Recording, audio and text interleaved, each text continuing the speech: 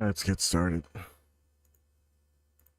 If we believe the internet philosophers, like the ones with the Greek statues, that pornography is destroying the birth rates of Western society, then using that train of logic, the Japanese have released a video game that is going to boost Western fertilities for at least the next 100 years or so.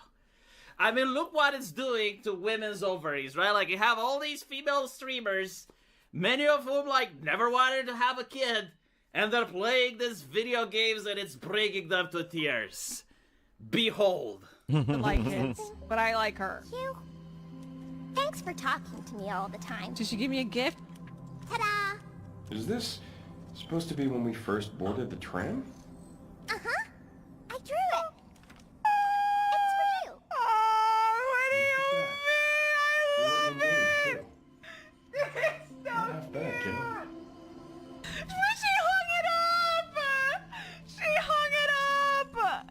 This is actually the normal reaction that I saw with a lot of female streamers.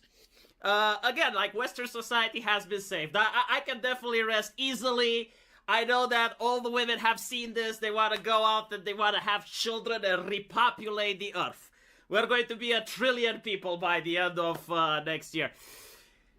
However, with that out of the way, not everyone is happy. A lot of people are very upset about this video game. Like, as you can see, Grumza here has posted, Reddit is banning you if you say nice things about this video game. The leftist activists are freaking out about this game, has to be studied. I noticed that a lot of childless people are freaking out. Again, it seems to be people with degenerate flags in the bio, and also people with Greek statues. Like, this is the common theme. That obviously, like, there's other people from the outside of that group, but if you're on X, these are the individuals that are most affected. And on Reddit, it seems that you are getting banned if you just say, just finished Pragmata, what a uniquely wonderful game. 10 out of 10 for me. Post was removed from our PlayStation, right? So, like, a video game that's on PlayStation cannot be promoted on the PlayStation subreddit. Like, ladies and gentlemen, we are reaching levels of mental illness. We did not think it's possible, but again, the left is here to deliver. Cloud World's man makes an accurate assessment, saying that this game reminds online leftists that they are pathetic, soulless losers with no kids and no future, which is why they hate it. And here you have an individual joining in. Yeah, bro, an orphan virgin man adopting a robot daughter is a shining example of a biological nuclear family. Really sticking it to the left with this narrative. Okay, so again, like, if it doesn't overlap 100%, right? Like, if you don't make it explicit propaganda, if you don't make it the same way like the woke make propaganda, where they sit you at a table and they lecture you about the nuclear family and give you like 5 or 6 psalms, then it's leftist slop, right? It's not like something simple, like a player sees a cute child and then they want to have a cute child in real life, so they start fucking, you know? No. Because it's not explicit, it's problematic. Alright. So, like, these are the first category of people. But the second one are these individuals, right? And as you can see here, who is marketing the game? Because it has the cry emoji. Get a consultant from the West. Ah, goodness gracious, the consultants, right? I really like that Cabrutus is here, who, like, he had a couple of spatters with the consultants. But this is literally what I've been saying for 3 years now. There is currently a moral panic surrounding pedophilia on Twitter, right? Like, especially on Twitter. What I mean by this is, if you actually think that the first moral panic was about racism, right? It's not that racism is good or anything like that, but it was presenting with a constant creep definition, right? Where initially being racist meant that you're burning a cross in a black man's neighborhood, or that you're fighting people specifically because they're of a different race, or that you're doing violence to someone just because they're a different race, right? It moved from that to jokes, it moved from that to various things that weren't racist before, but now they are. Misogyny, another example, right? Like, misogyny used to describe a wife beater, and then it moved on to disagreeing with a woman. rape, right? Like we actually had the moral panic about rape, right? Like 1 out of 5 women in campus are raped. This doesn't mean that rape is good, heaven forbid. But there was a concept creep where a person would get falsely accused with no evidence, and then when you try to defend that person, now you're a rape apologist, right? And this is like the constant moral panics that happen on social media. Why? Because people love moral panics, right? Like it's a good opportunity to stand against it, to show to other people that you're a decent person. It's very easy to condemn, like you get absolutely no pushback. There's no problem if you wrongfully condemn someone. But if you try to defend someone, you have a lot to lose. And so, like, usually the direction is one way. Pedophilia is now the latest one. And pedophilia is one video game. Like, this is what went up. And again, like, it's not even people making any lewd comment about the characters. It's just like Capcom added an emoji. And so now Capcom needs to hire consultants from the West. And this was literally my point. Like, they are using critical theory. It's the very textbook definition of critical theory. Like the same way that sexism and racism was used against video games, now it's pedophilia used against entertainment. The exact same way, right? And my point to prove it. Remember when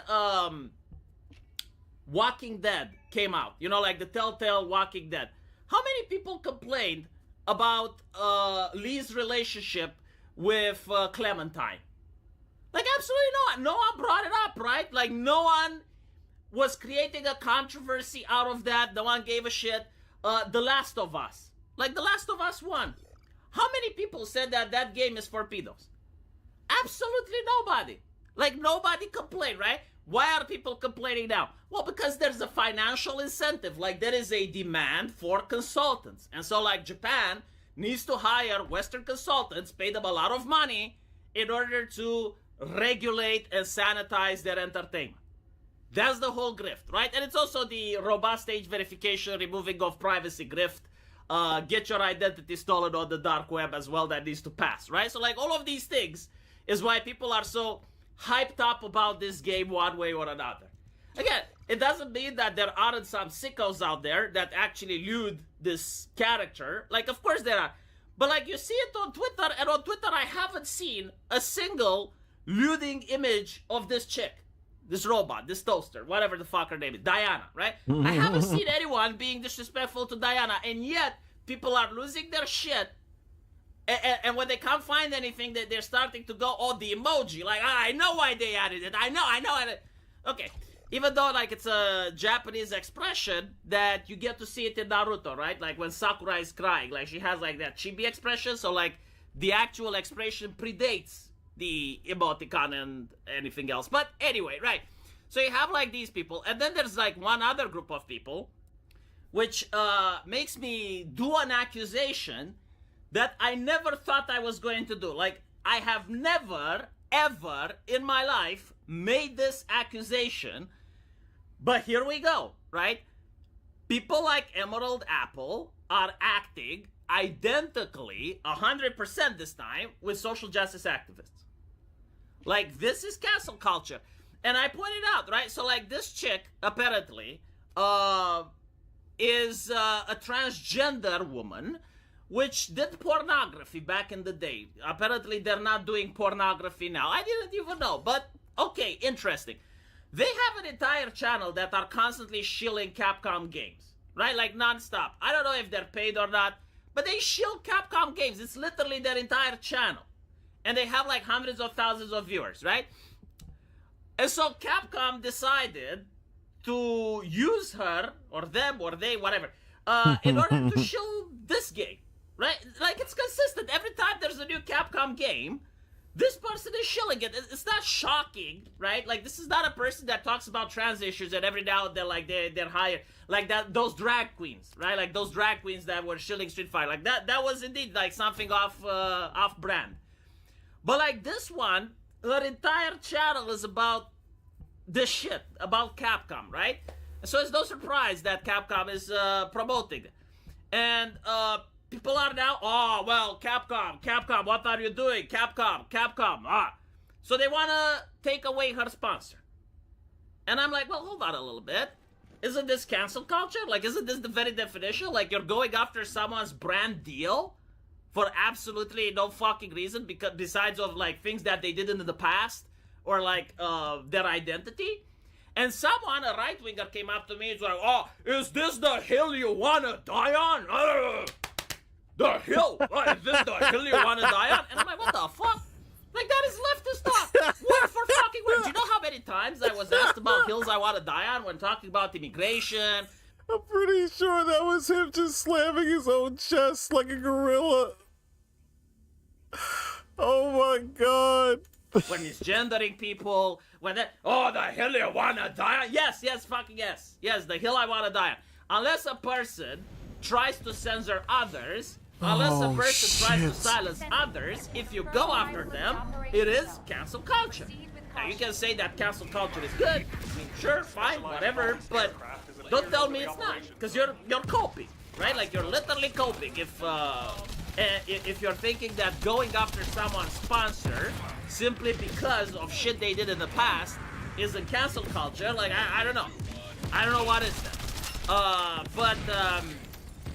The interesting part are how the Japanese people are reacting to this, right? So, like, as you can see here, the Japanese person is trying to explain to his compatriots what the fuck is going on. Because they have no idea, right? Transgender woman. Gender has no relation to game development, says the Japanese. Involved in adult video production. Produced legal content. There are spaces one shouldn't intrude into. She didn't produce adult games at Capcom, nor did she misrepresent and sell them as such. Past work was explicitly sexual. It has absolutely no relation to the job, and there are no sexual elements in the game. Overall, it's just a childish post amounting to don't use someone I dislike in games. In Japan, devaluing content based on any gender or any past is not permitted. No matter what disliked person created it, all you're allowed to do is judge that I won't buy it. Again, like, thank you for the Japanese people for bringing me down on up. Because I was in the clouds getting gaslit, like thinking that there is something wrong with me. But the reality is that since 2016, I have one principle, and I will continue to have it. Fuck off with the censorship. Fuck off with the cancel culture. The only time I decided to move the needle a little bit and like meet the cancel pigs halfway was, okay, if someone is advocating for someone else to get censored, then it is a moral imperative for a normal and healthy and just society to fucking censor that person. It's the only way you can defend free speech, right? Like, but V, what if someone really needs to be censored? What if it's like child porn and we need to censor it? In that case, let that person become a martyr, right? If it's something so fucking bad that really needs to be censored, well, let that person, you know, become a martyr, because the blood of the martyrs are the foundation of the fucking church. And so if someone genuinely sees something so fucking abhorrent that they want to censor it, let them advocate for its censorship, and then other people censor that guy anyway. And I think like this is a very firm argument, very firm principle, right? If something is really that bad, why wouldn't you advocate for it to be censored, even knowing that after people are going to censor you? Like, you're doing the society a great service, right? You're becoming a martyr for censorship. But yes, no, I do not like this person. Right? Like this sphere hunter. I just want people to understand. I don't have to defend people that I like, okay? I don't watch their channel. I think they're a shill. It's not because they're transgender. It's not because any other. They're a shill. They are shilling games, right? Like, they will never tell me something wrong with the game. They will constantly go buy. I don't want a person like that. You know, like, if I want that, I can just browse some commercials. Now, look, if they have advocated for someone else to be censored in the past, and I don't know, I'm willing to change my mind, right? Like, if they got involved in a cancel campaign in the past, if they were a cancel pig themselves, then by all means, they should be, canceled. But, because of that, and not because, they're a person I don't like. No. Like, they're a person I don't like, is the mentality that gives people cancer. This is why Total Biscuit died. You know, like, come on.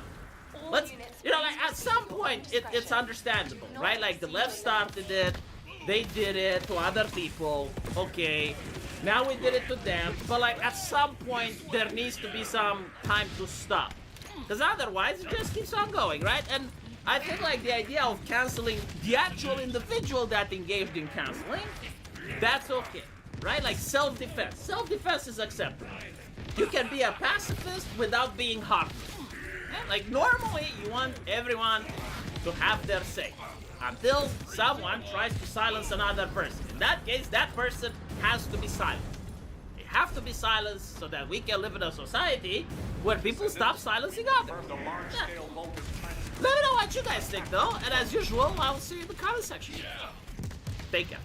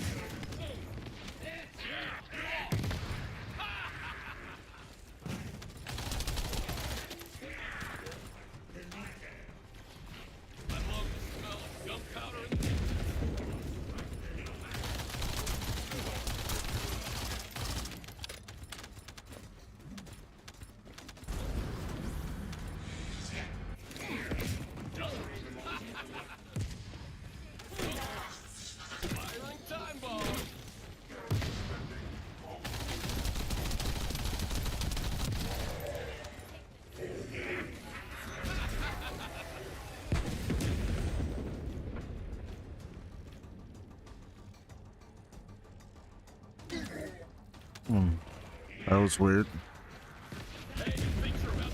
That was weird again.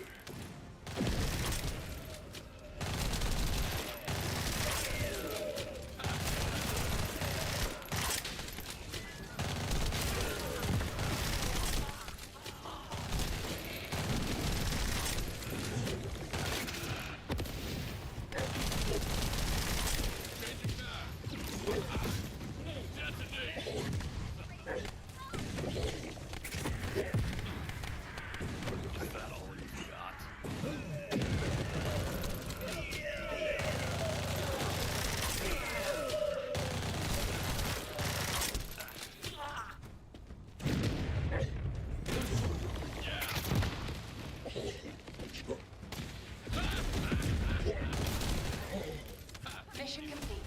All units proceed to transport location. Great work out there.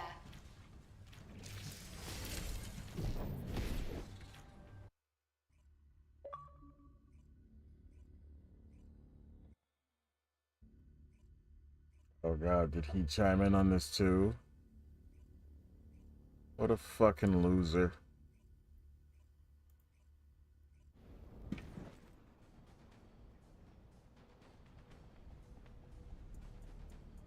You know guys, it's always funny when this happens. I actually had no intention of making a follow-up video on Pragmata, a game that I already said that I probably would never play in my previous video, not because I have a problem with the game, but simply because I just have a lack of time and it's not one that happens to be on my list. However, this game has caused so many freaking controversies over the past few days, and many of them are as dumb as you can imagine. But of course, the majority of people, the majority of sane, rational, non-mentally ill individuals on the internet are actually enjoying the game. You can see right here on Metacritic, currently sitting with a Metascore of 86 for the critics and 8.9 for the gamers out there. So guys, this game is genuinely well liked by pretty much everybody. It's one of those rare occasions, once again, where you see the critic score and the audience score actually matching up, which is always great to see because what that tells you is the game probably has very little political bias, very little agenda. It is just designed with care and with love to make everybody happy, which is again a rare thing that you don't see very often. Now the game isn't like blowing numbers like off the charts when it comes to the actual players on Steam, but it's also on console, and the game currently had 24-hour peak of 68,687 players. So again, for a single-player game with a new franchise, a new IP, I would say that it's off to a pretty good start. We'll have to wait and see what the long-term sales of this game are, but at its current state right now, with the positive reception, and I don't know what the budget for this game was, but it's probably fairly high because it's a big AAA game, I can imagine this game is going to do fairly well in the long run. However, we still can't get past the fact that there are freaks and weirdos out there trying to smear this game as being something that it's not. And we talked about this in the last video at length. You can see from Smug Elena here saying misandrists are literally unable to fathom that men are feeling the urge to fulfill their biological duty to protect and provide for their daughters. They will forever label any game that even loosely falls under the umbrella of Dad Simulator as pedo. You disgust me. In response to this, somebody with a K-pop avatar, and these are always sane, rational, healthy, well-balanced individuals, says, funny how y'all only have paternal instincts for a child with a model woman's face plastered on it, make her look like an actual kid with missing teeth, short hair, bare face, snot, and see if those instincts kick in the same. This game openly caters to pedos. The gaslighting is over. Now, this is the craziest self-report I've ever seen. There was another controversy that popped up that I don't really want to talk about too much because the entire thing is just too disgusting to even fathom. But Capcom USA a few days ago said, check it out, the Capcom USA community team will be streaming Resident Evil Requiem and Pragmata with At the Sphere Hunter this Friday to celebrate Pragmata's launch. Now, this person at the Sphere Hunter is apparently a man that went by the actress name Sue Lightning, in several adult films that he was in, and I'm not even going to read the names of these films, but yes, he is one of these individuals who thinks he's a female and apparently worked in the adult industry, and now is the face of marketing with Capcom for this game or something, a YouTuber, writer, voice actor, a Cap Mom, whatever the hell that means. I can't even fathom what this is all about. But then we get past those sordid, weird, disgusting situations that we've talked about, and this is the most insane reaction from so many people online, because there are a lot of accounts sharing these clips of these streamers, these women, these female streamers, reacting very visibly to this character Diana in the game, and it seems to be activating something in these women. Now, I'm not going to go out like as full crazy as some of these accounts are and saying, yes, this is going to make people start breeding like rabbits. Guys, it's a video game. Like, stop being weird about it. However, it is funny that when these people are pointed out that they are reacting to a child in a maternal, emotional way, in an empathetic way, a lot of these women that tend to be man-hating, misandrist, femcel-foids are acting like they're having their heartstrings tugged on. It's crazy to see. So Severus Chud here says Pragmata is destroying years of leftist programming and activating women's ovaries in real time. Of course, it's to this clip right here from this streamer who didn't take kindly to it. Yes. Hugh. She's so cute. Hugh. Diana. Helmet on. Diana? Just puts his helmet on. He's like, mid-conversation, I'm out.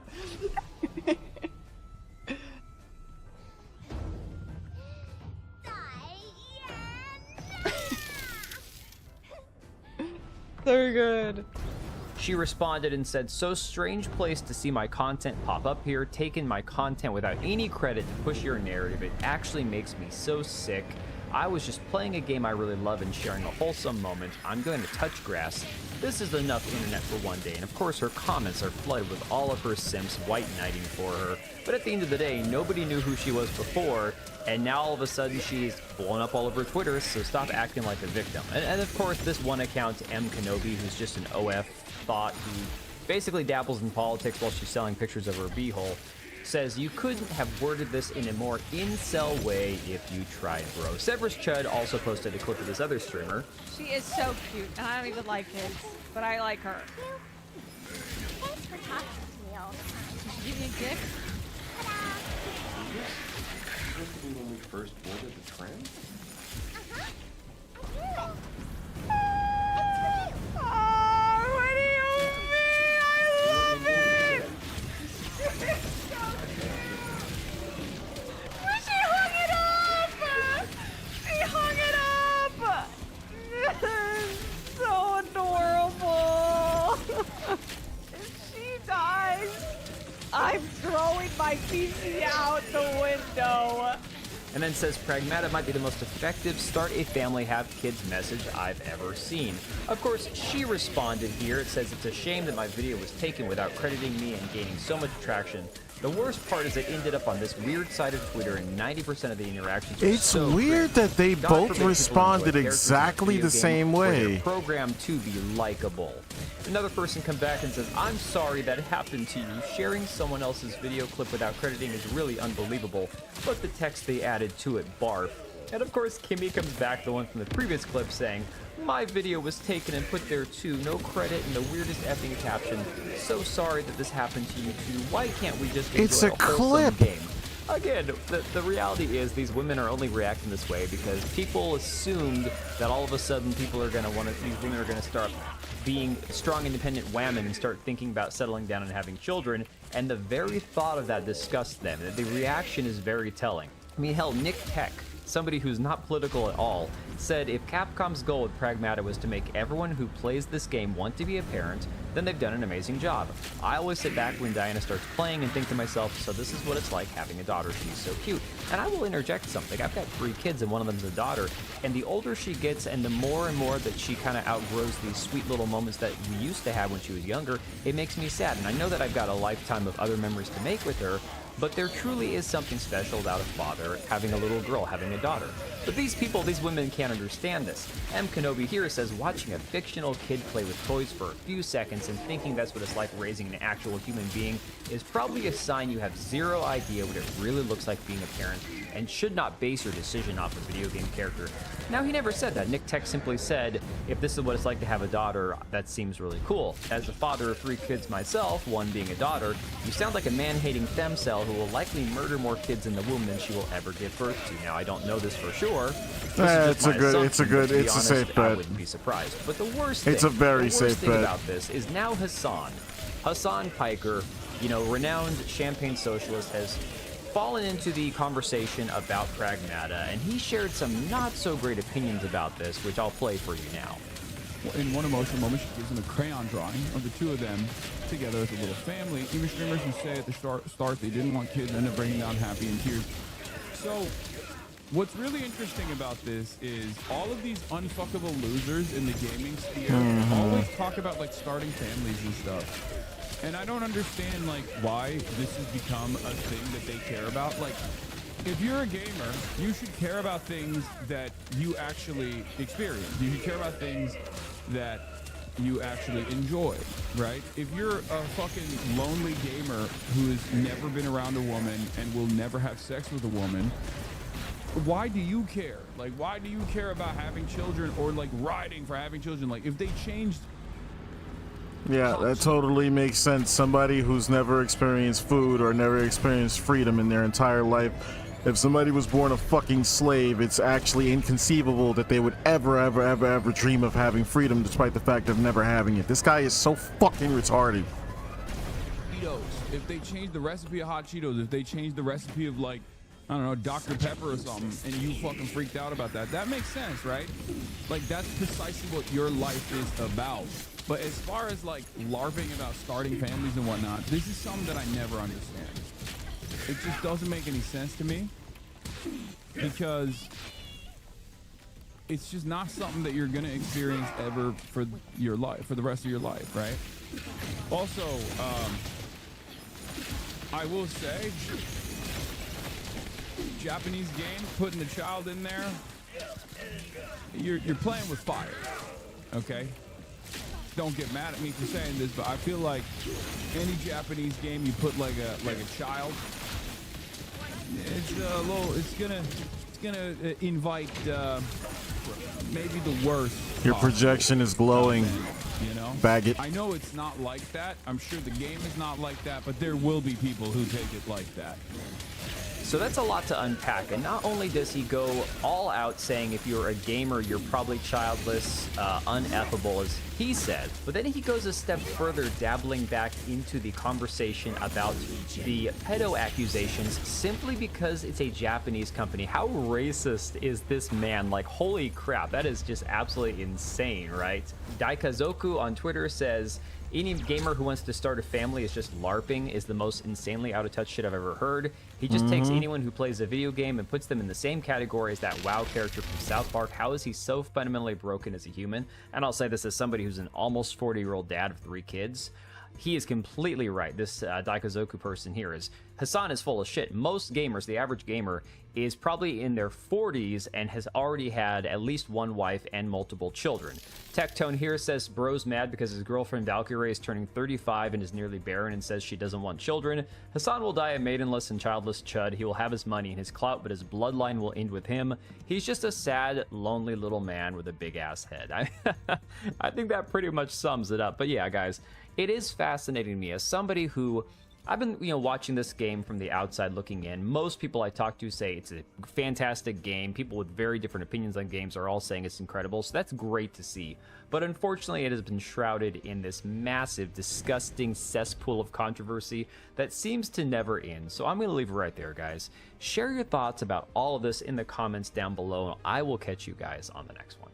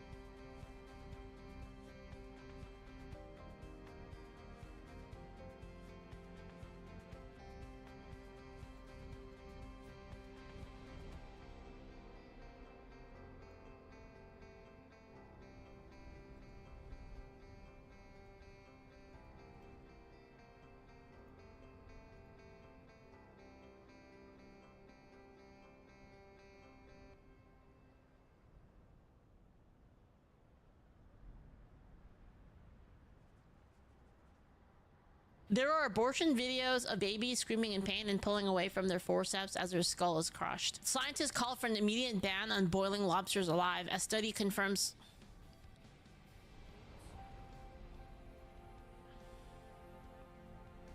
They take a giant needle and they stab them into the baby as the baby struggles. They give them a lethal injection and then they rip them apart while they're still alive. They rip them apart with forceps. They pulled each of their legs off because they can't actually pull the entire baby out by itself. So they grab the legs, they rip the legs off, they grab the arms, they rip the arms off, and then they take each of those pieces out.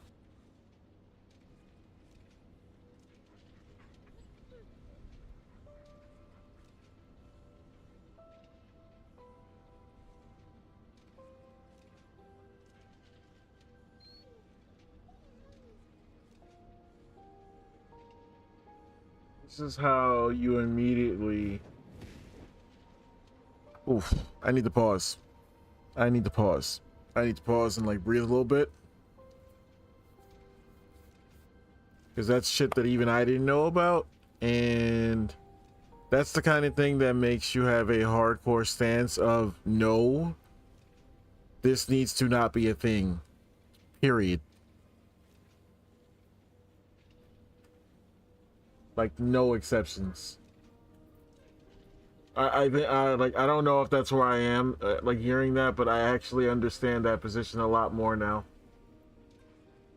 Where I thought there was nuance.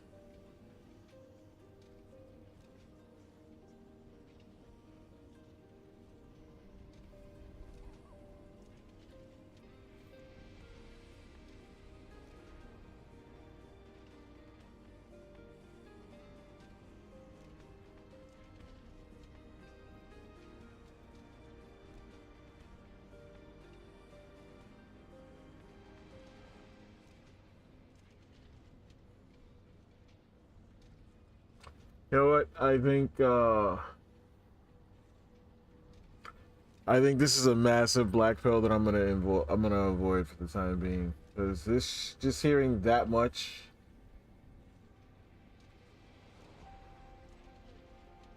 It's too early in the day.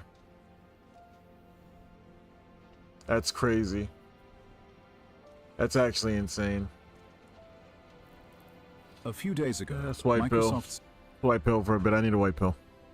Newly appointed Xbox CEO Asha Sharma wrote an internal memo that eventually leaked to The Verge, and in it, she acknowledged that Game Pass had become too expensive for players, that the company needed a better value equation, and that over the longer term, she planned to evolve Game Pass into a more flexible system.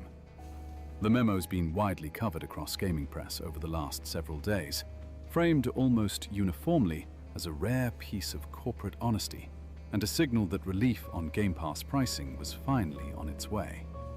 But the story doesn't end there, because once you place that memo inside the actual strategic context Sharma inherited in February, the financial pressures currently reshaping Microsoft gaming from the inside out, the parallel extraction playbook Sony's been running on PlayStation Plus over the last 2 years, and the specific resume reasons Satya Nadella passed over the obvious successor and reached down into Microsoft's AI division to appoint Sharma instead, the memo stops reading as corporate honesty and starts reading as something much more recognizable to anyone who's lived through a subscription platform's transition from growth mode to extraction mode. What's actually happening, and what the next 18 months of gaming subscriptions are almost certainly going to make unmistakable, is that the 3 major platform holders are now running a coordinated arms race against their own customers, each one advancing the same offensive playbook of price hikes, tier segmentation, bundled distractions, and quietly removed features, while the only defense available to gamers is canceling, downgrading, switching platforms, or refusing to resubscribe at prices that have risen between 35 and 100% across the entire industry in roughly 2 years. The Sharma memo isn't a peace offering in that arms race.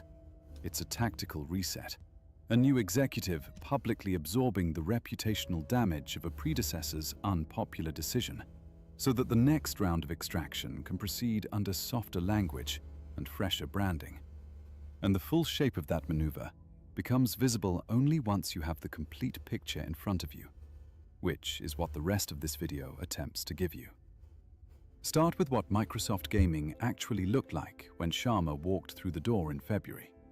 Phil Spencer, who'd spent 38 years at Microsoft and 12 of them running Xbox, had just retired after the worst stretch in Xbox's history.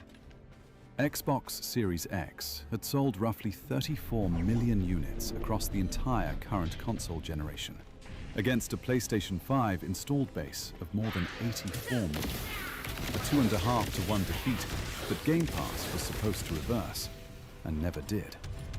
Xbox hardware revenue had collapsed 32% year over year, heading into early 2026.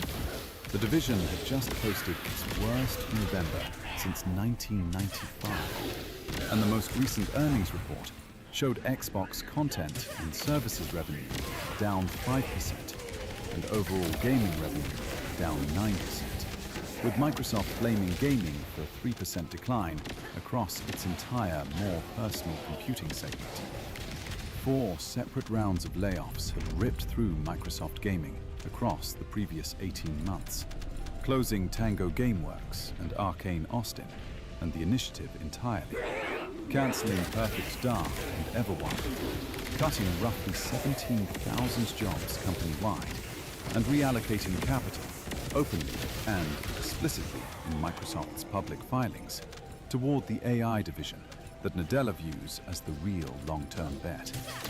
And another round of cuts, between 11,000 and 22,000 jobs, was already being reported as planned for 2026, with internal sources describing AI research and core cloud work as the protected categories, and everything else, including gaming, as structurally exposed. That's the business Sharma inherited. A hardware division in freefall, a subscriber base that stopped growing in early 2024, a revenue model that worked only because aggressive per-user extraction offset the flat subscriber count, and a parent company that had already decided gaming wasn't its future priority. Inside that context, the most important thing Nadella did in the transition wasn't retiring Spencer. It was passing over Sarah Bond, Spencer's second-in-command and Xbox president, the obvious and widely expected successor, and appointing instead an executive who'd never worked a day in the video game industry in her life. Asha Sharma's resume, read honestly, is the single clearest signal of what Microsoft's actual strategic priority for gaming now is. 4 years as a vice president of product and engineering at Meta. 3 years as chief operating officer at Instacart, scaling a delivery platform through a period of aggressive monetization and tier restructuring. 2 years back at Microsoft as president of product for the Core AI division, where her reported claim to fame was mobilizing 100 engineers inside 48 hours to integrate AI logic into Microsoft's Azure toolchain in response to competitive pressure. That's not the resume of a gaming executive. That's the resume of a platform scaling operator and monetization specialist. Someone whose entire professional record's about extracting revenue from user bases at global scale. Nadella's public language on the appointment was the quiet part said out loud for anyone willing to hear it, praising Sharma's experience aligning business models to long-term value and operating at global scale, which is CFO vocabulary dressed up as vision statement. Microsoft didn't hire a gaming leader to replace Spencer. Microsoft hired a monetization executive and handed her the gaming division, during a period in which gaming's financial contribution to the parent company is being squeezed to fund AI investment elsewhere. Thing about this framing, though, is that they kind of have nobody that fits the bill of a gaming leader right now there. Like, there could be a deeper conversation about whose fault it is, why they don't, and whatnot, but the reality is what the reality is at the moment. There is no actual option on that front where it's like, okay, we'll just put this person in and let them run it, and then we'll have our optics win and our actual credible win. There's nobody there, so like It kind of is what it is. Rather than have somebody step in that basically was from the regime we're still kind of under right now with them. Like, glass half full, what's the worst that could happen by passing it off to somebody who wasn't a part of this regime? Even if the intent is not necessarily going to be all good, something will be different and change from what it currently is. And at this point, basically anything that's different from what it currently is going to be good by default to some degree. Not good to the point where it fixes everything, but good to some degree. Again, nuance. As that hire was always going to attract exactly this kind of skepticism, Sharma's first public communications to the Xbox team were carefully constructed to preempt it. She promised, unprompted, that she wouldn't flood the ecosystem with soulless AI slop.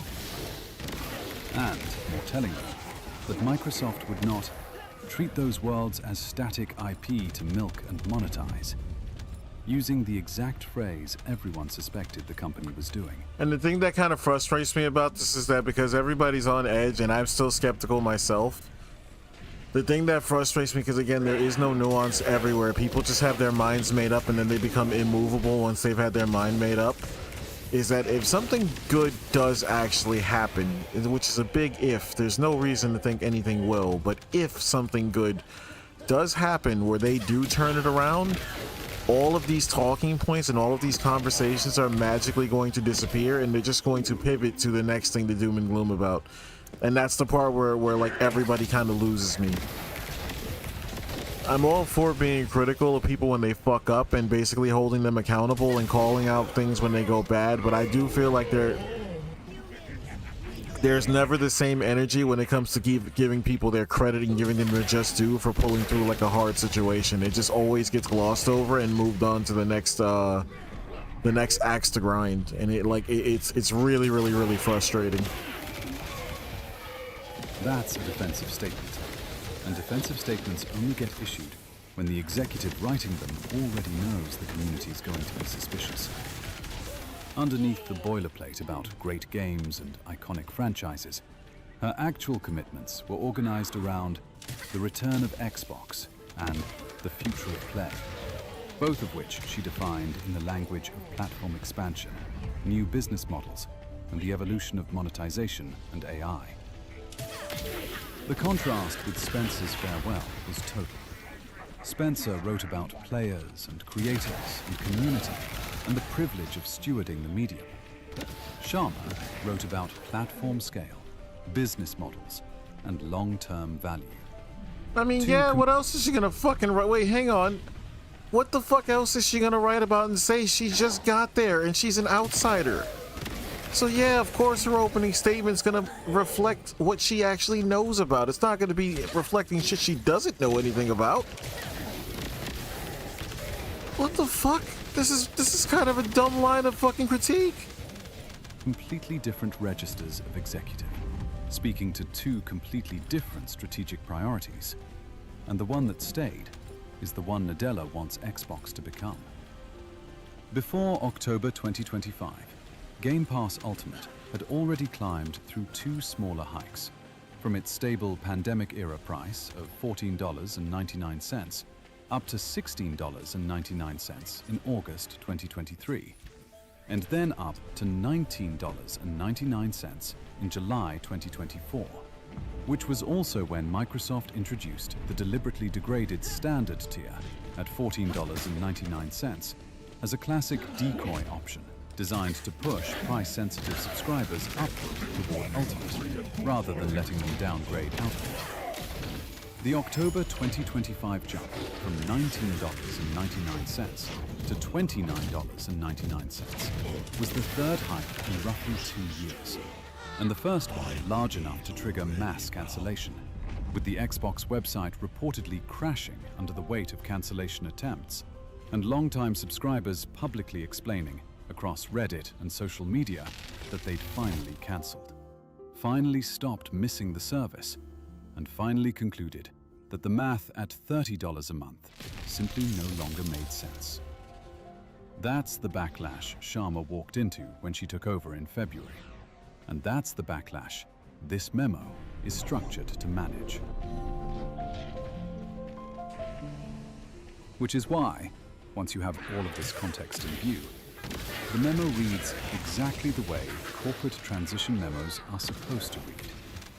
Short term, Game Pass has become too expensive for players, so we need a better value equation. That sentence sounds like a price commitment, until you notice that a value equation adjusts by either adding value or reducing price. And for Microsoft, the former costs roughly nothing, while the latter would vaporize $1.5 to $2 billion in projected annual revenue. What a better value equation almost certainly means in practice is gimmick.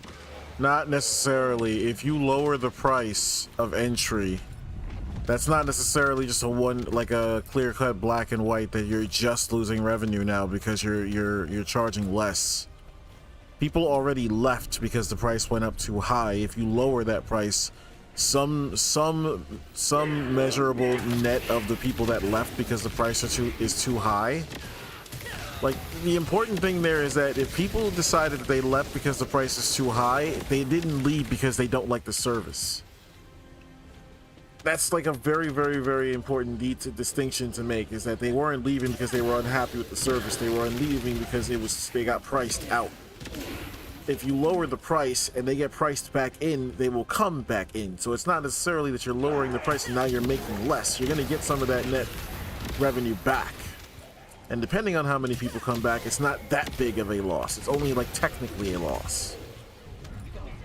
But it kickstarts like forward momentum in the other direction if you keep like building into a price that's actually acceptable and then increasing the value proposition as you go. Additions, bundled content nobody asked for, marketing-driven perceived value inflation designed to justify a price point that isn't actually coming down. Microsoft's already done this when they bundled Ubisoft Plus Classics and Fortnite Crew into Ultimate to cover the 50% hike. And the same playbook's available anytime the value equation needs to appear adjusted without the price appearing reduced. Long term, we will evolve Game Pass into a more flexible system, which will take time to test and learn around. That's the more important sentence, and it's the one that tells you what the actual strategic direction is. Flexibility, in the vocabulary of mature subscription economies, is the word for segmentation. It means more tiers. More ways to charge different customers different amounts for different subsets of the same underlying service.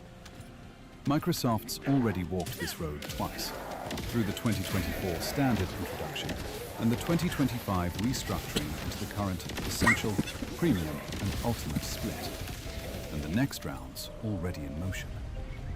Credible reporting suggests Microsoft's weighing pulling Call of Duty from day one Game Pass availability, because the economics of a $70 game delivered through a $30 monthly subscription are unflattering once enough subscribers actually play it.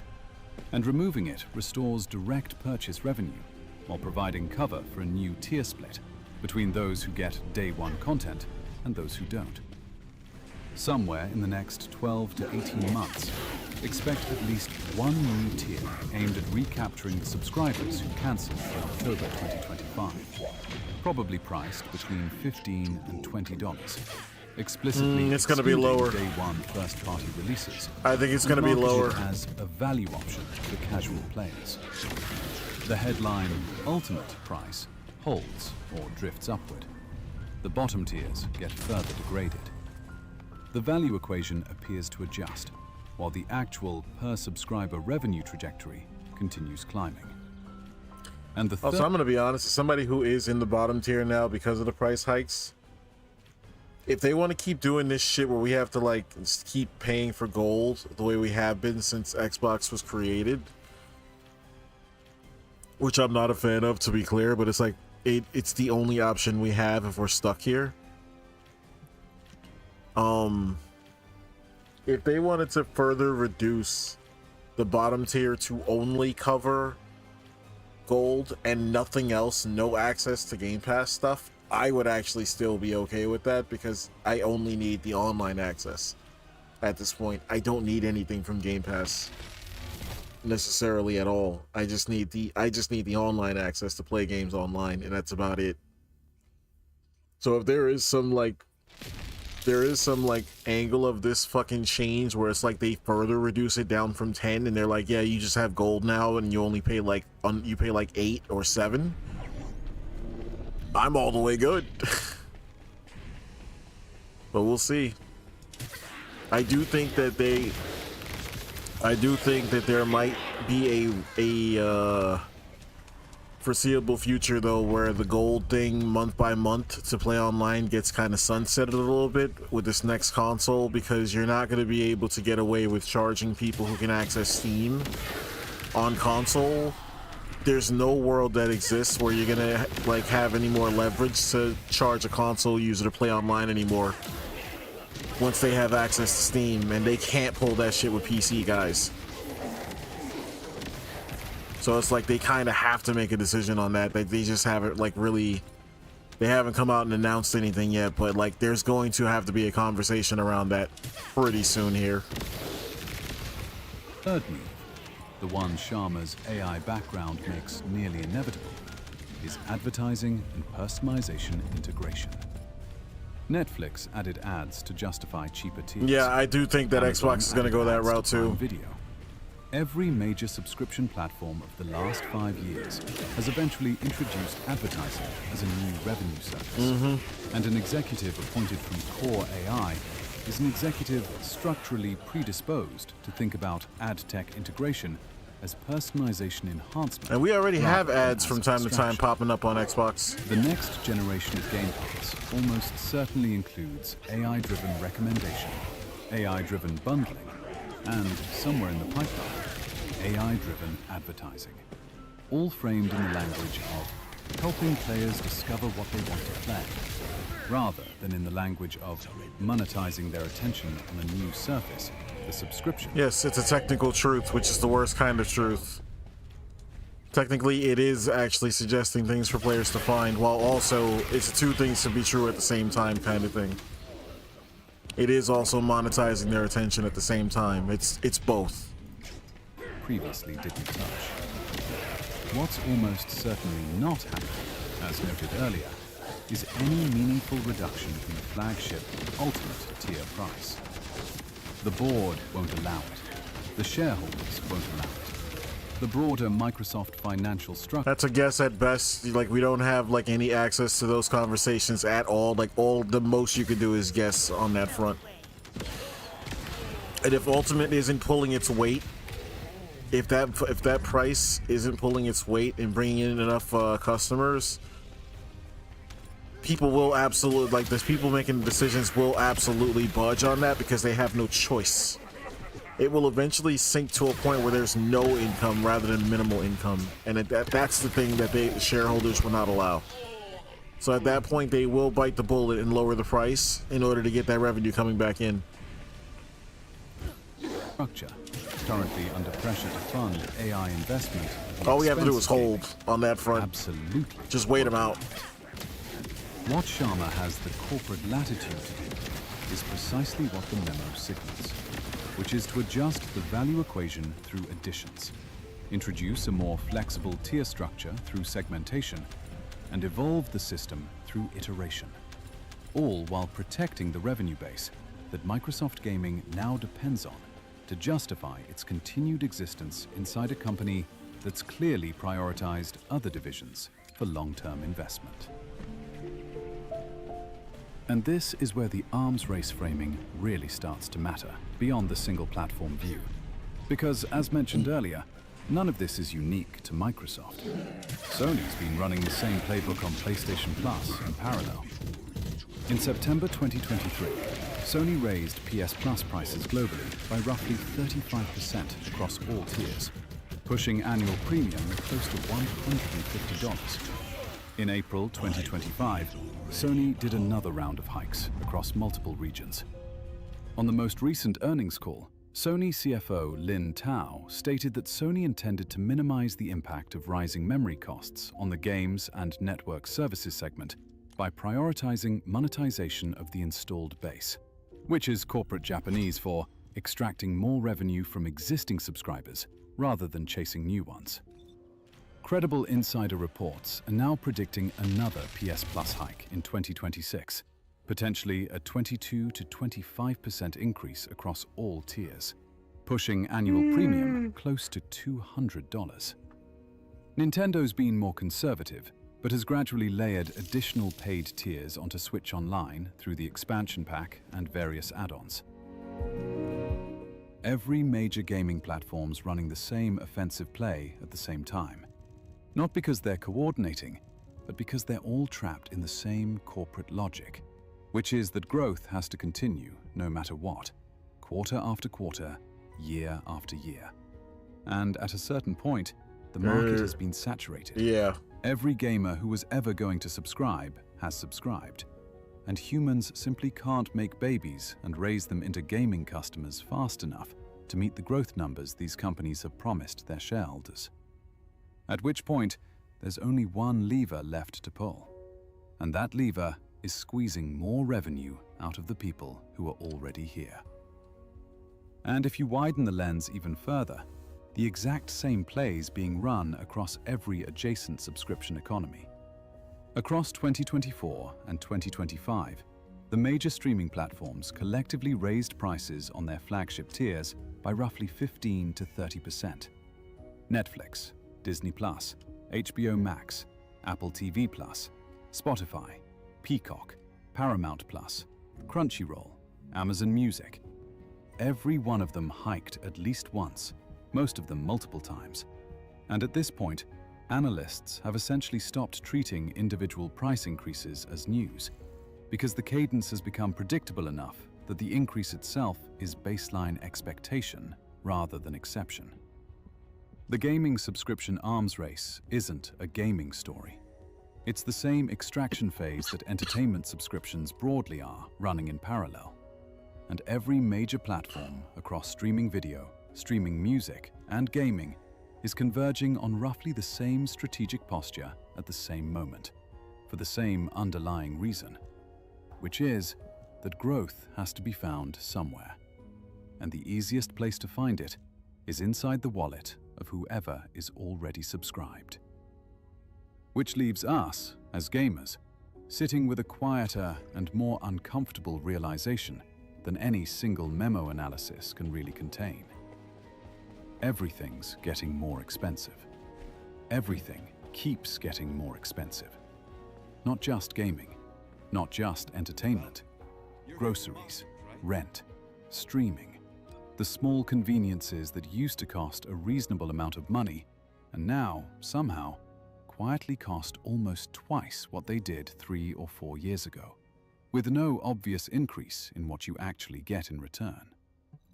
There's a specific feeling that comes with being alive inside this economy right now, at least for anyone I know in North America, of being continuously, incrementally, unceremoniously squeezed. Every service you subscribe to has raised its price at least once in the last 18 months. Every bill has drifted upward. Every corporate memo explaining it has used the same soft language about value and flexibility and evolution, and none of them have ever translated into anything getting cheaper. And I think the reason this particular memo from Microsoft landed the way it did is that it hit a nerve. Every gamer paying $30 a month has been feeling for 6 months now. It validated the complaint. It told subscribers their instinct was right. The price really did go too far. Even the CEO agrees. And now we might finally get some relief. And honestly, that resonance is so clean and so useful to Microsoft that it's worth asking out loud whether the memo leaked by accident at all. Because think about it.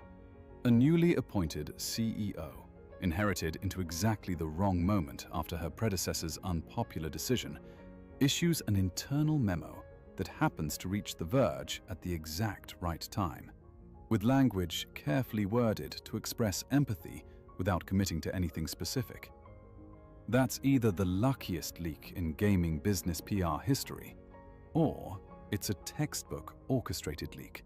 The kind corporate communications teams run routinely when they need to seed a narrative into the press without the company itself having to stand behind a formal announcement. Either way, the outcome for Microsoft is the same. Sharma gets to look like the reformer. The company gets to absorb the reputational damage of the October hike. The gaming press runs the favorable narrative for a week. And when the next round of tier restructuring arrives in 6 to 12 months, it arrives inside a goodwill window Sharma built for herself by writing the exact sentence subscribers most wanted to hear. But once you step back from the memo itself and ask the bigger question, which is what Microsoft actually wants from gaming over the next 5 years, the answer isn't really about games at all. And this is where understanding how corporate America actually functions matters more than any single memo analysis. Because a proper explanation of how modern American conglomerates deploy capital across their divisions would take a full video on its own. But the short version is that Microsoft isn't a gaming company. Microsoft's a diversified enterprise software business that happens to own a gaming division. No shit. And inside that larger portfolio, gaming has always been one profit center among many, valued primarily by what it contributes to Microsoft's broader financial story, rather than by what it contributes to gaming as an art form, or a culture, or a community. Gaming was never Nadella's priority. It was always a cash-generating subsidiary inside a much larger strategic bet on cloud, AI, and enterprise productivity. And in 2026, with AI demanding tens of billions in infrastructure investment, and gaming's hardware business in visible decline, what Microsoft needs from gaming isn't growth, isn't innovation, isn't prestige. What Microsoft needs from gaming is a stable, extractive, high-margin revenue stream that can help fund the real bets being made elsewhere in the company. Which means the person running gaming needs to be good at extraction and stability, not at creative vision or cultural stewardship, which is exactly the executive. You can't make an entire case for... Hold on. Oh, this is where it's losing me. This just lost me big time. You can't spend that amount of effort in writing, framing every single detail about how the current model is not profitable and the product is no longer profitable, and then end it by saying that they still are banking on this unprofitable thing to all of a sudden become profitable, but not just become profitable, but then become profitable enough to fund and subsidize all the other shit that they want to do in the entire company. This thing that is clearly not their priority. That doesn't make any fucking sense at all. It is accurate to say that the gaming division was just kind of a bonus thing that was just kind of there, like an extra thing that just kind of tacks on, adds to the pile. But to frame it like this is a thing that they're seriously leaning on to try to like enable their whole AI push, no. If it was like their number one source of revenue, absolutely I would believe that. Absolutely. That would be like a good case. It was like it's the Bungie thing where they use Destiny as their main breadwinner as a means to subsidize and fund everything else they wanted to do. We visibly saw that happen and it not really work out for them. You can't make that same case with Microsoft using Xbox as the big breadwinner to subsidize everything else. That just doesn't make any fucking sense. It's not an argument based in any kind of reality. Executive Nadella appointed. Because what we're really watching... this is like looking at all the right details and data points and having the wrong takeaway. That's basically what this is. And this is almost over anyway, so... At least the I don't even know if that qualifies as a white pill. It's a white pill compared to what I just turned off. I'll say that. The internet gets its pound of flesh from everyone. KC has been playing the internet blood sports too long. They went after Melanie and Razorfist. KC had it coming Razor Fist even provided receipts. Who's KC? Oh, Kino Casino? I mean, the internet's the internet. It's all part of it. We all have to understand what goes with the gig. And there's certain unwritten rules. And one of those biggest unwritten rules is don't false flag. You know, it's right up there with don't snitch in prison. Just don't do it. We all get criticized, okay? We all get criticized. So no matter where you are on the issue, I stay out of this shit, by the way. I'm fine getting asked about it, though. I'll tell you what I think. I don't know if it's going to be the best answer in the world.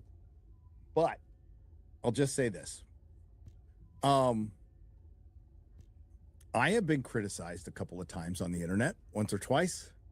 I catch a hell of a lot of strays, but people come after me. And when it first happened, early days, you're like, whoa, what the fuck? But, you know, it's a mindset to content creation and to anything creative or any job you do. There is a mindset because there's going to be problems with whatever job you take, right? Not everything is great. You have to get along with coworkers you don't like, or, you know, I had to do that a lot in parts. But what I have learned is I've got the best advice I got from a content creator in a video was compete against yourself. That came from a quartering video. And I took it to heart and really thought about that. And that's all I've ever done. I don't give a shit what other people do. And when other people are successful, that's great. It's awesome. It's not like, I think it's a mentality that there's some kind of fixed pie. It's not a fucking fixed pie. So if somebody else is successful, then they're taking something away from, I'll use my I statements, taking something away from me. That is a defeatist mindset. I agree with that. A completely defeatist mindset. So compete against yourself, mind my own business. Skill duration. I can do better than this. And people are still going to fuck with you. People are still going to go after family Not members. crit. We don't want went crit. after my family members quite a bit. We don't want crit. We don't want cooldown. What I did was I actually think I'd be better off with this. This is the internet. And in My the early one. days, I had talked about having wife and kids.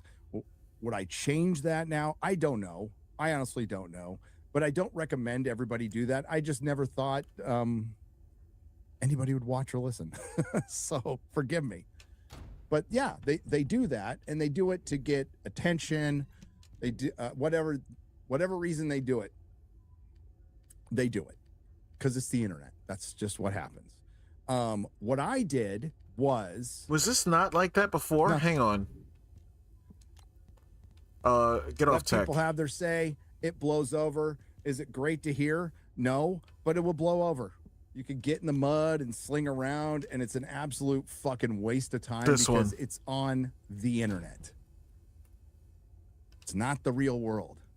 So didn't take it that seriously. It wasn't. Oh wait, no, it is. It is. My it family is. knows what's up. I'll give you one story. When the Taco Bout shit happened, that's the worst blowback I've ever gotten. I had press outlets contacting me. I had local San Antonio news contacting me. My son at the time, my youngest son, was going to a private religious school here in town. They got a phone call, a threatening phone call over my fucking Blue Beetle review. And no threatening shot. my child at school. Didn't bring attention to it because I don't want to bring attention to these things. Yes, the Taco Bout it shit. People are insane. You just got to accept that. But that's part of it. The thing is, though, I also have to keep in mind that I throw a lot of criticism in Hollywood and at corporations, and I have to be able to take it if I'm going to dish it out, even if it's something as crazy as that, because I can respect that. Give me 2 seconds. I got to take a leak. Be right back.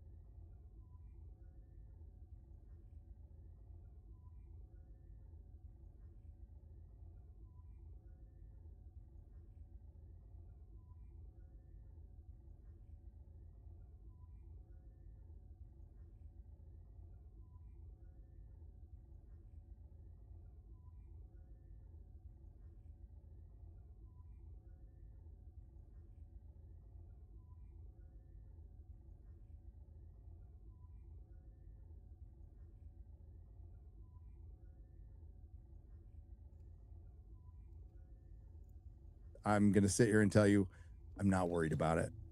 I'm not. I mean, I'm not dumb about things, and we have security, and I keep my head on a swivel and all that stuff. But in reality, I'm not worried about it. And like I said, it sucks when, somebody's going after a family member, but that's part of the gig. And you just gotta kind of just roll with it, and it eventually blows over. And I don't get involved in that stuff because it's a complete distraction from what I'm doing, which is having fun and doing my thing. I've been through far worse in life than somebody. I was about to say, his level of reserve is really impressive for a guy who's already had the ultimate fucking lows of being incarcerated. His bounce back is actually pretty fucking legendary. Besmirching me on the internet. So maybe I have that grading curve to work off of. Like, I've been to prison. Yeah. I've been homeless. You know what? Somebody calling me a fucking racist fuck or whatever on the episode. Who cares? Don't care. Yep. Tacos do sound good, right? The True Wild One. Here's my problem. KC broke, or Kino Casino broke the rule. Also, it wasn't false flagging. He actually did it, in my opinion. That being said, Jerry's burnt. I mean, I don't know what happened behind the scenes, and I wouldn't say it definitively. I will say this, and others have said it before, and this would be the same advice Jeremy had. If you went out and said publicly that you're going to deplatform somebody, and then said it privately and that got out, unfortunately, but it got out, that you're going to deplatform somebody, and then that person gets deplatformed almost exactly like you said they were going to get deplatformed, you can't be mad or surprised when the people... internet's going to do what it's going to do. You cannot expect the internet not to do that. Optics isn't the truth all the time. It just isn't. But you have to understand that when you are a content creator. And like I said before, worst thing you can do in prison is snitch. Worst thing you can do on when it comes to content creation is false flag. And whether he did it or not at this time to the internet is going to be immaterial. So honesty, I find the best policy to be honesty. And for everything else, I don't know what the truth is. I'm not going to pretend I'm an expert on this, and I have certainly seen it all over my Twitter timeline. But other than that, I hope all parties can come to a nice resolution. But we'll see. I saw Jarbo out there saying something crazy. But you know what, brother? You're entitled to your opinion. It's all good. Oh, Kino Casino is flagged as well. Also, I agree with you. Did they? Have they? I've never heard that, but I mean, what kind of flagging is? That's news to me too. That's also a big fucking reveal if they did. A channel called Nerdrotic and started putting up my videos. So I had to flag it down. I did. No regrets at all. But that was it. And that was years ago. But silencing people who listen. There's it's kind of awesome. It's about looking at that glass half full. It's like there's a bunch of channels who go after, Jeremy or Baz or Drinker or yours truly, and that's awesome. Because you have heard of it. The main issue that people have with guys like Hambly and Ricada is the inauthenticity and the double lifestyle. When they present themselves as Christian family men and are caught in questionable acts. Yeah, like cucking. Garfield's Bizarre Adventures for $10. That's a fair call out.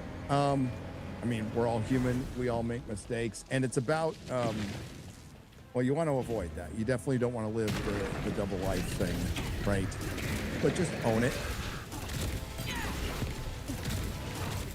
Just own it and atone or do the work to get back, especially, you know, if you're a Christian, you don't stop being a Christian. You just work your way back, you know? I'm not going to sit here and pass judgment on people who've made mistakes. I've made terrible mistakes in my life. And you have to do the work to win back trust in the family, which is honestly the one thing you should be focusing on, or I should be focusing on, is, or I would be focusing on, is, you know, working to get the family back and forget the internet shit right now. Take a break. Take a break. It's not worth your life. It's not worth your life. That's why when I sold the comic store, I could have just, and I probably would have been much better off if I had just closed it. I could have sold that stuff later, but I was thinking of my customers and I still wanted them to have a place. Brian Hibbs came out, was a very good businessman, and made an offer that I absolutely could have refused, but I was also not in the best state of mind. Brian knew it. Again, Brian was being a good businessman. I hold no resentment over this. Sold the store for a song. But I did that because I had to make a choice. It's like, am I going to try to kill myself and keep this store going, or do I want a family? So obviously, even as bad a state of mind I was in, I chose family and had to start over, eat a bunch of fucking humble pie and crow, and go back and work a job that paid me $12 an hour. You know, here I am in my 40s, and I've been a professional in multiple fields, but I was also a burnout, relapsed drug addict, and I needed to, it was my higher power serving me up some humility, and I needed to start at the bottom and work my way back up again. And it was really important that I did that. Turns out. But yeah, I don't know how Nick's doing right now, but always say a prayer for the addict who still suffers. And again, I have no knowledge of what's going on with Nick right now. I just hope he gets sober. Oh, Chris Pavlovsky weighs in. He says, no, I'm not taking sides. I don't get involved in creator drama. If I did, I'd waste my days dealing with thousands of Rumble creators. If YouTube cancels someone, take it up with YouTube. It has nothing to do with Rumble. If someone on Rumble is for cancel culture, I absolutely don't agree with that, but that's their prerogative and their choice. But I definitely won't fall to pressure by canceling them back. That's fair. In fact, we welcome whoever got canceled on Rumble. YouTube was a bad choice to begin with. That's Chris Pavlovsky on the ordering situation of Rumble. Nothing to argue about there. Nothing that I know of. I think with the controversy that's going on with the quartering, I think a lot of people were hitting up the CEO of Rumble and asking him what he thinks and is he down with this, and I think his response was fine.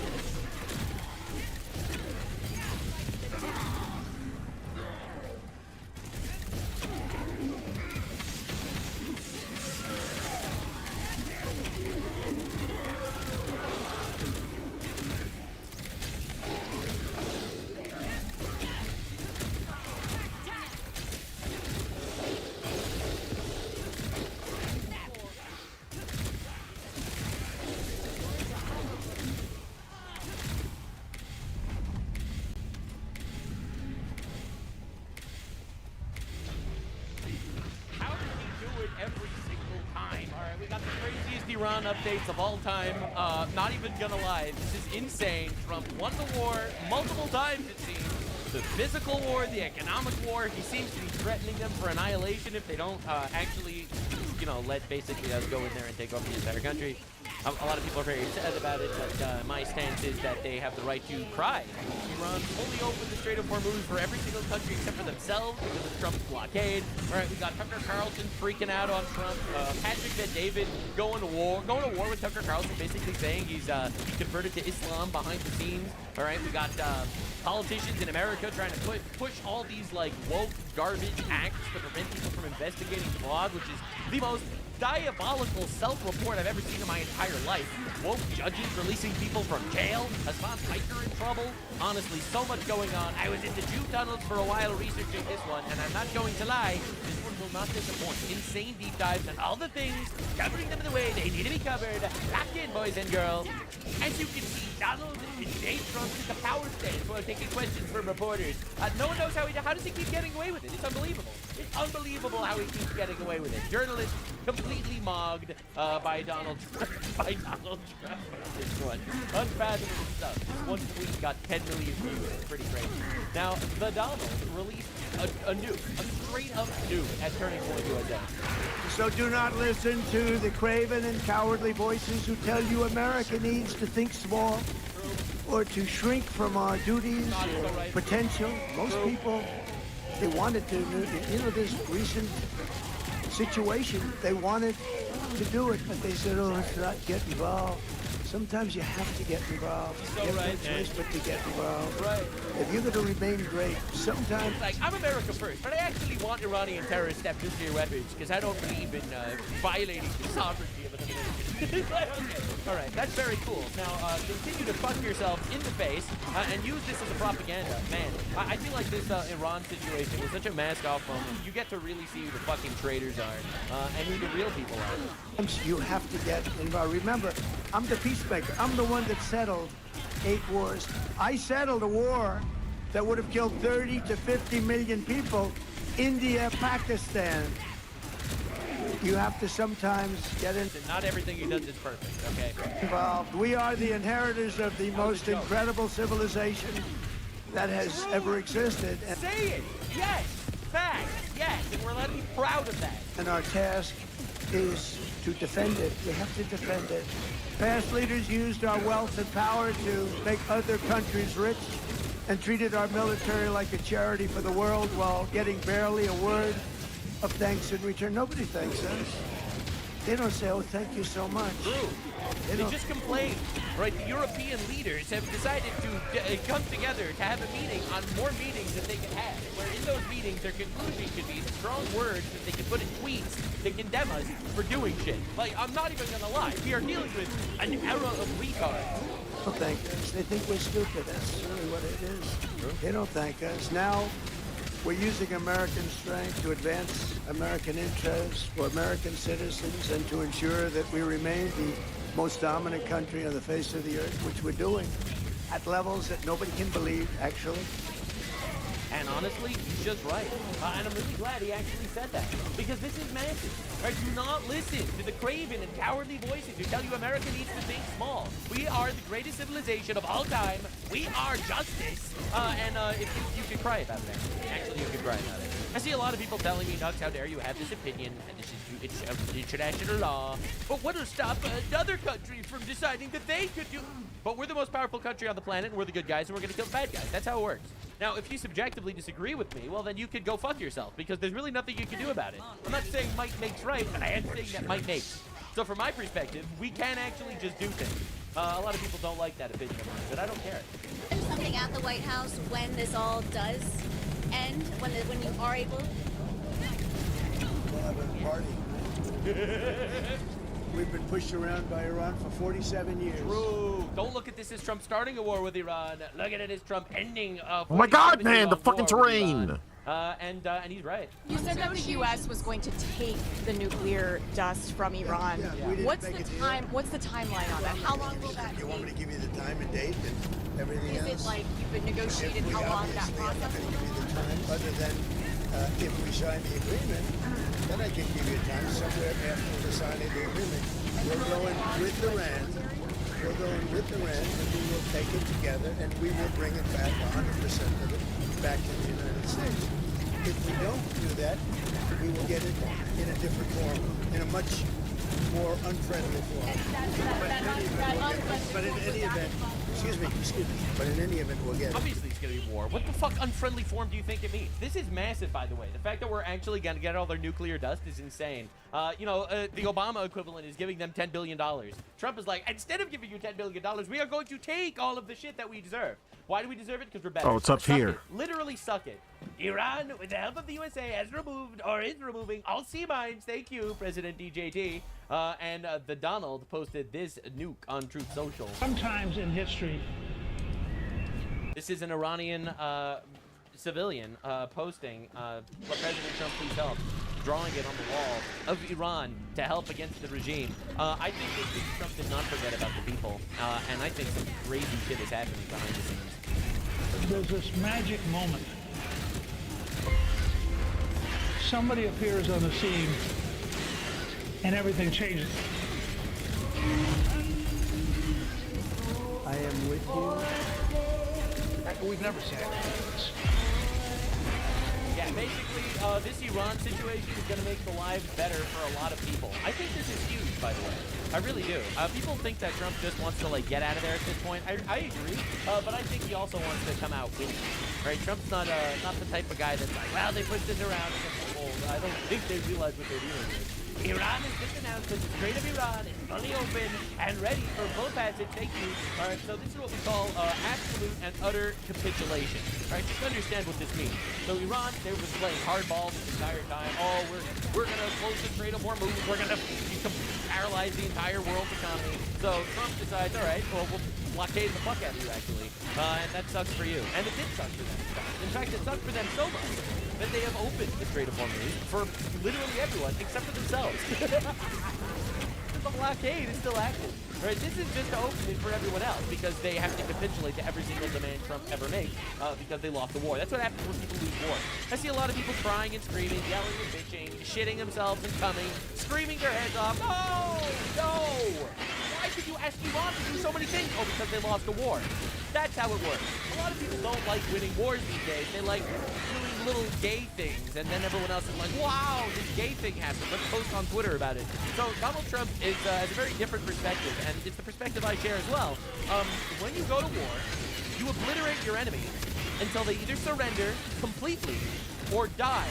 Now, I know this is not, again, it's not a popular opinion. I'm not saying you should go to war in every circumstance, obviously not. But once war initiates, they either capitulate fully or die. If they refuse to capitulate fully, they'll die. And if they don't want to die, then they have to capitulate fully. These are literally these are the options on the table. So now we're in the middle of this ceasefire where we paralyze the entire Iran economy. They're losing $400 million a day just by the fact that we're closing off all of their exports. All right, so they're strangling themselves. They're gargling in their own blood. And while this is going down, Donald Trump is basically forcing them to do all sorts of things on the negotiating table. Right? Give us the nuclear dust. You're never going to make nuclear weapons. Obviously, if you give up your missile program, you have to stop funding Hezbollah and the Houthis and Hamas and all those other terrorist organizations. And also, you have to open up the Strait of Hormuz to make sure this is actually going well. So what we're witnessing here is the negotiations are working because Iran is dying. This was Iran's ace in the hole, and it failed. All right, we are in the capitulate phase, and if they refuse to capitulate, they will die. This is how war works. All right, just because a couple of libtards in suits told you that that's not how war should work, it doesn't mean that suddenly all of human history is going to change. Now that the Hormuz Strait situation is over, I received a call from NATO asking if we would need some help. I told them to stay away unless they just want to load up their ships with oil. They were useless when needed. I paid for a tiger. So he's still going on, man. He is still going on. It's crazy. Now, the IRGC Navy, this is really funny. The IRGC Navy, this is Iran's terrorist navy, called Iran's own foreign minister an idiot over open maritime radio. In Persian Gulf and Oman Sea. This is Iranian Sepa Navy calling on Channel 16. Channel 16. The Strait of Hormuz is still closed. We will open it by the order of our leader, Imam Khomeini. He's dead, by the way. Not by the tweets of some idiot. Oh!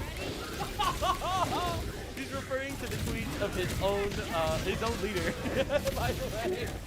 So, because the foreign minister of Iran posted on Twitter, "We are opening the strait." So the actual IRGC Navy, in this absolutely obliteratingly humiliated, fractured government, is crying publicly, calling his own people idiots. If you want to pass through the strait, you must ask permission from Iranian Separate Navy. All vessels that have a connection with our enemies will be targeted if they try to pass the Strait of Hormuz out. In Persian Gulf and Oman Sea. It's pretty bad. So it seems like the actual Iranian foreign ministers and stuff, they are agreeing to Trump's terms. The actual terrorists that are still bombing civilian ships in the strait, well, they don't like the idea. They're calling their own people idiots. So absolutely fractured country. All right, their leadership is in absolute shambles. You know, that's what happens when you kill enough, I guess. But this actually ended up releasing possibly the greatest audio in the history of all time.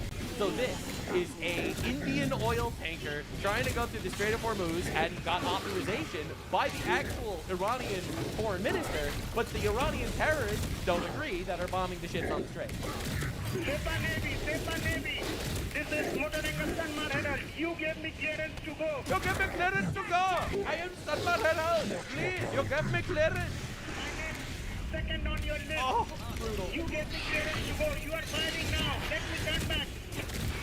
Sepa Navy. Please, let me turn back. Please, I must go back. Please, you give me clearance. Sir, do not sink ship, sir. Sir, you said it was open, sir. Sir, I am on the list, sir. Please, sir. Please, sir, do not sink ship. Do not sink. I said it on this. Honestly, now, a lot of people are probably going to think that this is in bad taste because this is active terrorism, but my stance is, fuck you. It's funny. The ship was not sunk, and the guy was not killed, but he was very scared for a minute there. So, yes, as you can see, the entire Iranian government, if you can call it, I don't even know what it is anymore, is in such shambles that you have the foreign minister basically saying we're opening the strait. You have the terrorists that are bombing ships on the strait saying we're not opening the strait. Right? You got absolute chaos within. Definitely the sign of a healthy regime. And Iran closed the Strait of Hormuz. It's pretty good stuff, honestly. It's pretty wild watching this happen again and again. Open and close, open and close. Absolute retards. Now, of course, breaking. Following Iran's announcement the Strait of Hormuz is closed, Britain and France suspended the task force to open the Strait of Hormuz. Yeah. These guys are the biggest fucking losers on the planet. These guys are the biggest fucking beta cups ever. It's unreal. So anyway, just to understand what we're dealing with, this is the UN Nation Interim Force in Lebanon, right? This is the UN in Lebanon. This morning, the UN patrol cleared the explosive ordnance along the road side of the village of Guandaria to re-establish links with the isolated UN position under the small arms fire from non-state actors. So non-state actors, well, that sounds like Israel, right? Because they're in Lebanon, they're getting fired at. It sounds like they're getting fired at from Israel. The tragedy, the peacekeeper was killed, the peacekeepers were killed, but he never said who killed them. It's so weird. It was Hezbollah. It was Hezbollah terrorists. So you mean Hezbollah? You mean Hezbollah? Like, so this is how the UN operates. We were killed by non-state actors because we refused to condemn Hezbollah. It's honestly fucking insane watching this happen. It's truly insanity. Right? This is the breaking news. French paratroopers killed in suspected Hezbollah ambush on UN peacekeepers in Lebanon. Alright, so that's what happens, and they're like, oh, non-state actors actually got involved. So Hezbollah is out there murdering French people, murdering UN peacekeepers. Literally no one fucking cares for some reason. Weird. Hezbollah ceasefire violation. Since the ceasefire came into effect, IDF soldiers south of the Yellow Line in southern Lebanon identified several incidents in which terrorists violated the ceasefire understanding by approaching the north of the Yellow Line towards the IDF soldiers, posing an immediate threat. In order to remove the threat, the IDF conducted precise strikes against the terrorists and terrorist infrastructure sites. It's pretty wild how this keeps happening. It really is insane. Meanwhile, let's check out Gaza with UN Affairs OS. Woman living under Hamas rule in Gaza describes to Daily Mail how they are sexually abused by terror group fighters forced to have sex in return for food aid. Wow. Seems like the genocide is still going on. Meanwhile in Gaza, they're still claiming genocides are happening because they're getting starved by the Hamas terrorists that refuse to actually get the food unless they rape them. Oh, do you want food, starving Palestinian? Well, we'll rape you in exchange. And every leftist protester around the world collectively cheered their bravery. Now, to understand what's truly going on, Trump posted this on Truth Social. This is crazy. Answer to Russia is because China's freaking out about this. Yup. Russia is now willing to start trading on the U.S. dollar again and not in the BRICS currency to join the global market.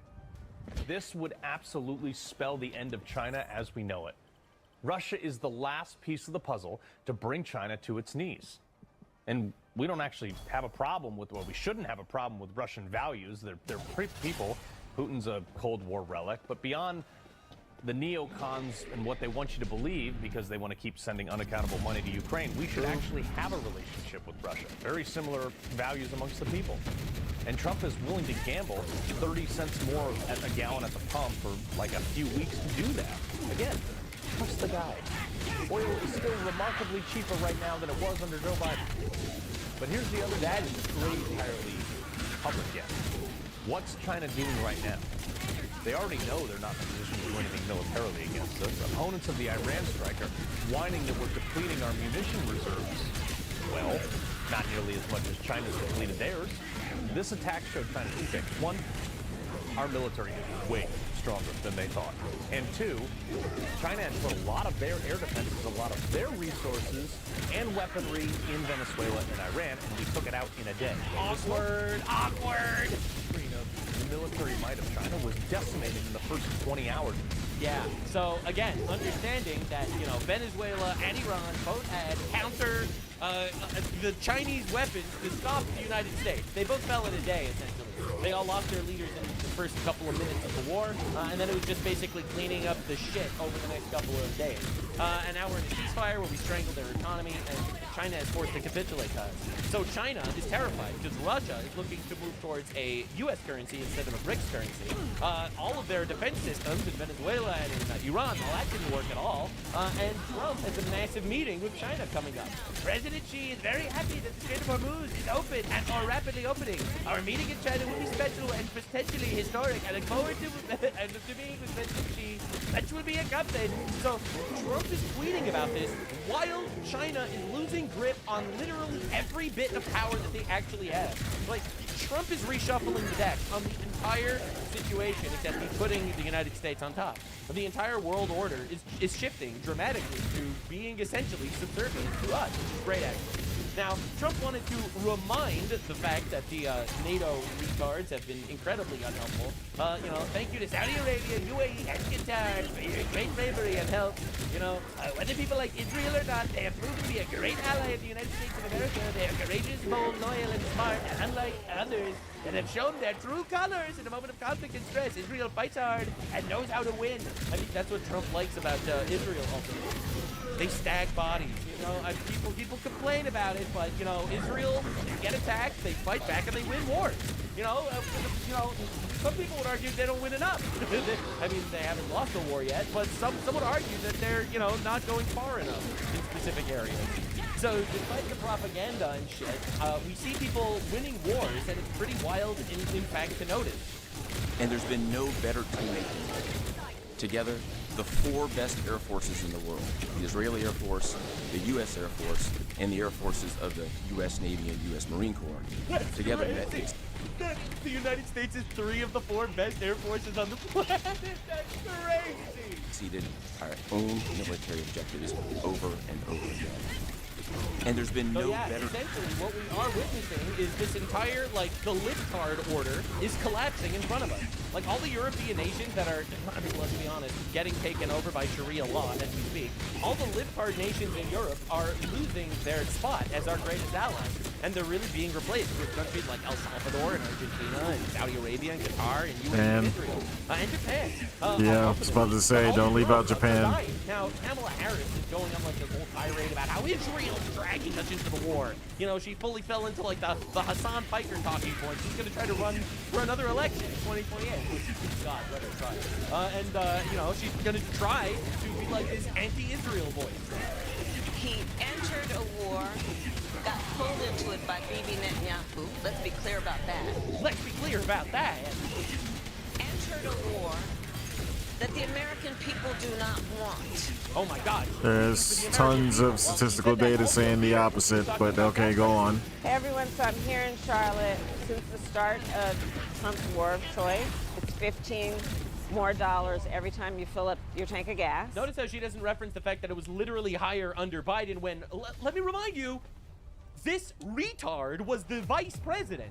The price of diesel has now gone up 80% since the start of the war. Anyway, it's back down now, thank God, because the Strait of Hormuz is basically open to us, essentially. But the funniest part is, so this is her new campaign, and as you can see, 4 million views, 27,000 likes. That's really bad.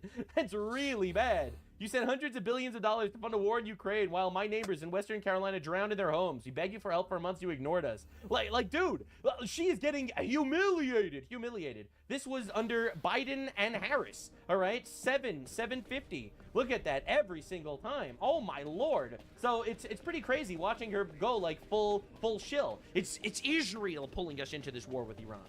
But also, the war with Iran is ruining the gas prices. But the funniest part is, if you actually listen to what she had to say over here, this was before the 2024 election, she basically said she was planning a war with Iran. Let's hit on some more foreign policy.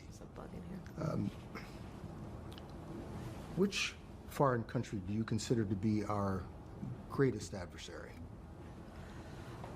Well, there are different reasons that we should be thoughtful about each. Most recently, I think there's an obvious one in mind, which is Iran. Huh. And look, I mean, Iran has American blood on their hands. Huh. Okay? And what we saw in terms of just this attack on Israel, 200 ballistic missiles, what we need to do to ensure that Iran Rhetorical question. What changed? We know what changed. never achieves the ability to be a nuclear power, that is one of my highest priorities. So if you have That must proof be. that Iran is building a nuclear weapon, would you take military action? I'm not going to talk about hypotheticals at this moment. I don't talk about hypotheticals. I'm a libtard. Hypotheticals aren't real. Hypothetically, if you didn't eat breakfast this morning, would you be hungry? But I did eat breakfast. Like, this is literally the libtard mind every time. But the answers, obviously, that she was leading up to is yeah. They're the number one threat. Clearly We're worried the about answer them. was If they're yes. developing nukes, we're going to have to stop them. Well, how? Are you going to write them a letter? Are you going to give them billions of dollars like Obama and Biden? So the funniest thing is, she would have done exactly this, except she would have probably followed the Bush doctrine, and we would have been stuck in a 10-year-long war. Trump managed to bring them to their absolute knees in 40 days, where they are sucking their absolute hardest, kissing the ring in every possible angle they can, giving us not only literally everything, but they are dying in the process. It's incredible stuff. All right, so anyway, Trump posted a video of Frank Sinatra performing My Way, you know, and now the end is near. I faced the final curtain, regrets I've had a few, but then too few to mention I did it my way. I can't show you this because of copyright, but he posted this video. This is 10 times more ominous than a whole civilization will die tonight. All right, this is fucking scary. Oh my God, this is scary. All right, he's gonna nuke Iran, isn't he? This is wild, bro. A Frank Sinatra song. Oh my God, it's so over. People losing their mind. And of course, Trump, you know, he decides to make people aware of exactly the goal here. And very soon, this great strength will also bring about a day, 70 years in waiting. Uh-oh. It's called A New Dawn for Cuba. We're going to help them out with Cuba. We have a lot of great Cuban Americans.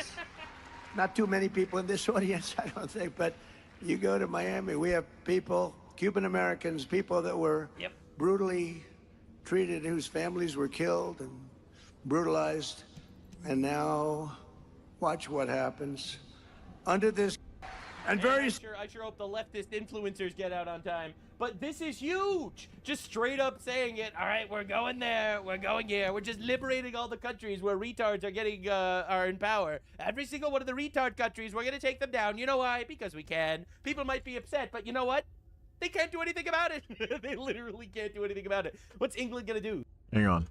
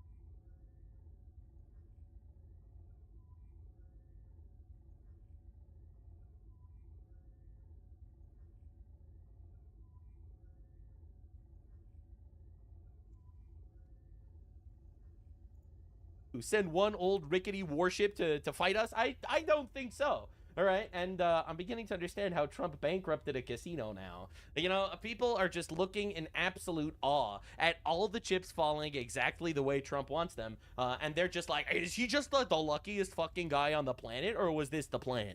Or was this gigantic domino effect of, you know, wipe out Venezuela, you know, weaken Cuba, wipe out Iran, you know, wipe out Cuba, make them all our allies. China's now weak. Russia wants to come to the table because they can't get their oil. They can't get their free drones. China has no oil. China has no money. All of a sudden, the entire hemisphere is kind of on our side. We no longer have to deal with existential threats around the world. The entire world order is basically buying oil now from America instead of Iran. Oil prices are back down. Gas prices are back down. The economy is skyrocketing. The stock market is at an all-time high. No one's even talking about how tariffs are supposed to bankrupt us anymore because they were a massive success. It kind of seems like things are just, you know, falling into Trump's lap. And these guys are all like, oh, he's demented. He's a blathering idiot. And literally everything fucking works out.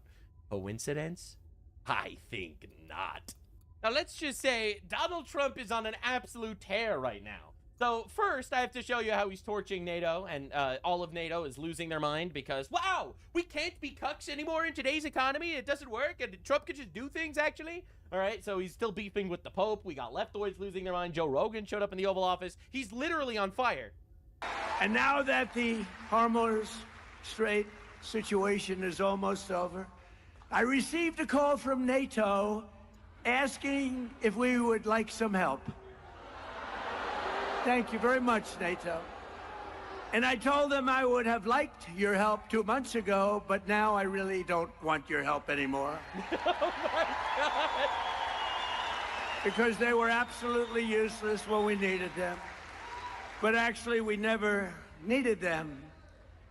They needed us. They need us. They need us so badly. And now that the... He's just completely right. He is. We're 70% of NATO's funding, 70% of NATO's military. NATO's terrified of Russia. They expect us to pay for their war with Ukraine and Russia for literally forever. We're writing blank checks to these retards, and they do nothing in return. Oh my God, bro. What a scary time it is to be a retard in Europe. Sorry, Europeans. So breaking news. Merz from Germany, Starmer from England, Macron from France, and Maloney from Italy issue a joint statement in Paris. They're sending a naval mission to the Hormuz Strait to protect freedom of navigation. Wow, the chucklefucks have gotten together to work together, link arm in arm in their little orgy of homosexual rage, as they are going to send a gay group of complete dumb fucks and quacks into, now they're going to show up, they're going to save the day. Like, the thing is, and I think it's important to note, the war's over. The Strait of Hormuz is essentially open. They've lost all their military in Iran. There's nothing to worry about. And now that the chuckle fucks realize that the war is done, they're going to get involved. So understand how it worked. So we asked them for help. They refused to help. We asked them to use their military bases. They refused to help. We did everything ourselves anyway because they didn't need anything. Us and Israel, we worked together. We obliterated the fuck out of these retards, all right? We put a blockade on the Strait of Hormuz to essentially say anyone can go through if you want, except for Iran, because we want to strangle their economy. And people say that that's not fair. Unfortunately for them, they don't make the rules because they're weak as shit. And you have to be strong to make rules. If you're weak as balls, your opinion means nothing, actually, in real life. Only in libtard, abstract, fake reality do these things matter. You know, if you think men could be women, well, then you think that weak people can make rules. If reality matters to you, then no, actually, we don't have to listen to a tribe in Africa who's, like, actually putting bones in their noses and brushing their teeth with sticks and cracking each other's skulls open because they think that there's gold inside of their skulls. Sorry, bro. Their opinion really doesn't matter to me at all, actually. Now, these dumb fucks actually think that, you know, strongly worded letters in meetings about having more meetings is actually important. So these guys got together to now that literally everything is done, basically. All right, they're gonna get together. They're gonna send forth a mission, and this is pretty awesome. Now, I see a lot of people telling me, "What? I thought Maloney was based. I thought she was awesome and based because she's like a right wing. Everyone was saying she's far right when she won in Italy, and now she's being a complete cuck."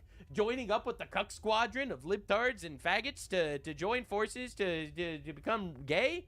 Now, I said this right when she got elected, and I got a lot of shit for it, I'm not gonna lie. And I'm sure I'm gonna get shit for it again. But she is female. And I say this purely from statistics, but statistically, men are gangsters. In the Bible, when God kept selecting leaders for the Israelites, suspiciously, they were all men, except for one. And I think that's a statistic that kind of holds true when it comes to gangsters.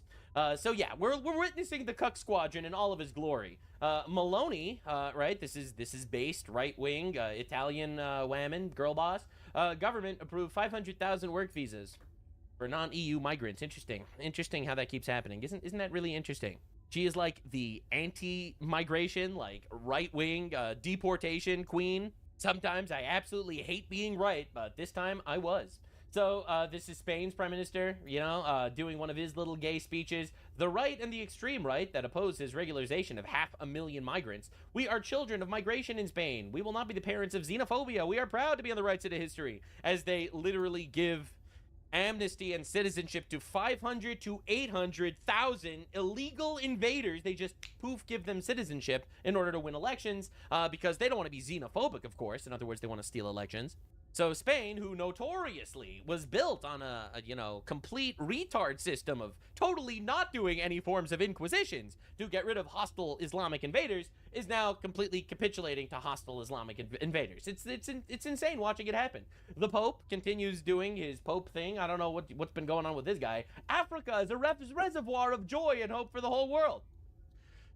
So you just decided to lie? All right, bro. Anyway, whatever. Anywho, Catholics, no abortions. Democrats, fuck you. Catholics, no gay marriage. Democrats, fuck you. Catholics, no trans kids. Democrats, fuck you. Pope Leo, open your borders. Infinity welfare. Trump, fuck you. Democrats, oh my God, Trump hates Catholics. This is the new op. The new op is that actually Trump hates Catholics, and Catholics all need to be Democrats because Democrats respect the Pope. All right, this is the new op that you see everywhere. You see it so often. It's truly insane. So Ed Markey over here, this is a senator retard. Or to be clear, I'm on Team Pope. Wow, so brave, Mr. Abortion. Mr. Abortion over here, I'm on Team Pope. Understand exactly where your enemies are. Understand the psyop that is being perpetrated on you, manipulating your faith, and honestly, trying to manipulate the best of us, the people that actually do believe in God and want to fight for a better future, to join forces with the worst of us. The party of baby murder is on the side of the Pope right now. So, again, people are actually finally understanding that this is a psyop. Even the libtard, you know, Trump derangement syndrome guy over here, Bill Maher, is noticing. I love hypocritical America, I really do. See, the liberals suddenly love the Pope. The Pope, who 2 weeks ago was all in the headlines. You know why? Exorcisms. Yeah, this big thing about we got to the demons are all around, the devil. That's who the fucking Pope is, okay? A guy who does exorcism, doesn't believe in gay marriage, no women priests. But now, because he's feuding with Trump, MSNBC loves this guy. He got a big speech on the floor from Chuck Schumer. Eric Swalwell sent him a dick pic. Right? So again, the Democrats who hate religion, who hate God, and who absolutely hate the Pope are now all the Pope's biggest fans of all time. Understand what's going on. Understand what we're dealing with here, right? It is so obvious. And now these are the people that, you know, people like the Pope are actually celebrating bringing into our countries. This going viral? What is this? What are you smashing the wall down for? This is just like a nice old wall. What are you smashing the wall up for? Why are you smashing the wall down? It's not your fucking wall. It's not your fucking wall. I've just watched you chucking bricks trying to smash the wall down. I don't care, it's not your wall. There's a path up there off the main road. There's a path on over there. This is not your property, dude. You can't just go around smashing shit up because you want to go through it. Shout at you? I don't care, dude. It's not your wall. I've just watched it and videoed you smashing the wall up. It's not your wall. Then leave it the f*** alone then. Then leave the wall alone. That's right. It's a dry stone wall. It's been up for hundreds of years. Dry stone wall, hundreds of years. Cost thousands of pounds per metre to put it right. And you think you can come around here and smash a f***ing hole in it? Yes, he because does. you want to get through. Walk down there. This is what Conquest looks like, by the way. There's a f***ing gap in the wall down there. Can't you climb over it? Walk through that one. It's not about being able to traverse through the wall. That's not relevant. down that wall and you'll find one that's already opened up down there. There is no need for you to be smashing the fucking property up. What are you recording me for, though? To put you on Facebook. Why are you putting me on Facebook? I love how honest this guy is. But why are you recording me? Because I will put you on the fucking internet and radicalize a couple of limeys. There he is. Oh my god. And fucking scumbag, how would you punish him? I just deport him. Just deport him, send him back. It will be the best solution. They're gone. You can't make him rebuild the wall. If you do, he's gonna mess it up. He's not gonna do it right. It's gonna be a huge pain in the ass. Then guy obviously did not assimilate. The only way to deal with it is you just send them back to where they came from. The experiment didn't work. It obviously didn't work. It's time to move on. Imagine ruining the Wall of China. Yeah, exactly. Basically, my opinion is that a person like this cannot exist in Western society. You just deport them or you put them in jail. That's it. That's the solution. Just get rid of them.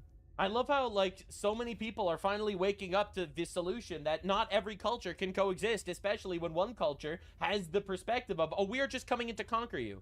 This guy doesn't care about the past. He doesn't care about history. He doesn't care about this wall. He doesn't care about anything that makes England England. All right? I'm not trying to be controversial here or anything, but this guy thinks that there's no purpose to this wall, so he's going to take it down. It is not a curable problem by just education. Because this guy doesn't want to get fucking educated. He wants to take over. He wants to turn England into wherever shithole he actually came from. All right.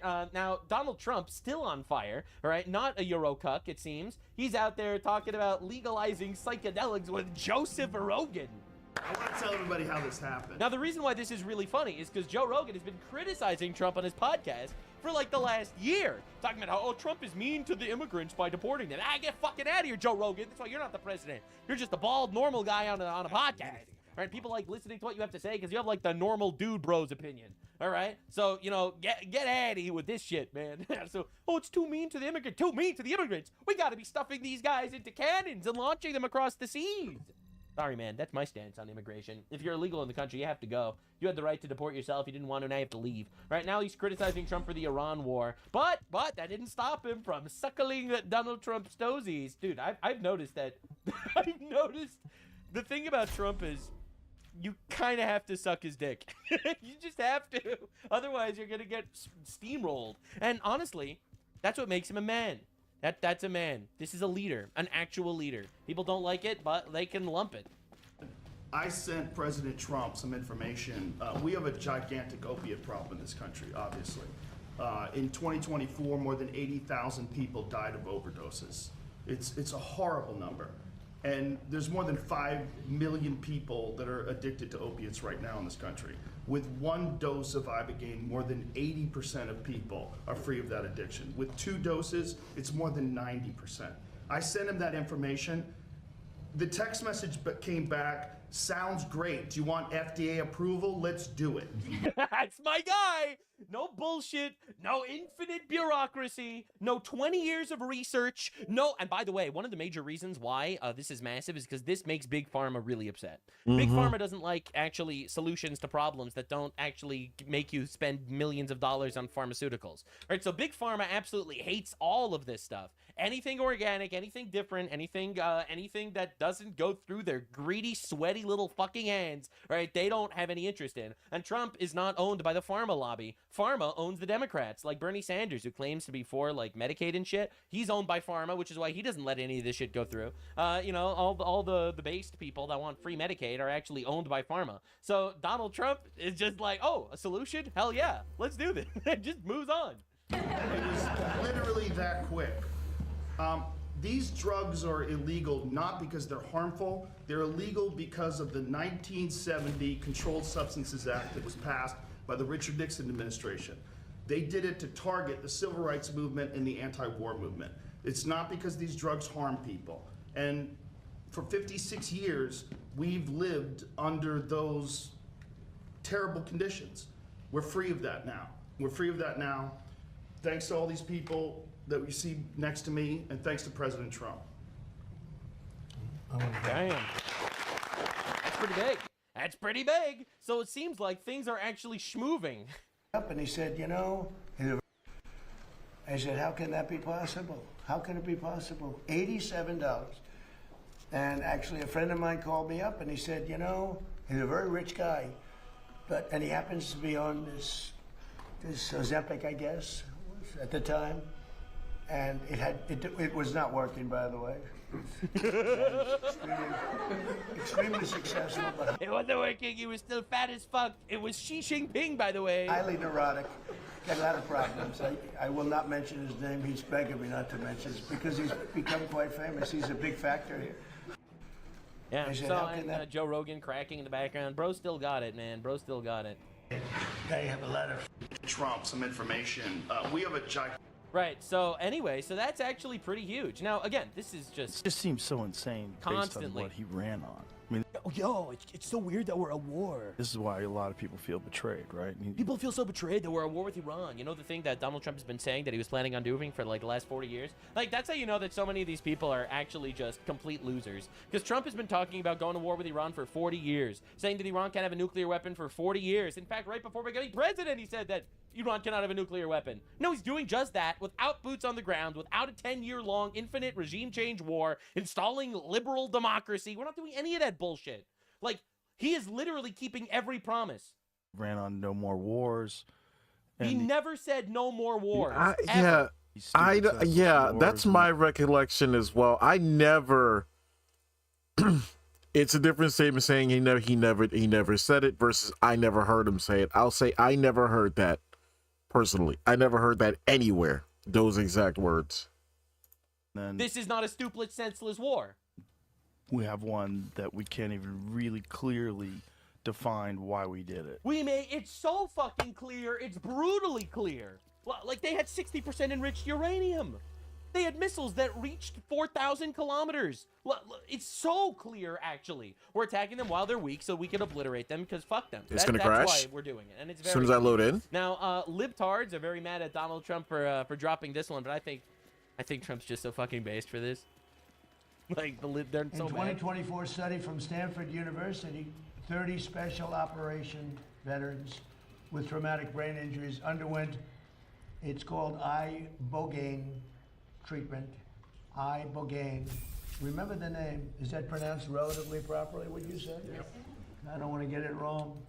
Ibogaine, because it's so important, and experienced an 80 to 90% reduction in symptoms of depression and anxiety within 1 month. Can I have some, please? I'll take some. That's our guy. I'll take whatever it takes. I don't have time to be depressed. You know, if you stay busy enough, maybe that works too. So the libtards very mad about this one. I don't have time to be depressed. Just stay busy. The libtards super mad. Unbelievable. As you can see, 2 million views. People furious. How could you say that? And you want to know something true? And this is going to be controversial. He's right. Now, some depression comes from actual chemical imbalances in your body, and it can't actually, it's not just magical, just get busy and you'll forget to be depressed. So some depression is actually very real. Some depression absolutely comes from people wasting their life away and not feeling accomplished in anything that they do. I mean, I've spoken to people that are in Israel during wars, running into bunkers every 2 hours because missiles are flying at their houses, and those guys are living life and they're loving life. They don't have time to worry about transgenderism if they're too worried about not, becoming Hezbollah toothpaste. So many of the issues that we're seeing in modern society are just unbelievably entitled retards thinking they deserve more. You look at America, there's no starvation crisis in America. No one's starving. No one's dying of hunger everywhere. Anyone that is hungry, go to your local church and they will feed you. There is not a starvation crisis. On the contrary, there's an obesity crisis. People, for the most part, are richer than they ever have been throughout all of human history, despite screaming about billionaires and socialism. I've said this before and I'll say it again. People are really mad that they see a billionaire in a mansion while they are living in a 2-bedroom apartment. In the old days, there would be a billionaire in a palace while they are literally dying of hunger, getting eaten by rats on the streets of Flea Bottom. And because of this overwhelmingly entitled society, we have these fucking liberal white women in colleges that got everything in their life paid for, all right? And they get degrees in fucking underwater gay sex therapy, all right? And now they do nothing with their lives. They're just deeply miserable people, and they need to go out and they need to protest Trump, and they cry about depression. Every single one of them is self-diagnosed with some other fucking mental disorder. Bro is kind of cooking here. and everyone's laughing about this because it's just insane how much winning we're actually seeing. You know, a lot of people cry about the losses that we're taking, and I'll be real, I think Trump needs to go a lot harder, specifically on the deportations. I think that's one of the massive things Trump needs to do. But the winning that's happening cannot be understated. So, Joe Rogan, this is what happened today. Donald Trump has decided to, I'm not even kidding you, allow research or some... Hang on.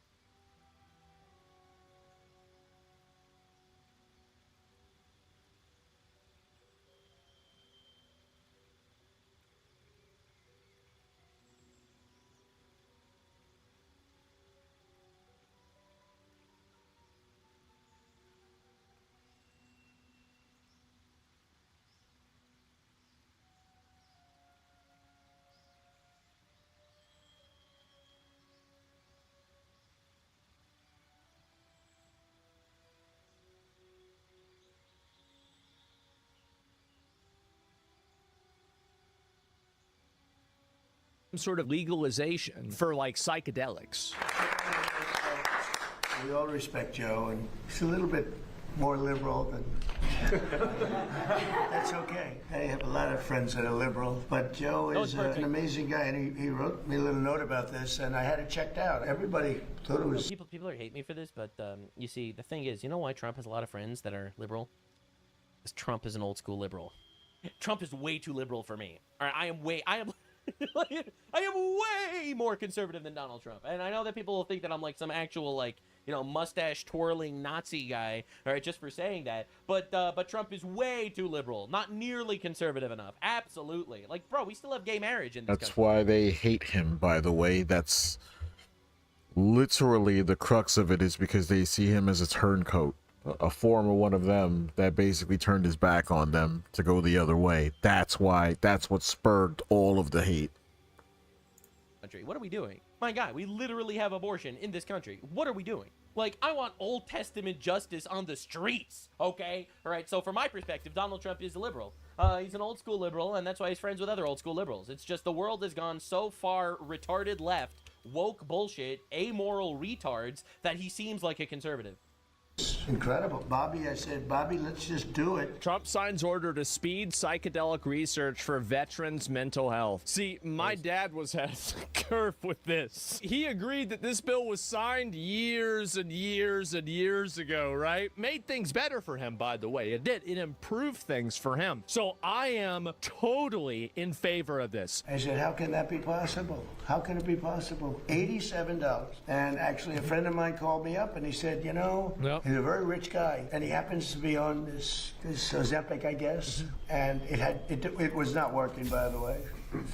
The guy was extremely successful, but highly neurotic. Got a lot of problems.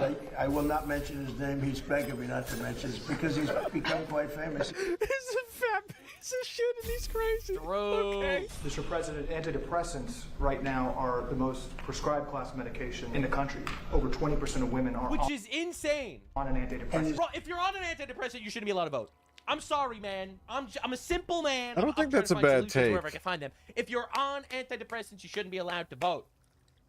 All right, that's extreme, maybe. No, it's not extreme enough. No, We need I to don't limit think it voting is. immediately. All right, too many retards. Is that good in terms of do they work? There's highly problematic. Well, I would like to say that like over 20% could also mean like 90%, which I think in that case would be accurate. We have a mental health crisis. And Do they work? No. They don't. I'm on. I would not have. We'll get you down there. We'll get you down there. I said, okay, could I be next? But no, it is definitely an issue for women. Damn, no they don't. 80 to 90% reduction in symptoms of depression. 1 month. That's Can a I lot. Have some, please? I'll take some. I'll take whatever it takes. I want to tell everybody how this happened. I sent President Trump some information. We have a gigantic opiate problem in this country, obviously. In 2024, more than 80,000 people died of overdoses. Wow. It's a horrible number. And there's more than 5 million people that are addicted to opiates right now in this country. With 1 dose of Ibogaine, more than 80% of people are free of that addiction. With 2 doses, it's more than 90%.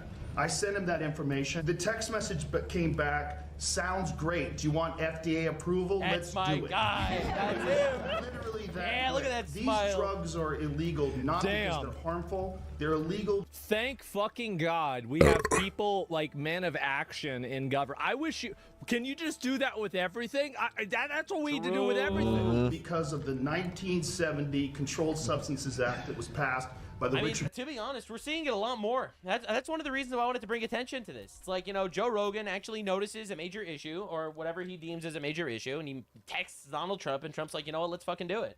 You know, and now they're fucking doing it. They're doing the research, and we'll see if this actually happens. If it works, that'll be huge. And we're seeing this more and more. You know, for all the crying and stuff, you know, Nick Shirley investigates fraud, and all of a sudden, bam, we got tons of fraud getting shut down. J.D. Vance is leading an anti-fraud task force. You know, like, people are crying about the Epstein files. We got the Epstein files. Maybe not as unredacted as we would like, absolutely. However, we got a metric fuck ton of information that we didn't have before. You know, like, the reality is, we actually have people that are doing things now.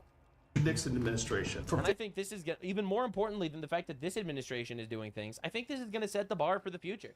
We are only going to want to actually elect people that want to do things. And this is changing our mindset of how government doesn't really actually do anything ever. And we just kind of have to exist, and our government has to exist too. You know, and I think a lot of people had that expectation for a very long time. Right? We're going to elect people because, like, we kind of have to elect people that'll make moderate differences, but ultimately no one really does anything anyway. And now I think we're actually developing the mindset of we could actually do things. Our actions actually matter.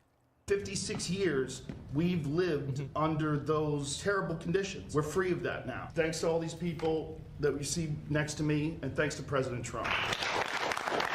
W. Great. I mean, this is awesome. I'm happy. Yeah, so I'm just happy things are happening. I'm not gonna lie, it's massive. We are at a completely new era. This is like an actual massive crossroads that we've been on for a while, and we are witnessing it in front of our very eyes. People getting elected, not because there's some entrenched politician guy like Trump, who never was a politician guy, but just because they're gonna literally fucking do things. Trump is a charismatic dude that just does things. Shit happens when he's president, and that's what I think people want. Is he radical enough? No. Is he conservative enough? No. People might think that I'm insane for saying these things because, you know, everyone on the left thinks Trump is a fascist Hitler. But if you think Trump is a fascist Hitler, then you have no idea what's coming. Our generation, oh, we're going to elect someone fucking diabolical. There's nothing you could do to stop it. Pretty insane developments happening on the Trump government area. Buckley Carlson, the son of Tucker Carlson, is no longer employed by the White House, where he served as Deputy Press Secretary to Vice President J.D. Vance. This is massive, by the way. So Tucker Carlson has been openly feuding with Donald Trump a lot lately, and by a lot, I mean a lot.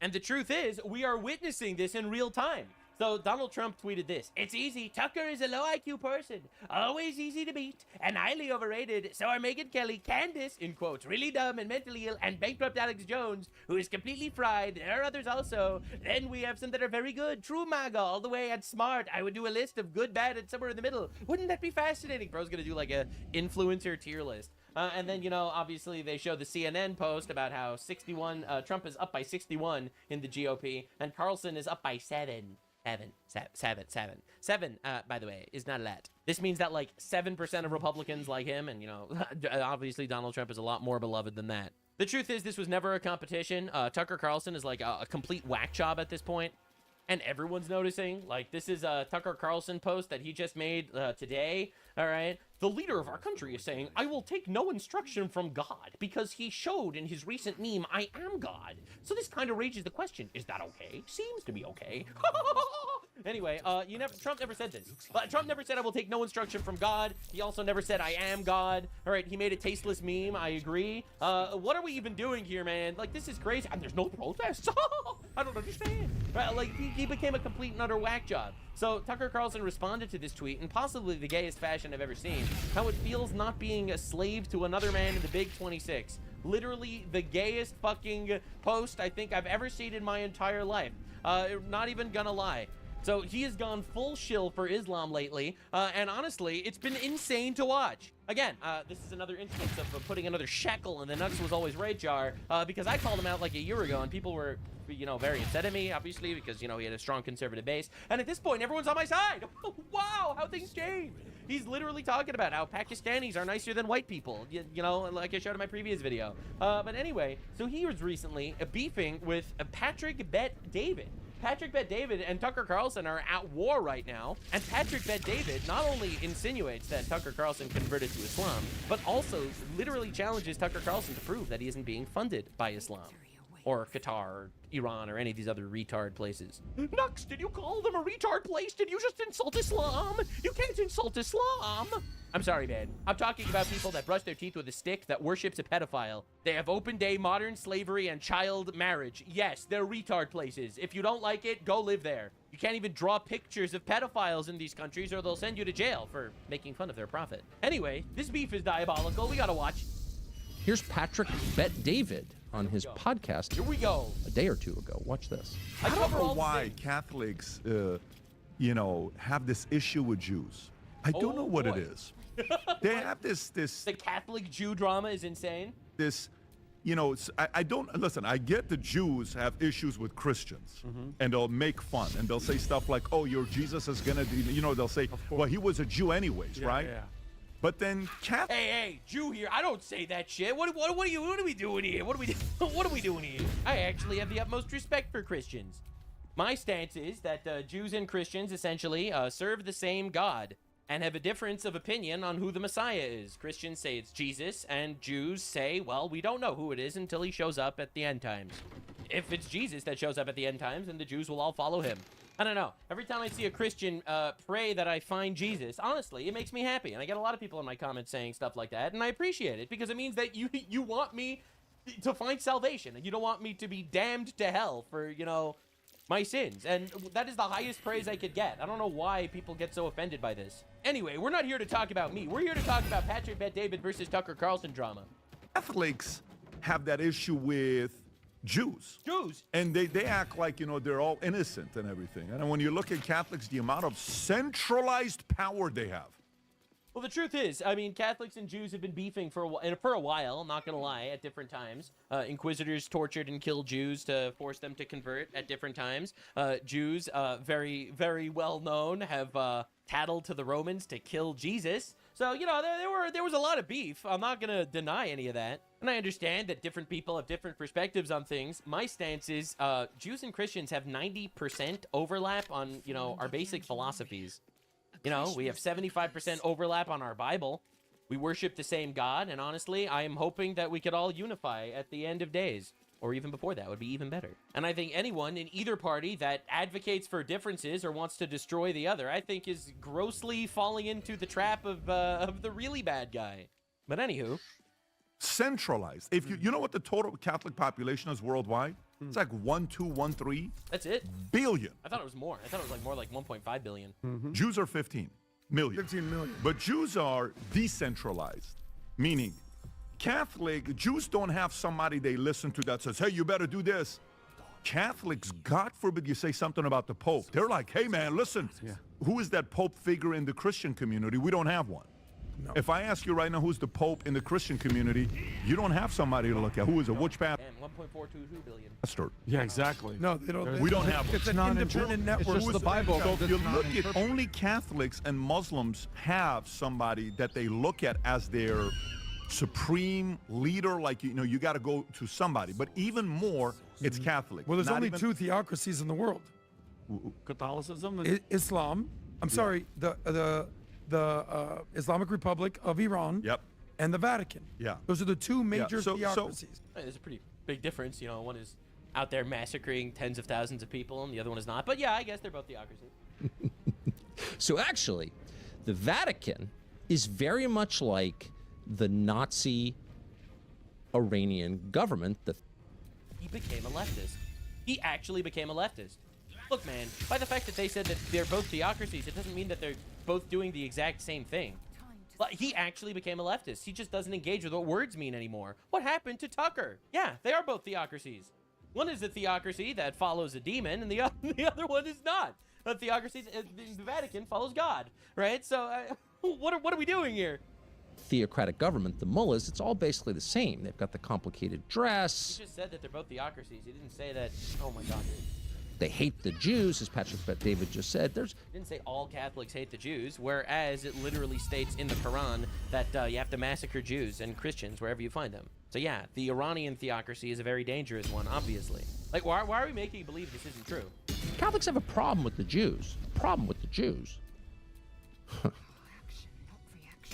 It's slander. Yeah, you would know. It's an attack. This guy literally made an entire video saying that Israeli President Herzog was on Epstein's island raping kids, and had to apologize when he got sued. On the world's largest and oldest Christian denomination, and is taking place openly. Like, what are we even doing here? Like, are we being serious? And it's all coming from the same source. The Jews. Say it. Which is Israel. Such a coward. Just say the Jews. Just say the Jews. Don't be a pussy about it. It's the Jew. Patrick Bet-David's a Christian Iranian. Look, what are we even doing here? He's not Jewish. He's not Israeli. What are we even doing? The issue is Israel. anyone who supports the Netanyahu government, not Israel as a concept, not all Jews, no, the Netanyahu government, anyone who ratifies every decision, no matter how violent or grotesque or genocidal of the Netanyahu government, shows the good. I don't know anyone that just immediately agrees with everything Netanyahu says. You know, he lost elections in Israel before, right?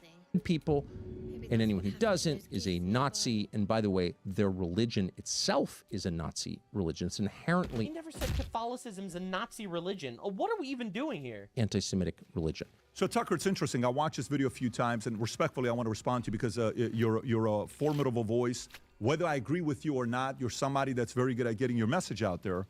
And I think at this point, you know, if there's anybody that believes in your ability, it's a guy like this who, after I sold my company, offered you a $100 million contract. I even went on your friend Megyn Kelly's show when I announced it, and she was another retard.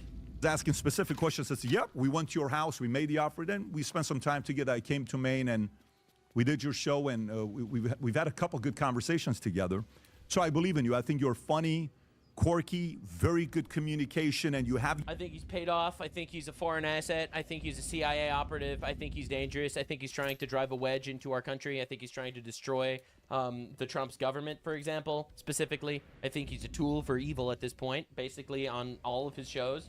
Your way of doing things, it's almost like you do twist words a lot, and I noticed you did that with me. He hates Catholics. You know, he hates this. Catholics hate the Jews, and all this stuff that you did. It's a little bit of your shtick, which I get. But let me kind of get into a few things I want to address. Wow, he's not even getting into the specifics at all. He is business. I respect that, because that was insane. You in this video, maybe you're not aware of it. A few things you need to know about me. My number one priority is to make sure America stays as the greatest country in the world. Period. Full stop. I'm America first. I'm a Christian, non-denominational Christian that you need to know about me. And by the way, I'm Armenian, which, by the way, the first nation that accepted Christianity as their religion was Armenians. And the only ones that debate Armenians on them being first is Assyrians, and my dad is Assyrian. Maybe that's the reason why my parents divorced each other twice, married each other, and divorced each other. So Armenian, Assyrian, Christian, America first. I want this thing to be the greatest country in the world. You know who was in America first? Tucker Carlson, Mr. We need to submit to Russia and China and create a new world order. He literally said that on his show. Again, I think he's an operative. I think we're getting played. I think there's a huge psyop by a lot of these guys that recently backstabbed Trump all at the same time. And I think a lot of people are actually falling for it, which is why I'm really happy that Patrick Bet-David is actually taking the fight to him. You know, big voices didn't want to beef with this guy because, you know, you'd end up getting called out, and there's a large fan base that are on his side. I never cared about any of that. I always said exactly what I felt, which is why I think people actually watch my videos. But dude, this guy's Patrick Bet-David is so based for this. Holy shit. No, it's so funny how this keeps happening. Like, you have a lot of people, and I disagree on both sides. You have a lot of people, like Jews, call out Catholics for, you know, being not America first because, you know, your allegiance with the Pope. It's not with America. It's with the Vatican. If the Pope told you to vote Democrat, you would vote Democrat. You wouldn't vote for America. So you have dual loyalty. You don't really have loyalty to America. You have loyalty to the church. And you have a lot of people on the other side, on the more Catholic area, saying Jews have a dual loyalty. They have a dual loyalty to Israel. They'll vote for whatever gets Israel better. And, you know, I do think that there are probably some Jews that have dual loyalty. I could think of some. There are probably some Catholics that have dual loyalty. Sure, whatever. But this broad strokes, like just, you know, gigantic brush that people brush people as is insane. My stance is also I want America to be the #1 superpower in the world. I think that America needs to do exactly what America does to make itself as superior as possible. And as many of these people cry and scream about humanitarian bullshit, no, we actually shouldn't kill terrorists. I think that's fucking retarded. We need to obliterate our enemies. So yeah, I actually share that stance. First, I want this thing to be the greatest country in the world. I want capitalism to be common sense for everybody to realize that if a new person wants to come up and have their dreams become a reality, I want that to be out there. But I wonder if that's where you are today. He's not. You were always there. He talks about socialism now. For many years until what's happened with you the last couple of years. So let me kind of address a few things. So you said something a couple weeks ago. You said Sharia law has made Islamic societies more advanced That's a weird than the one. West. Huh.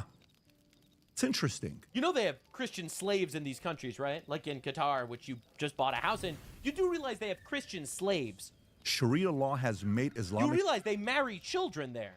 ...societies more advanced than the West? It's a pretty bold statement. I mean, it's like you're selling Sharia law. Also, you do realize that they only exist because of our benevolence, because we didn't destroy them. Right? We are the #1 global superpower, and any other culture and country that exists because of our benevolence, that we did not destroy them. I know that's dark, but it's true. More than you're selling America. You had a guest on a couple weeks ago. Your guest said, you know, that capitalism should not be anywhere near Christianity. Christianity is socialism at its core.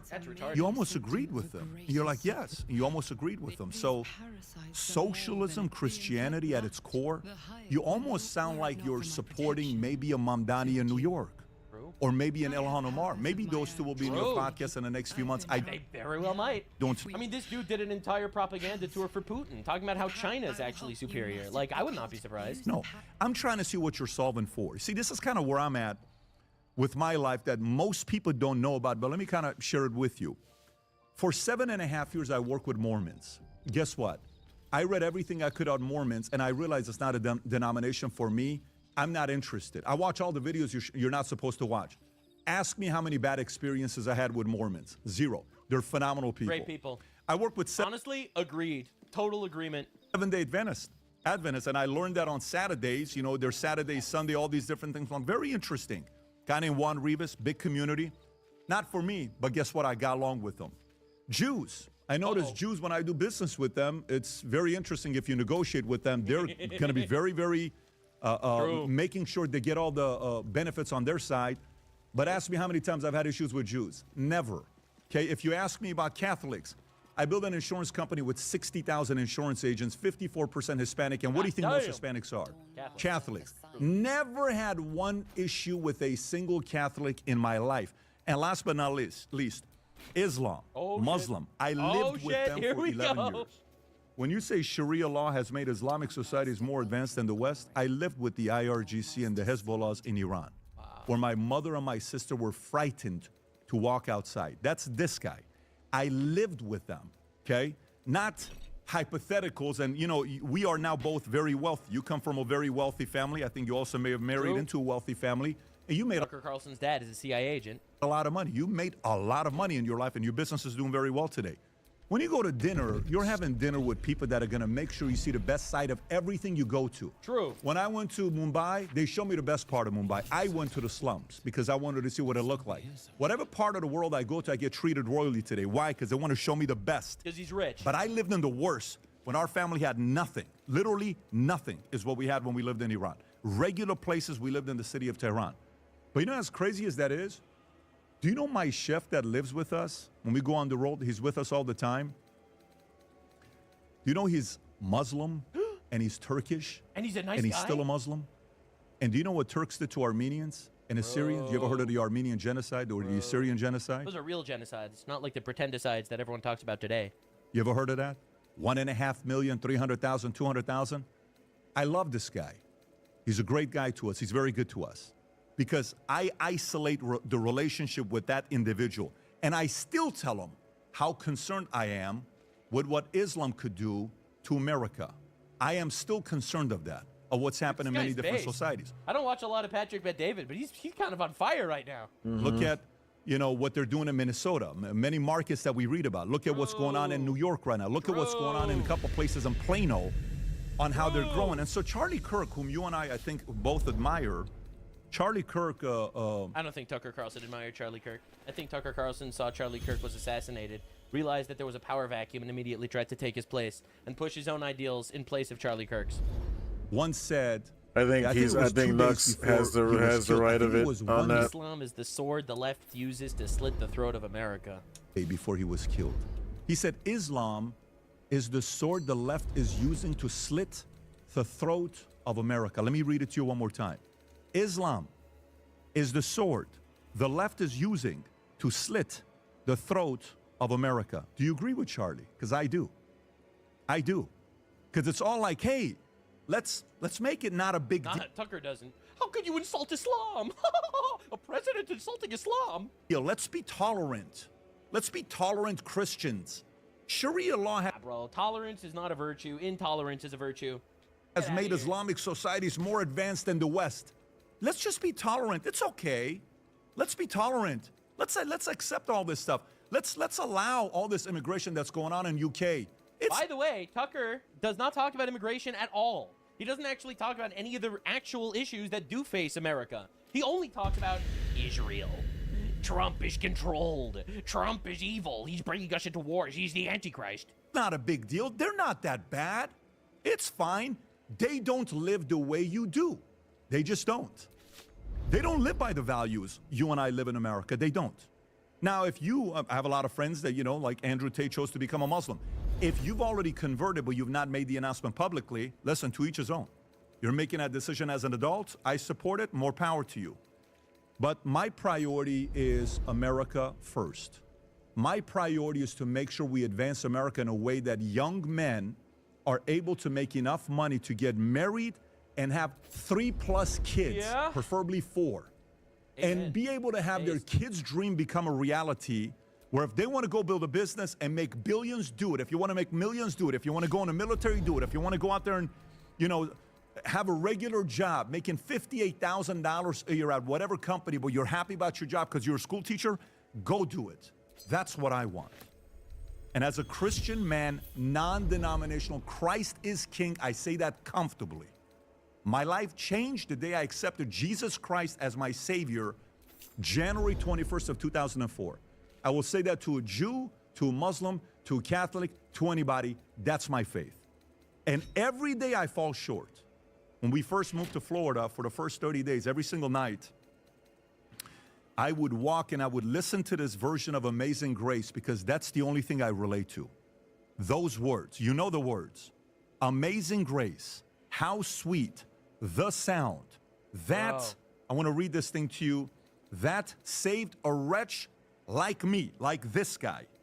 Regular guy, a wretch like me.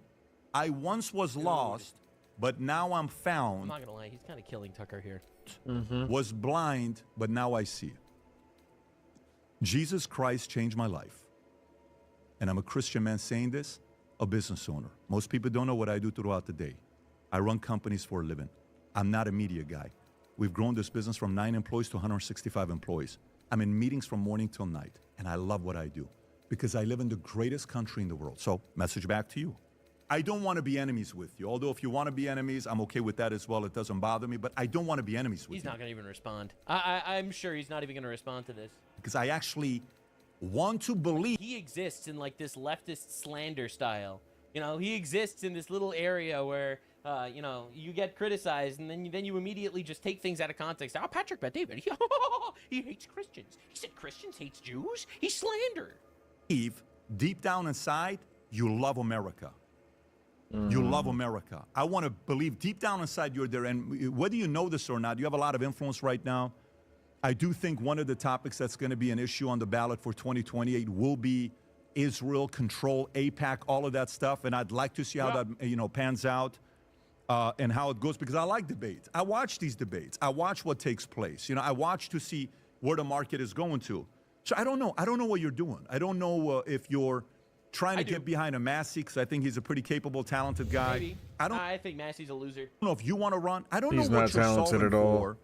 I don't know if you're like, well, I don't care if we win the midterms. I don't care. Let a Democrat win. Maybe sometimes America needs to go through the pruning process, because I want to see destroy the GOP and start all over again. I think it's a retarded position too. I don't know. Maybe that's the vision. If it is, more power to you. That's not my vision.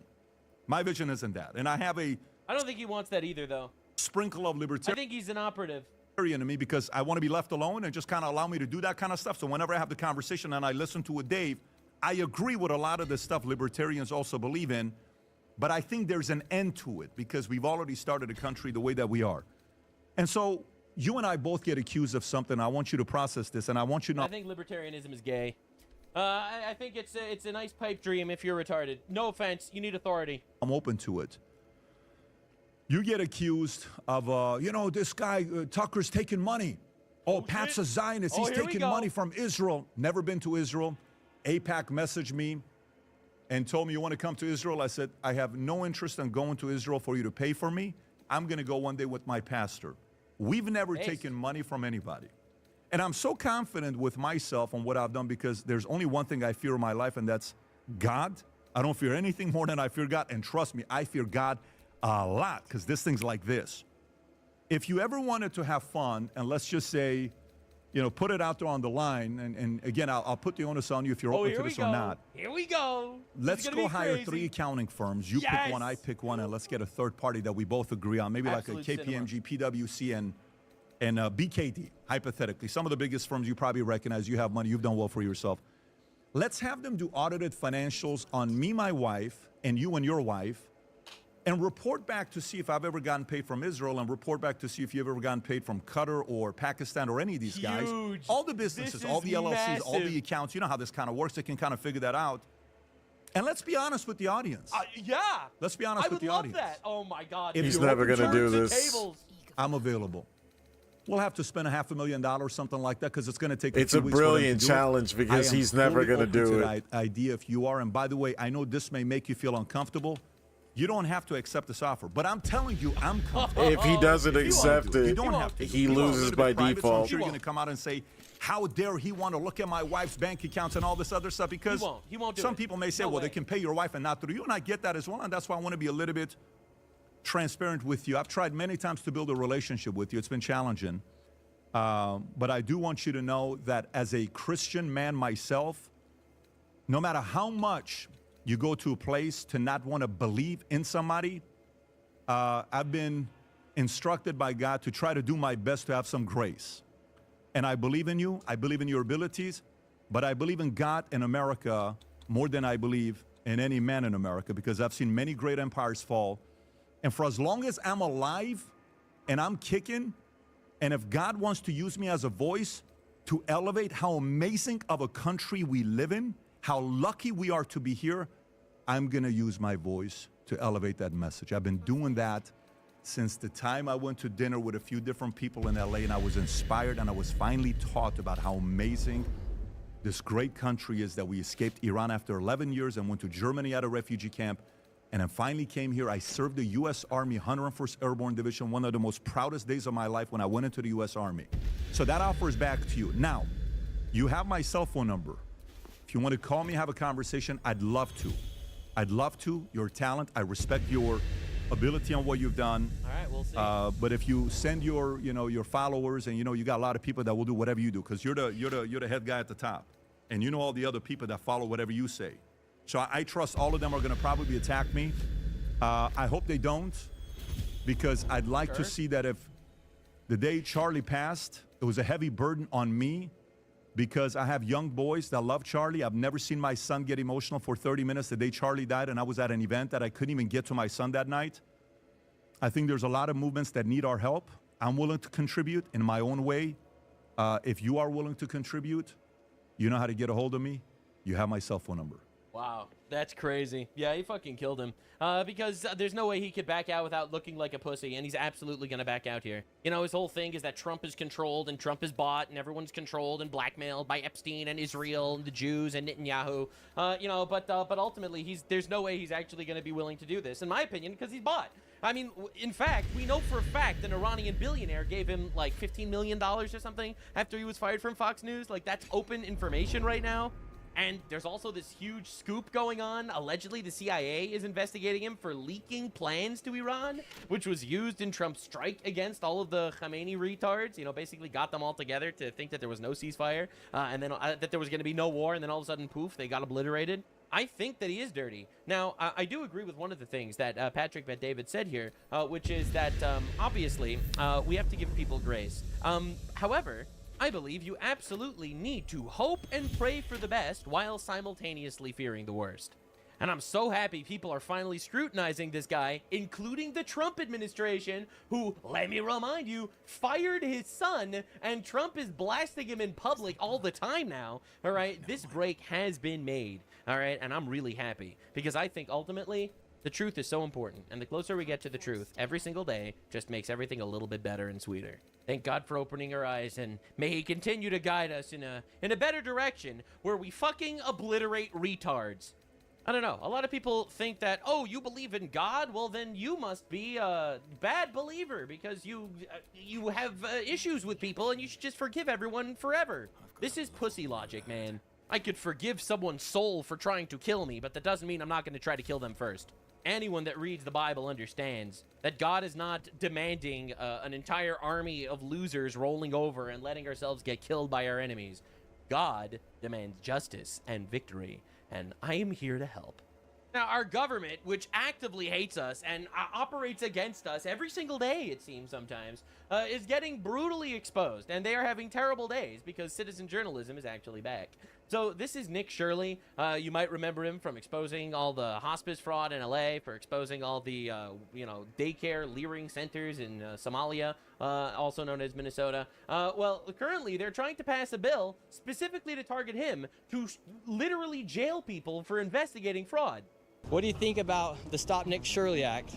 I think you're a psycho scam artist. They don't want to end their fraud racket. A lot of the politicians, they benefit from the political organizations, and so they want this racket to continue. They don't want the truth to get out. Stop fraud investigations, but you're the one who signed off and you're a co-author of it. Here in California, they are trying to pass the Stop Nick Shirley Act. The official title of this bill is AB 2624, and today we're going to be confronting the legislators that are trying to pass this bill. And if this bill were to get passed, instead of going after the fraudsters, they're trying to make it criminal to go after the people that are committing this fraud. For instance, it would become criminal to film and reveal info on taxpayer-funded immigration services like healthcare, which would include daycare, hospices. This is against the free speech, right? Services, translation services, and immigration legal services. So, for instance, if the Quality Leering Center was inside of California, it would be illegal to expose them. It would make it illegal to film government-funded NGOs.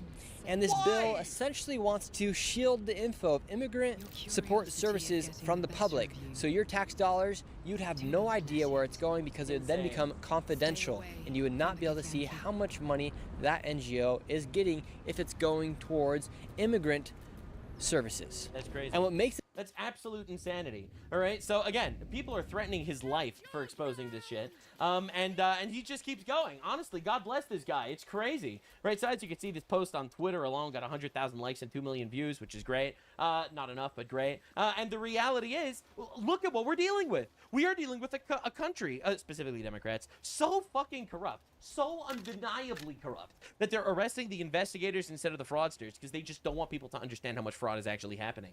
And that is because the investigations make a difference, because politicians are actually moving, right? We are activating politicians to actually get invested to stop this stuff because of the public pushback. So their solution is stop the public pushback by arresting journalists investigating where our money goes. Now, we're paying taxes. As far as I stand, every single penny that the government uses our tax dollars for should absolutely be transparent. It's our money. It's our money. You are taking our money against our will, and you're not even telling us where it's going. It's like actual theft. Taxation is just actual theft, and they're just acknowledging that that's the case. Now, I have to show you some of the fraud that's been going on. It's insane. So, Somali rep Ilhan Omar withdrew her claim of being worth $30 million, all right? So, one of the major criticisms against Ilhan Omar is she claims to be worth $30 million despite the fact that, well, she doesn't work, right? She's in Congress. She's supposed to be making like $100,000 a year, and she went from in debt 2 years ago to worth $30 million today. How did that happen if not scamming and fraud? Well, she said, oops, it was an accounting error. This is her new response because she's getting investigated for getting deported. Okay, that was far-left Congresswoman Ilhan Omar claiming the Justice Department and Congress probing her sudden skyrocketing wealth to $30 million in just 1 year, that they have a problem with her living the American dream. You heard her say the goddamn United States of America. We've got new questions on where she and her husband got all that money. Yeah, that happened. Forbes media chair, editor-in-chief Steve Forbes. Steve, new information coming in, and Forbes magazine, your magazine, has reported this too, that the state of Delaware and Washington, D.C. canceled the registrations for Omar's husband's investment firm, Rose Lake, for not paying its back taxes. Weird. We saw it owed more than $400,000 to Delaware and nearly $1,800 to D.C. She's claiming it's worth $25 million from less than $1,000 a year before. Oh my! How? It went from $1 to $1,000 in 2023 to $5 to $25 million in 2024. How did this happen? How can his investment firm not afford to pay taxes? It's supposedly worth an estimated $75 million to $150 million. Smells this like is really fraud weird to me. Stuff. Well, weird is not the word for it. There's another word for it called crooked. And that's why we have to have an investigation into this. As you know, the Biden administration started examining her finances and then that of her husband. And so surprise, surprise, that investigation went nowhere. You mean to tell me the Biden administration wasn't actually looking for fraud in their actual constituents and instead was doing their absolute best to import more retards to elect more retards? Now, the funny thing is, Ilhan Omar has just withdrawn her claim of being worth up to $30 million. She said, oopsie poopsie, I take it back, takeies backsies, and says her skyrocketing net worth was ERB.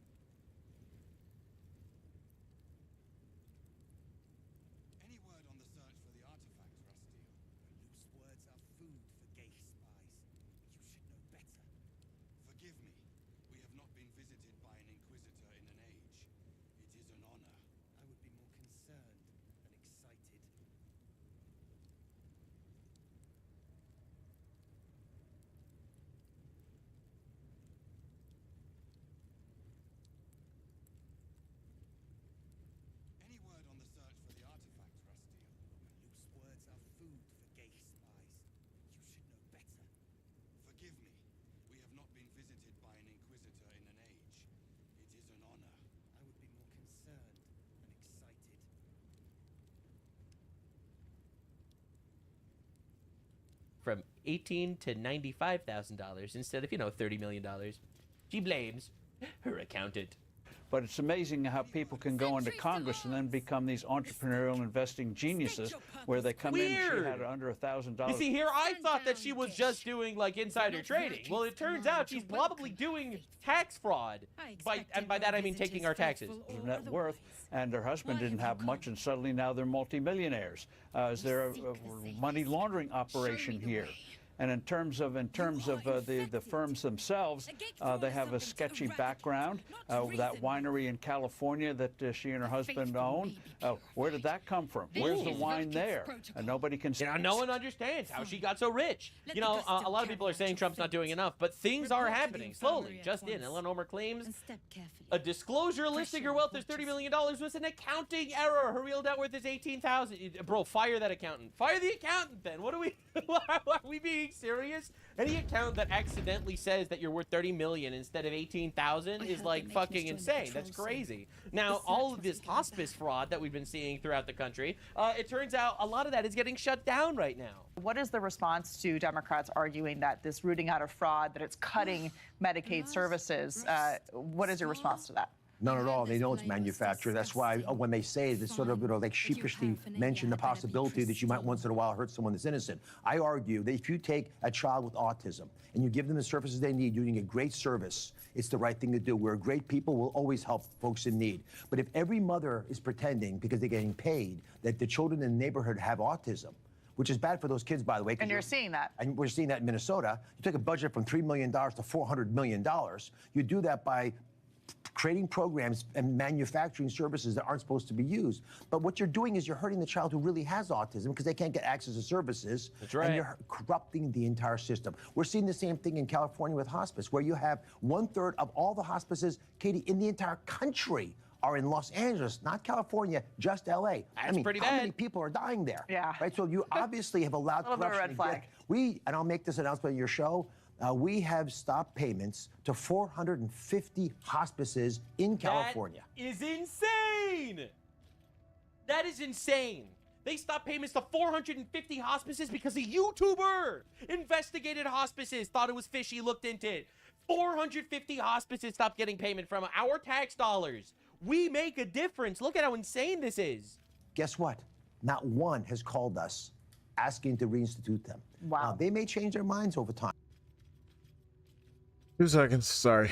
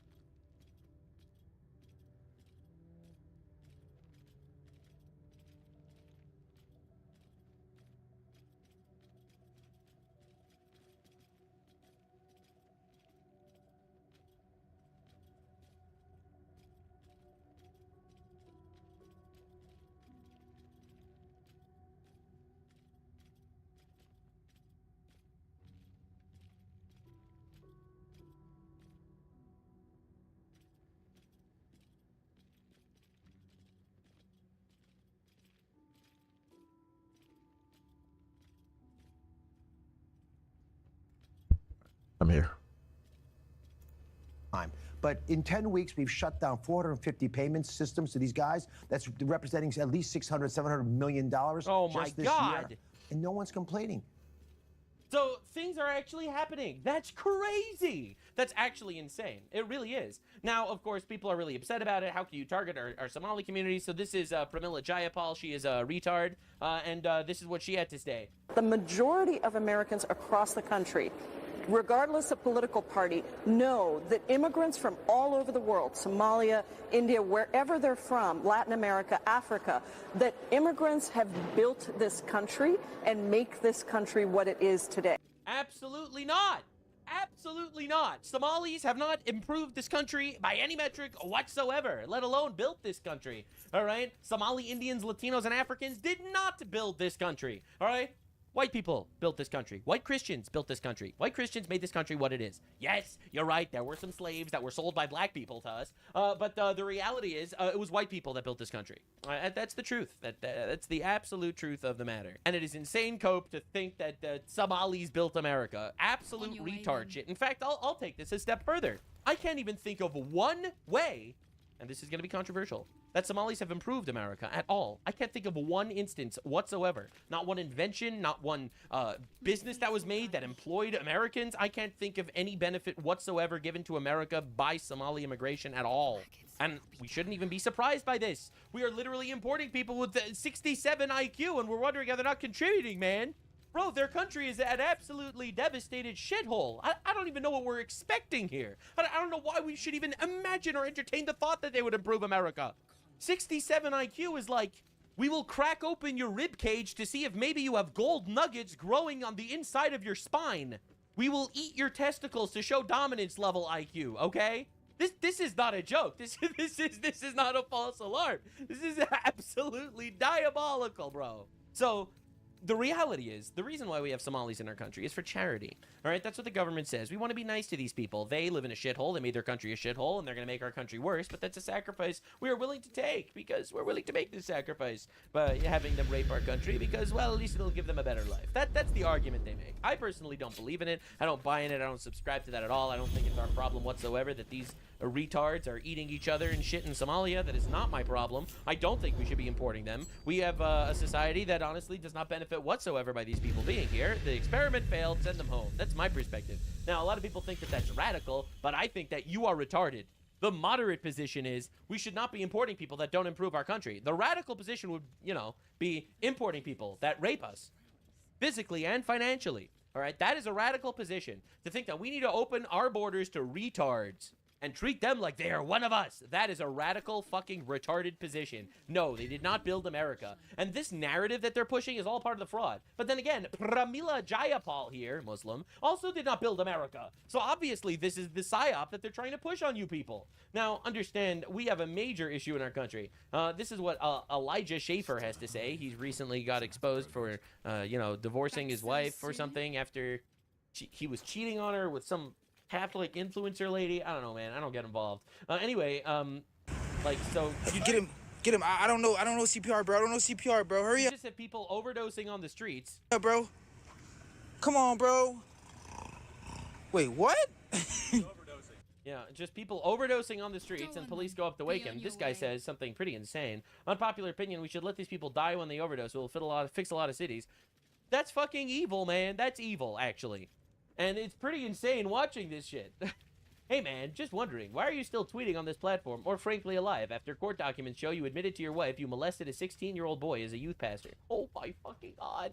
The ratio to 300,000 likes.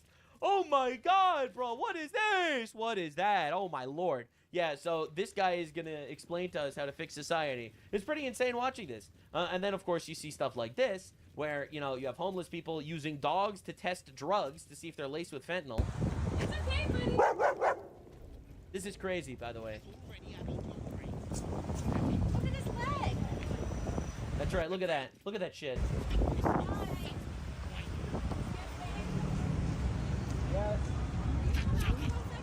Yeah, this is the leftist ecosystem.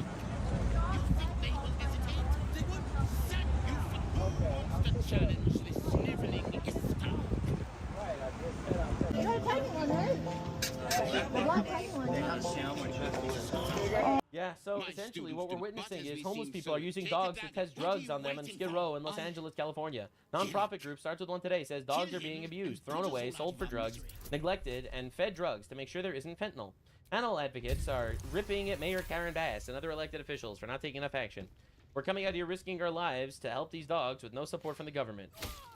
This is pretty insane, honestly. Now, the reason why I'm bringing up all this homeless... we can start gassing the homeless. That was a joke. Like, the thing is... This is happening because we're letting it happen. The government is giving drugs to these homeless people. The homeless crisis is a totally manufactured operation that does not need to exist. Like, understand, a lot of this is because these people are obviously going to vote for the Democrats, the people that are going to continue giving them drugs to continue overdosing, right? And it's just heartbreaking watching this happen on the streets while all this taxes that's going to protect the homeless, right? Gavin Newsom is out here spending allegedly millions of dollars on protecting the homeless and getting homeless people in the places where they belong, and it'll make it better for them and stuff like that. Well, the truth is they're not doing any of that. They're not doing any of that at all. We are witnessing an unbelievable manufactured tragedy, all right, because our tax dollars are getting swindled, absolutely swindled, instead of actually gone to do anything of use. So Nick Shirley actually went to Congress, all right? He went to, or rather, California's parliament, whatever, and to start asking these people, the people that are pushing this bill, the Stop Nick Shirley Act, like, why? Why would you want to stop independent investigations into fraud? Like, why are you pro-fraud? The bill AB 2624, why would you sign off on that? It's a direct violation of the First Amendment, and it makes it harder for people to expose fraud here. We have Ledge Council. They check the constitutionality of all our bills as we're writing them. We checked, actually. I work on fraud issues. You'd know that if you look at some of the work I did on the budget subcommittee. Amazing. So, Mia Bonta, her husband's the Attorney General of the Attorney General of California, and it was only until I exposed fraud that they actually cracked down on the fraud and made some arrests here. True. Especially with the hospices. And that is just objectively true, completely and objectively correct.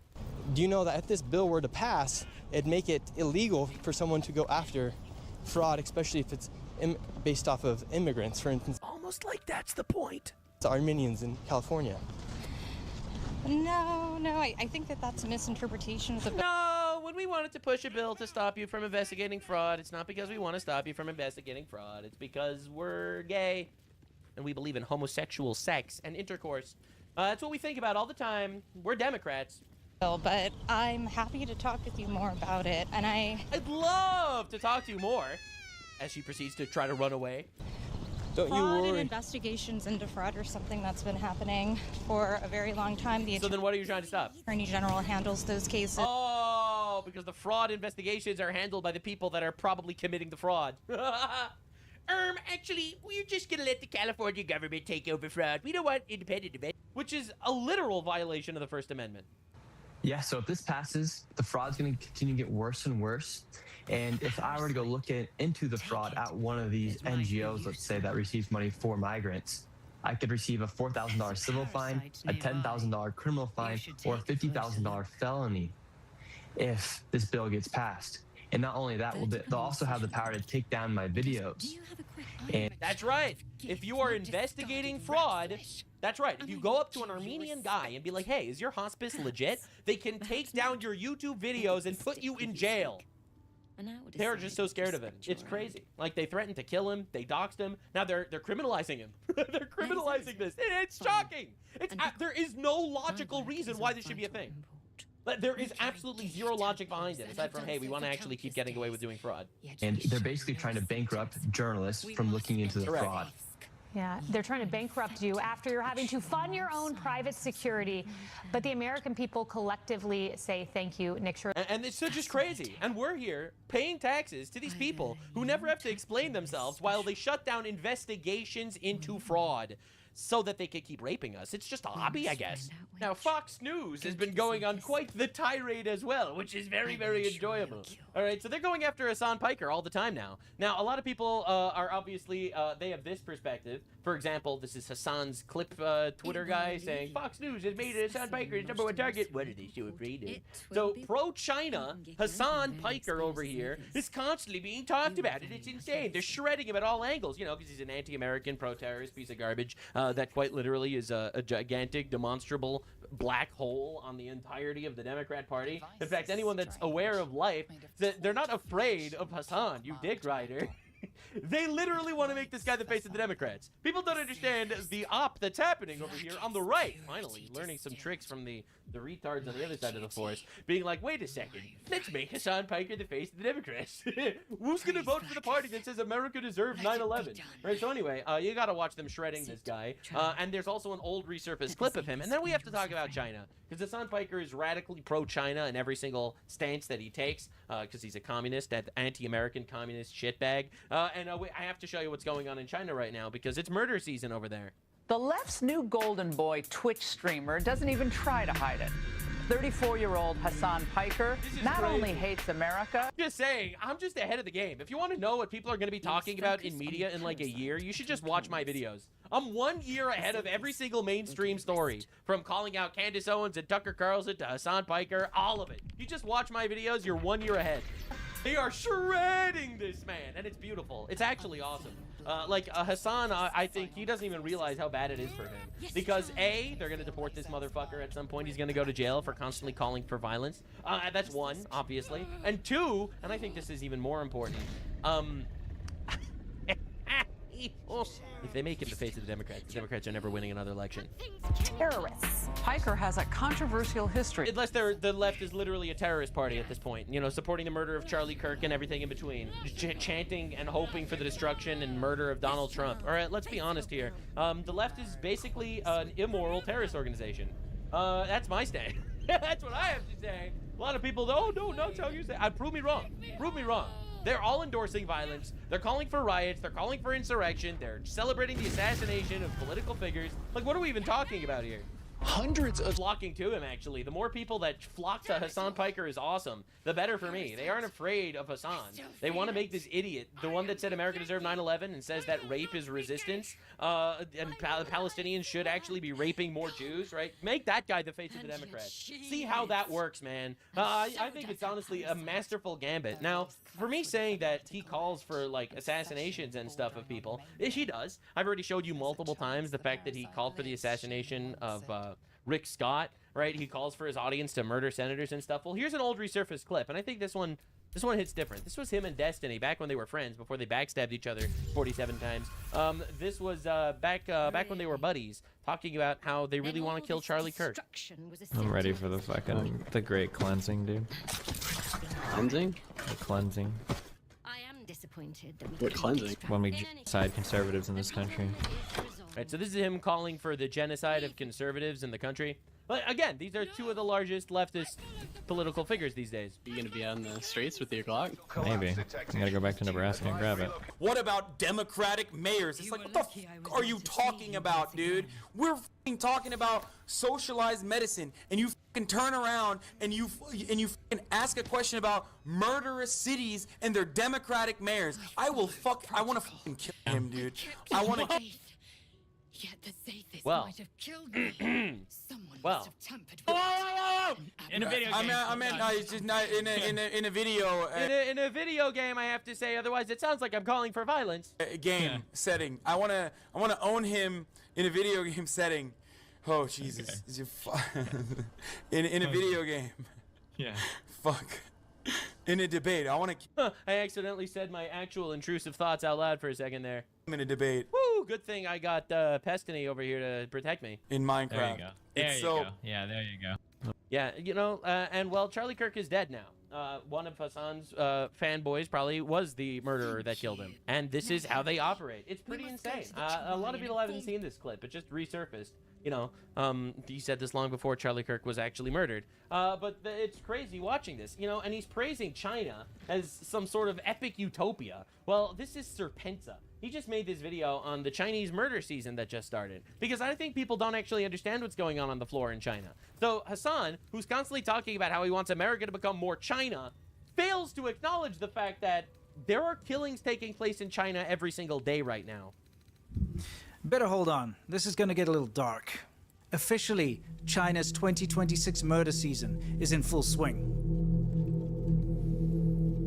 What you're seeing here are mountains of confiscated electric bicycles.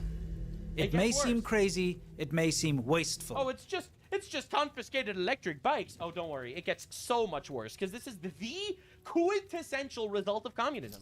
This is what communism will always create. Get ready.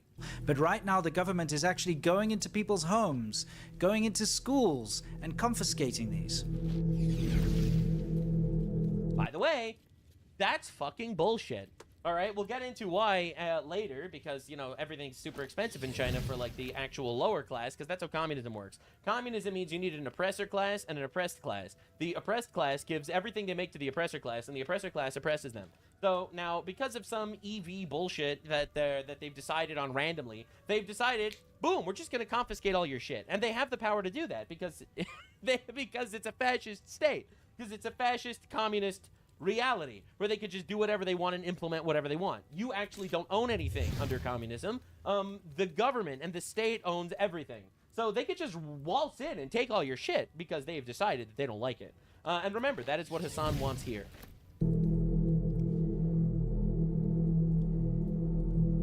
It's crazy. It's so dystopian, man. Putting them on the back of trucks and driving them out to these big fields where they're dumped, either sold abroad to places in Africa or quite Look at that dude. often just left to rot. That's crazy. And they could just do that. They could just decide to take your shit, and there's really nothing you can do about it. You can't vote your way out of it. You can't protest your way out of it, because they'll kill you. All right? You can't do anything. They could just decide, and it's over. The decision was made by the state, and they own you. That's scary, man.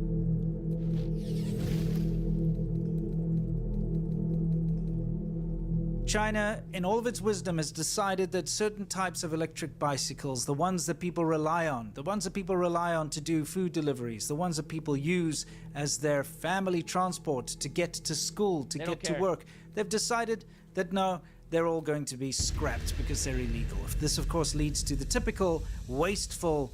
But hey, maybe they'll at least pay these families for these electric bikes that they're confiscating. Nope.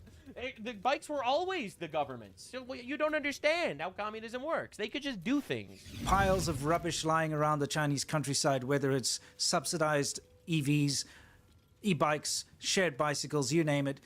When they decide they're going to change something up, they just do it. And they've been doing it en masse. Huge crowds of police at intersections, huge crowds of police raiding schools, raiding businesses, and of course, raiding people's homes, stealing e-bikes. Because you know what? They were legal to buy. They were legal to manufacture. That's right. But all of a sudden... Until the government decided, nope, we're taking them all away. This is what Hassan wants from you. Hassan wants the government to be able to say, no more gas-powered vehicles. Poof, we're just going to take them all away. No more, whatever the fuck, going outside during COVID. Poof, we're just going to disappear you now. Sudden, they're just illegal to own. So, why am I talking about e-bikes? Great question. Well, this is a prime example of what leads to what are called revenge against society attacks. Get ready. When the government... And there's no one to fear more than someone who has nothing to lose. You're going to lock in. You're going to lose your shit. The government in China decides that they're going to change a policy or implement something. They do not consult the public. There is no option for the public to protest again. There's no protesting. There's no voting. There's no public sentiment. It's what the state wants. It's this. I mean, if you've spent probably half a year's salary on an electric bicycle, something that is absolutely essential. Half a year's salary on an electric bike. You know why it's so expensive? Because under communism, nothing that you make is worth shit. You're poor, you're broke, you're oppressed, and unfortunately for you, everything costs everything to you. Welcome to China. Welcome to communism, because capitalism is what makes. And that's why Cuba, all right, Cuba's collapsed right now, because it's a communist state, and it's not getting propped up by foreign superpowers. So right now, Cuba's collapsed, because communism cannot survive on its own. It needs capitalism in order to prop it up. To your daily life, because you cannot afford a car, or you cannot afford or have access to public transport, and the government decides that they're just going to take it away. There's nothing you can do. That's right. They're not giving you any compensation. They're stealing it from you. That's right. So you can try and protest, but if you try to protest in China, they will literally disappear you, or they will arrest you, or you will get disappeared. They will come and stop you, and any trace of you actually protesting, holding up a sign, or making a scene will be deleted off the internet. You are quite literally disappeared, both digitally and in the real world too. You can't go and complain to the government because there is a way to do it. Go to Beijing and they've got a petitioning office, but you could just simply write a strongly worded letter to the government and they will promptly do nothing about it.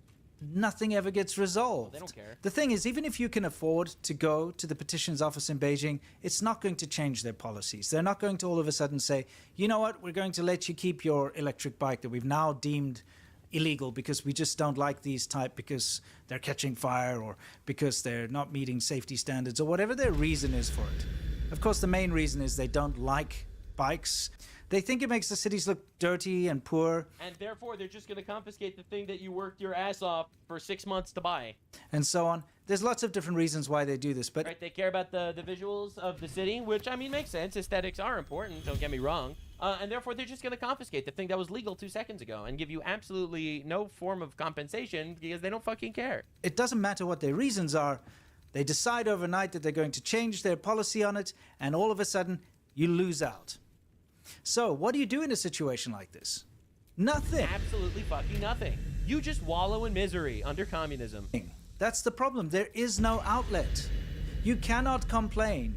You cannot protest. You cannot go and actually contact somebody in the government. You cannot contact the press to get them to come and do an interview with you. But don't worry, because China will pay a lot of money for Hassan Piker to do some sort of nice little gay fucking tour throughout China to talk about how China is actually utopia and awesome. There's nothing you can do. You have to suck it up. Yep. Now, this electric bike situation is just but a drop in the bucket of the types of frustrations that people have to endure living in Chinese society. And unfortunately, it leads to these horrific revenge against society attacks. Like this one that just happened in Guangxi last week, where a guy specifically targeted and rode over people on their bikes. What the fuck? What the actual Or how about fuck? the week before, when this BMW smashed into children and parents alike outside of a school? I bet you didn't even hear about any of this stuff. Like, I started researching because I heard about one of them, and I looked it up, and I found another one by accident. I was like, wait a second, is there a pattern? Then I started actually looking into it, and yeah, there's a pattern. In Jiangsu. Or how about the guy in the front-end loader that last month crashed into a crowded market in Beijing, killing over a dozen people? Did you even know about this? Massive terrorist attack? Who knows how many other people were injured. He literally took construction equipment and rammed over people that were there selling vegetables. And these are people who have nothing to lose. And that's the real heartbreaking tragedy of this. This is the soul-crushing reality. These are people with nothing to lose because everything was taken from them. Meat and so on in the market. And of course, pedestrians too. These big attacks, these big vehicular homicides, and of course there are mass stabbings and things like that too. I'm not going to get into that in this episode. But these revenge against society attacks are such a commonplace in China now that it seems like every week I'm seeing a new one. If I wanted to, I could simply just show examples of these attacks and make an hour-long video. We could sit here forever talking about all of them, like this one that happened in Fuzhou, or this one that happened outside of the #1 primary school in Beijing, or this one that happened in Nanjing. They're countless. This is insane. They seem to be happening every day, and they're ramping up once again because officially China's 2026 murder season is in full swing. Now, before we get into the harsh realities of China's murder season, let's lighten the mood with a data broker rap. Yeah, definitely a lighter mood here. You know, one thing that always lightens my mood when I think about how we don't have communism here, and we actually do have a Communism Enforcement Act. You know, because the only good communist is well, I don't want Hassan to think that this is a call to violence, but communism is an inherently violent ideology. It's not safe, edgy. It's not cool and good for the people. It's not something that hasn't been done properly yet. It is inherently violent. It can never exist without violence, because the only way to redistribute the wealth from people who don't want to donate literally all their money, which is everybody, is to take it from them. It is inherently violent, which in my opinion is why it's not protected by the First Amendment. Advocating communism is actually incitement to violence, and it is not protected by the First Amendment, which is why we have the Communism Control Act of 1954, and which is why we need to actually start taking this very seriously, because we do have some sort of Bolshevik revolution going on in America, waving foreign flags, destroying our cities, throwing bricks at cops, and Hassan Piker going out everywhere preaching communism. In my opinion, he's probably paid by China to do it too. So let's take a look at the guy in the front-end loader, because this really sums it up. When he was wrestled from his front-end loader and he was pulled out by the crowd because, you know, he'd literally murdered a whole bunch of people, they found a stack of petitioning papers in his front-end loader on the dashboard. Apparently it was centimeters thick. The guy being going to the petitioning office in Beijing, there is one that you're allowed to go to. In the Chinese constitution, it says you can take your grievances to the government.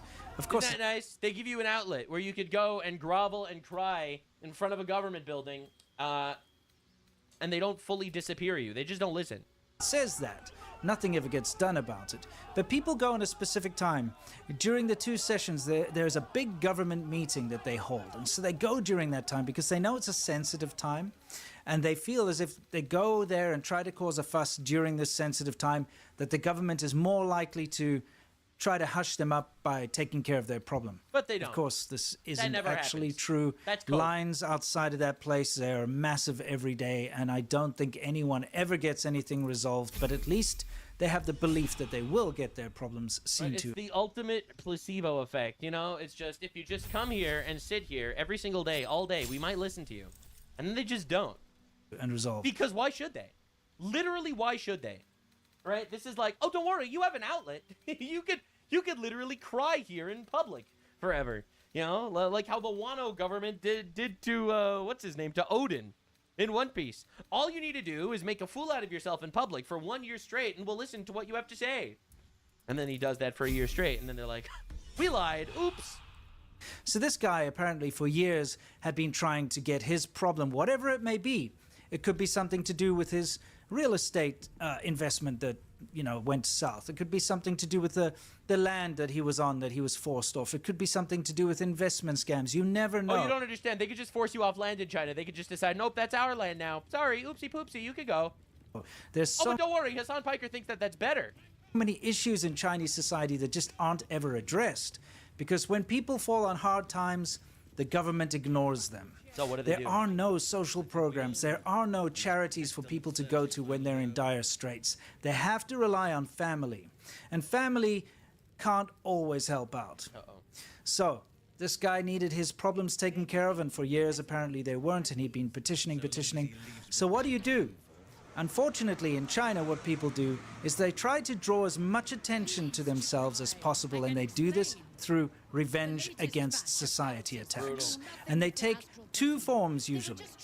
Number one, mass vehicular homicides. This is something, like I said, happens almost on a daily basis at some points in the Literally, year. what the fuck, man? This is something that every single month in Imagine driving these people to do this, all right? And this isn't like jihadists, okay? This isn't like you got these radical Muslims that they show up and they fucking kill people, all right? Because their religion tells them to. This isn't the same, right? Because those guys are actually following some sort of religion. They think they'll, oh, if I die killing infidels, I'll get to have sex with children in heaven or something. Which Hassan Piker supports also, by the way. All right, don't get me wrong. But you have to understand how demented this is.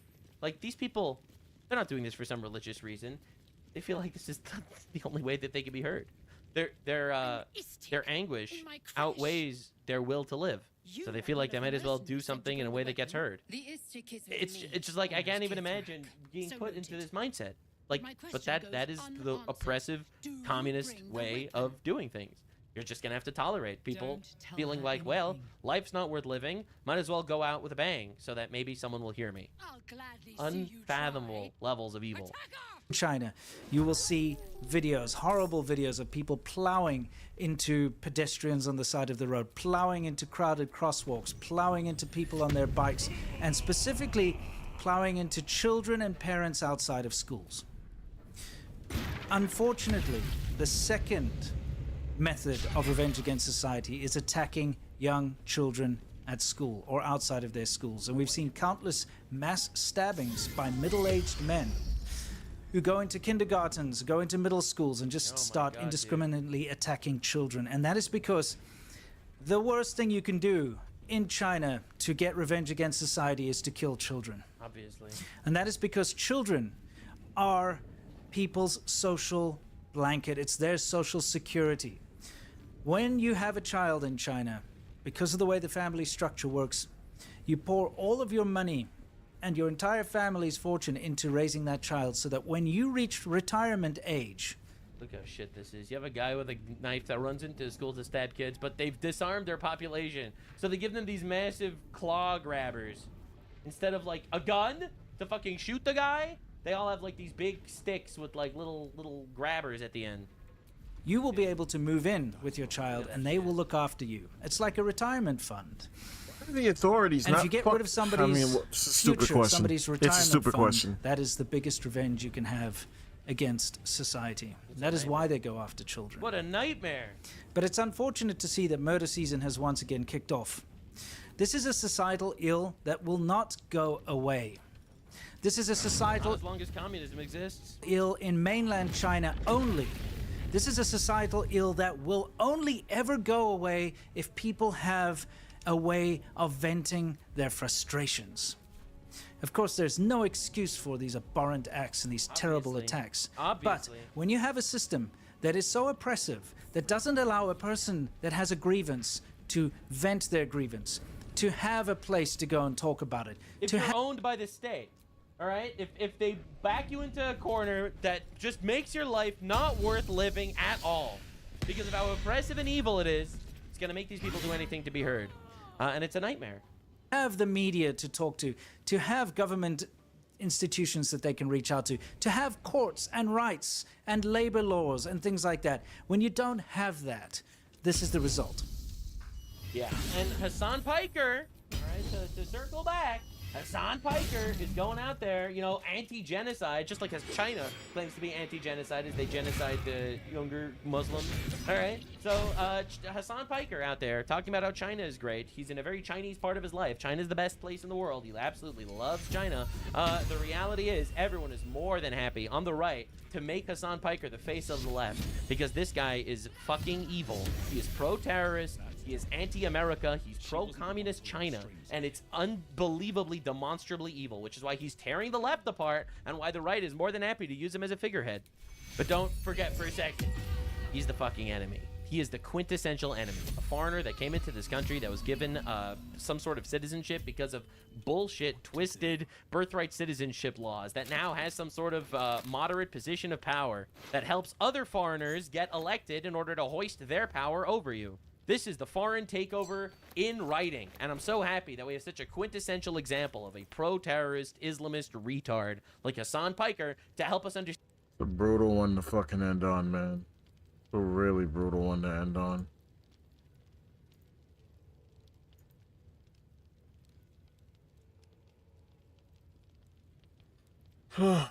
Okay, I'm in bad need of a white pill right now, so I see that we have several. Okay, we have several. Thank God. Thank God. I might break a little bit. Not officially, but whenever these Mobius videos come up, these are not videos you should be listening to. These are videos that you definitely want to watch.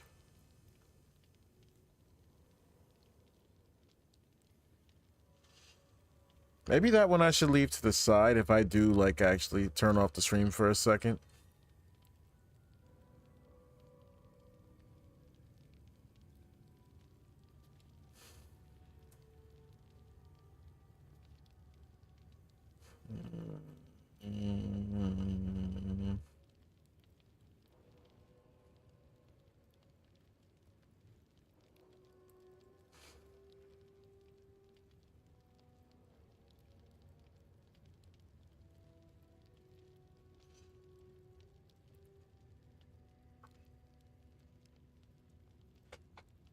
Oh, this is the guy she was talking about?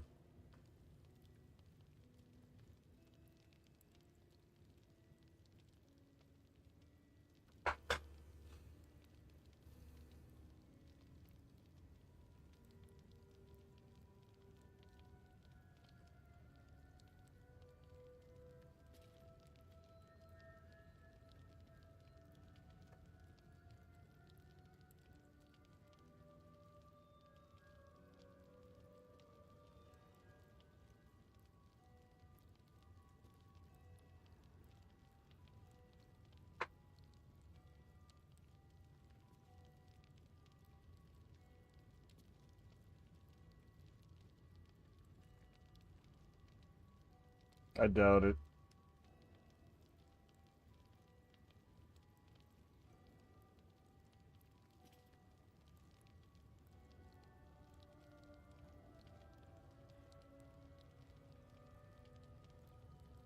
Okay, we got some white pills on deck.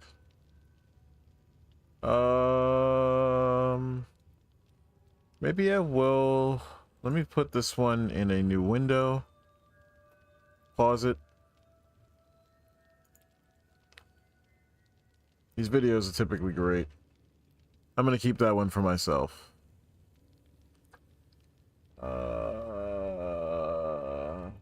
What? Oh. Did they sit there and what? I don't want to. I don't care.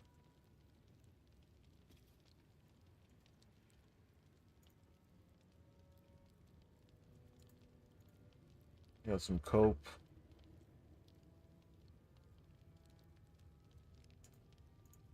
Word essay, or video essay rather. And we have an audit. Okay.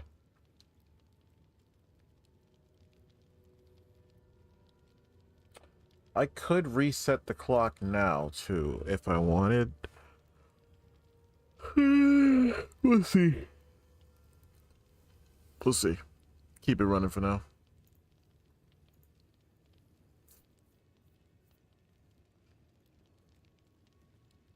In one emotional moment, she gives him a crayon drawing of the two of them together as a little family. Even streamers who wow, never thought I'd see Piker popping up on fucking Dr. Disaster's feed. At the start they didn't want kids, end up breaking down happy in tears. So what's really interesting about this is all of these unfuckable losers in the gaming sphere always talk about like starting families and stuff. And I don't understand like why this has become a thing that they care about. Charming. What is up, space pirates? This is your admiral, the fundamentally ferocious Dr. Disaster, and it is amazing how often the progressives out there make it apparent that they are hateful, spiteful, and insane. You think I'm crazy too? What if I said yes? If you ever needed a reminder as to how much these people hate the gamer chuds, look no further than this right here.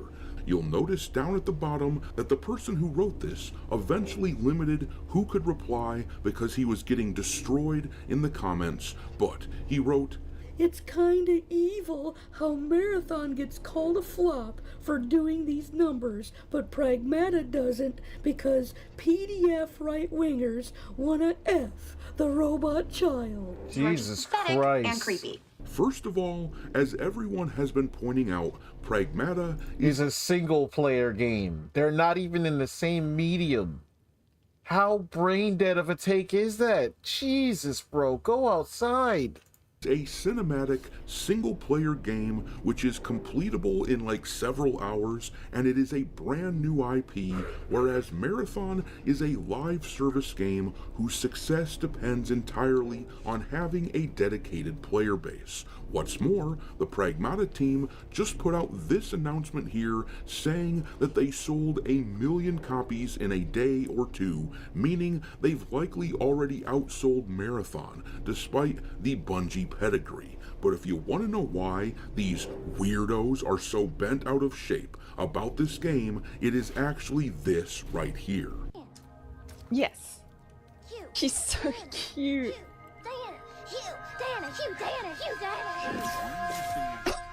It is the sort of media that has the capacity to undo decades of leftist brainwashing programming against the family. They hate it because Pragmata isn't demonizing men. The Redditors are so pissed about the whole thing that it looks like some of these Redditors are now removing comments from the site for the crime of being positive about this game. The thing is, we all know what these people wanted to see in a game like this instead of a wholesome father-daughter dynamic. Something gay, no doubt.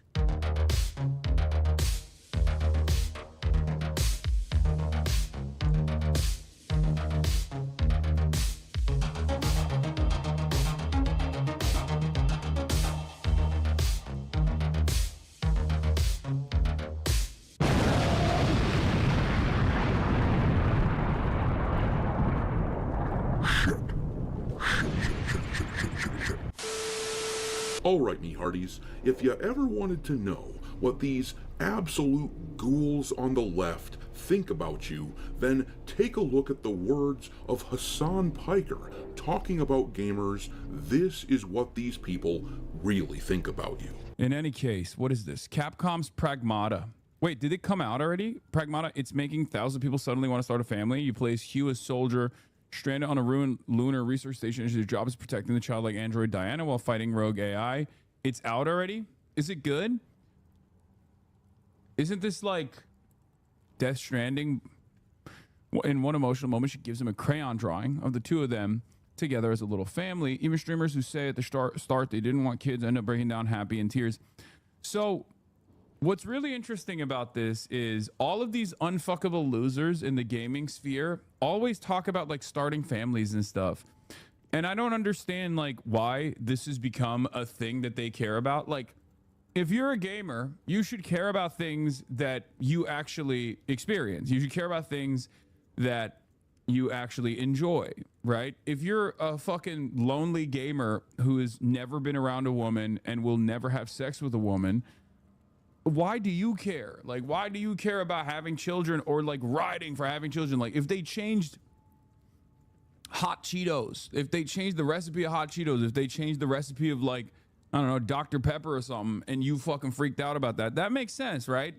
Like, that's precisely what your life is about. These same people will tell you not to judge entire groups of people with your preconceptions about that group, and then they will look you dead ass in the eyes and say something as ridiculous as what Hasan said right there. Well, I've got news for you jackasses. First of all, gamers are not just childless losers or whatever it is that he's trying to imply that gamers are. In fact, I am willing to bet that the majority of the gamers who are annoyed at and have risen up against people like Hasan are probably people like me. I am a father and a husband, someone who is massively invested in my community. Yes, I play video games because I love the hobby, but the bulk of my days these days are spent in service to my family, and I love it. Just this weekend, my little daughter, who is about the age that the Diana android is presented as in Pragmata, she had a piano recital, my daughter that is, and she was super nervous because the crowd was large and she was the first one to go, but when it was her turn, she just went up and played her music, and when she was finished, the audience clapped, and she was so proud of herself that she did an adorable little bow, and then she came running directly up to her mom and I got a hug. What I'm trying to say is that I don't fit into Hasan's narrow-ass box that he's trying to shove gamers into, and my bet is that most of you don't fit it either. But more than that, even if you do somehow fit into his box, even if you're a person who plays video games and that's the bulk of your life, out of context. This piece of shit is suggesting that you shouldn't have hopes or aspirations for your future. He thinks that you should not have dreams of one day having the sort of family that I just described, and he thinks you shouldn't care about your community, and as always, this is just projection, because this is a dude who doesn't think about anyone but himself, so he fundamentally misunderstands the young men who may struggle to get dates or whatever. He thinks that they should just retreat into their own world and only care about themselves, and somehow he thinks it makes him look good to make fun of people like that, to sneer at them and tell them that they shouldn't be concerned about having families and that sort of thing. Well, I will tell you right now, it is precisely that attitude right there which has turned so many people away from the things that people like him have to say. It has cost them a lot of elections. It has cost the woke movement a whole lot of pain. But I have another clip of a person enjoying Pragmata and Diana, and keep in mind as I show it to you that these progressive freaks like Hasan are trying to paint even this person as some kind of a loser for not going along with their worldview. She is so cute, and I don't even like kids. This is the other one, yeah. Thanks for talking to me all the time. Pragmata to be wholesome and indicative of something desirable.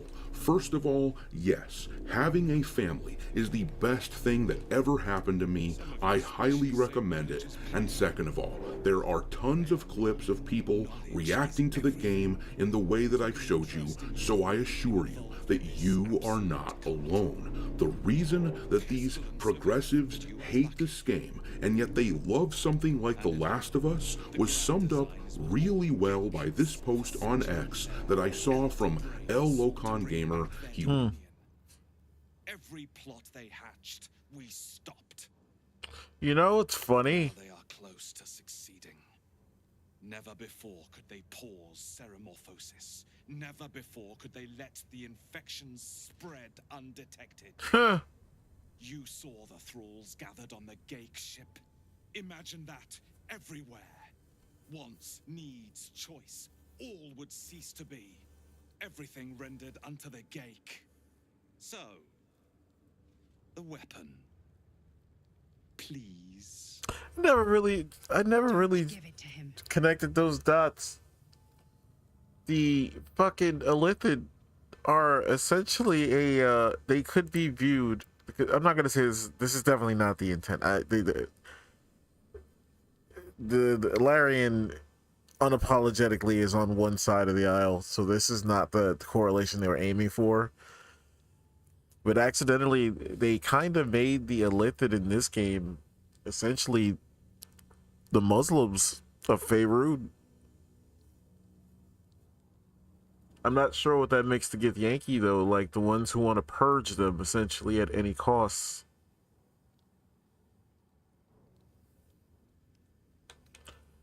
It does put a bit of a different spin, though, on the Gith, that they essentially are no nonsense.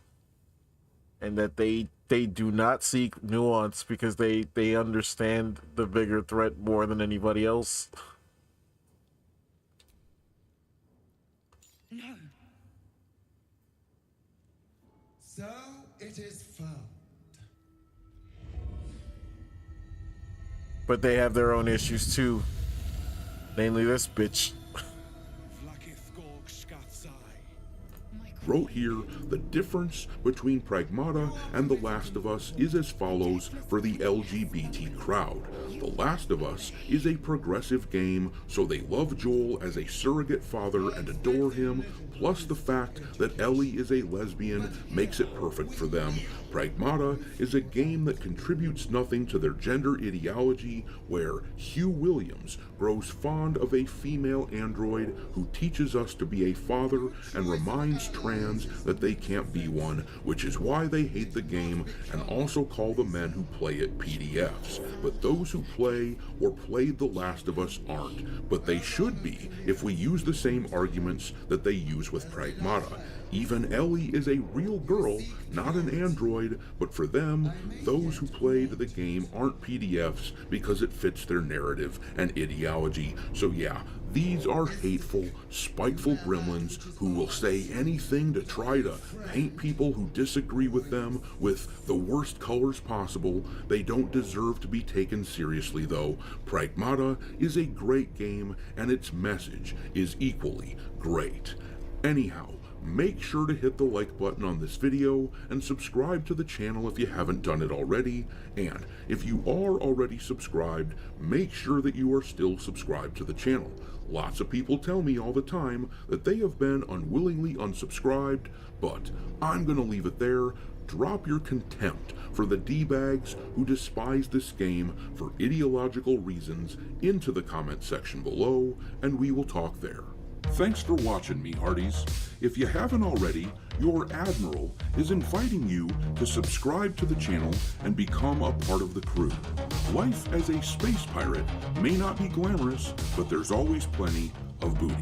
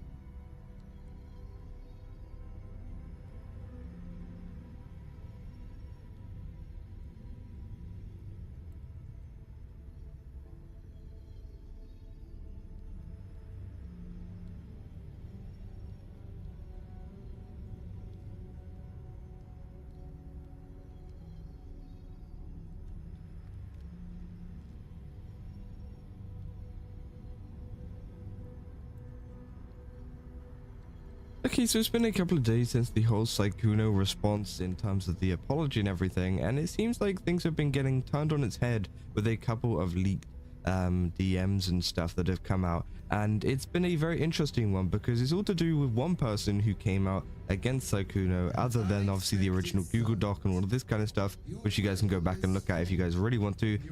But essentially there was a streamer called Leia, who I believe was also a Twitch mod for him as well, who essentially you know, talked about the fact that they you know, did stuff at a Las Vegas hotel during Evo, right? And essentially what she describes is a kind of consensual you know, experience, right? And the two obviously did stuff together, and you know, there was stuff that happened where she said yes, and apparently you know, she couldn't hear him very well, but at the end of the day she still said yes, right? And I think that, you know, if you can't hear very well, you should probably just double check what you're saying yes to, because of course, you know, if you say yes, it's a yes, right? That's the thing. And yeah, I think a lot of people were not happy with this because people were you know, starting to unpick the fact that, hey, this is just a normal interaction. Sure, was he cheating on his you know, not wife but his girlfriend or whatever, and not telling this girl that, you know, he wasn't single and stuff? Yeah, sure, right, obviously, you know, and that's been the one thing that has been brought up a lot in terms of the Sykkuno situation, right? He definitely was scummy for that, but I think in terms of the actual interaction itself, a lot of people trying to, you know, it seems like she's trying to make it out that he assaulted her or something in some way. That just doesn't seem like it was the case, right? It seems like it was pretty consensual, and they just kind of, you know, didn't know, you know, the extra information about the girlfriend and all that kind of stuff. And a lot of people have been yeah, not so happy about that. But essentially there has been a DM though that has come out about this after this video, or I don't know if it's after this video, but at least around the same time as this video, right? Essentially is a DM saying a DM of Twitch streamer Leia was leaked to Tectone, saying Leia outlines that she wasn't essayed by Sykkuno, but that people are twisting her words. She also states that she will be responding when she is in a better headspace. So yeah, essentially, you know, obviously take this one with a grain of salt, because, you know, Discord DMs can be easily you know, changed or whatever, and it could be a random person, right? But this is the DM here saying, I'll try to reply when I'm in a better headspace, but I would like to say that never once did you blank me. And obviously I feel like this is a message to Sykkuno himself. Again, I don't know how they got this, right? I don't know how this screenshot has come out, because if it's a DM between her and Sykkuno, I think that's pretty crazy. That just means Sykkuno was the one that leaked it. Yes, what you did was wrong, but I know you, I know that I can't, and I can't forgive you for what you did right now, but I like to believe that people can change and become better. I also didn't share my story with the intentions of hurting you. I just wanted to share my story for my peace, so I'm seriously regretting that now. So yeah, she says the fact that she wanted to share her story for her peace, but again, I feel like this was just adding extra kind of heat, you know, to her, right? I don't think this is peace at all. I think that, you know, if you wanted to share this maybe with someone close to you, like a family member or whatever, or a therapist or whatever, sure, right, that could be peace. But I think putting it out on, you know, on a video for everyone to see is not peace, because people are going to go after you now for obviously putting that information out there. And obviously if you're wrong, or if, you know, as we seen with the clip, it turns out that you're, you know, not very, you know, it seems like you're trying to twist it into like a whole assault thing, people are not going to be happy with you, and that's not going to give you any peace, right? People saying Sykkuno and his girlfriend should sue every single one of them whom have depicted him as if he committed a series of crimes. This is the personification of jealousy, envy, and misplaced ambition to chase clout and farm rank on the back of a wrong narrative that Mugen put out. That yeah, it's pretty shocking she's willing to say this in private to what seems to be Sykkuno, but won't say it publicly. The fact that she is still talking to Sykkuno even after accusations is pretty telling. And yeah, that's something that we've seen quite a lot, especially with the recent Google Doc that came. 2 seconds, I need some ice for my hand. To stay away from the Githyanki, but you just couldn't help yourself. Could you?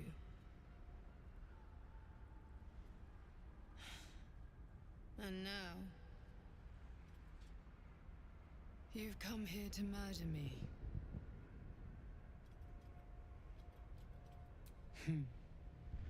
I told you I stole the artifact from someone. Well, I stole it from Vlaakith. Since then, she has become desperate. Vlaakith wants me dead because I know her secret. It is a secret so great that if her people ever found out, that would be the end of her rule, the end of her. That same secret is how I've been protecting you from the Absolute. I can hear your thoughts. You think I'm lying. Vlaakith warned you that I would try to deceive you. But consider this. What reason have I to deceive you? I want the same thing as you. Freedom. I'm on your side.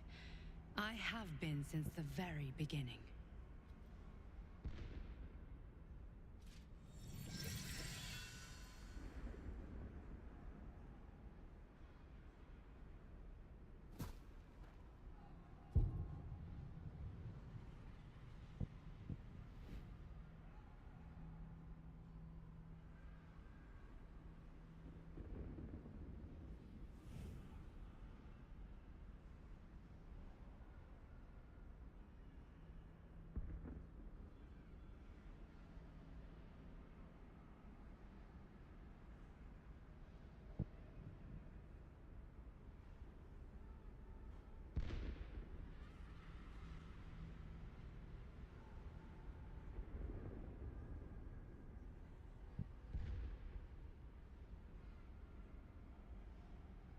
It seems I was right to put my faith in you after all.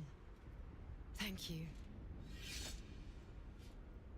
Vlaakith will be Came out with what was her name? What was that? Is it Iceland? I think it was Iceland or whatever.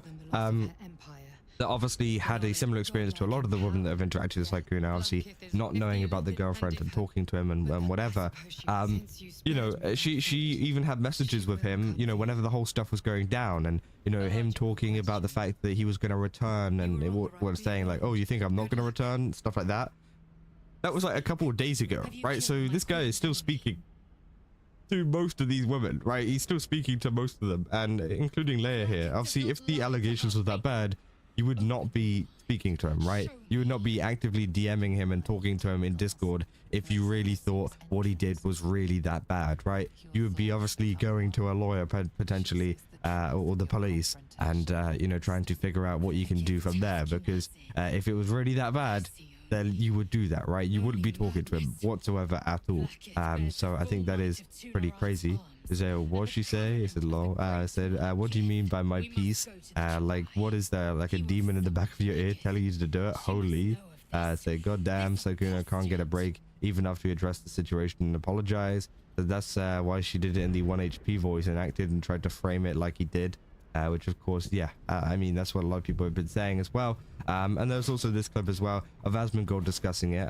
You know, he was saying essentially the fact that you know, so Asmongold discusses and criticizes how Twitch streamer Leia is framing her allegations against Sykkuno. Asmongold states it was very clear that she's Leia framing her own, like her own supposed moral guideline as an implication that he did something wrong. Asmongold further states, and so the problem is that I have with this is mostly is that she's reframing her him like a person being deceitful, and a person lying about their relationship status is not even on the spectrum of SA, which obviously, yeah, I think it's two completely different things, right? And that's why some of these allegations have been very harmful, and a lot of people have been very angry about it, because you know, there is one thing, obviously, cheating on your girlfriend and lying and to all of these women about it and all of this kind of stuff, right? That is terrible on its own.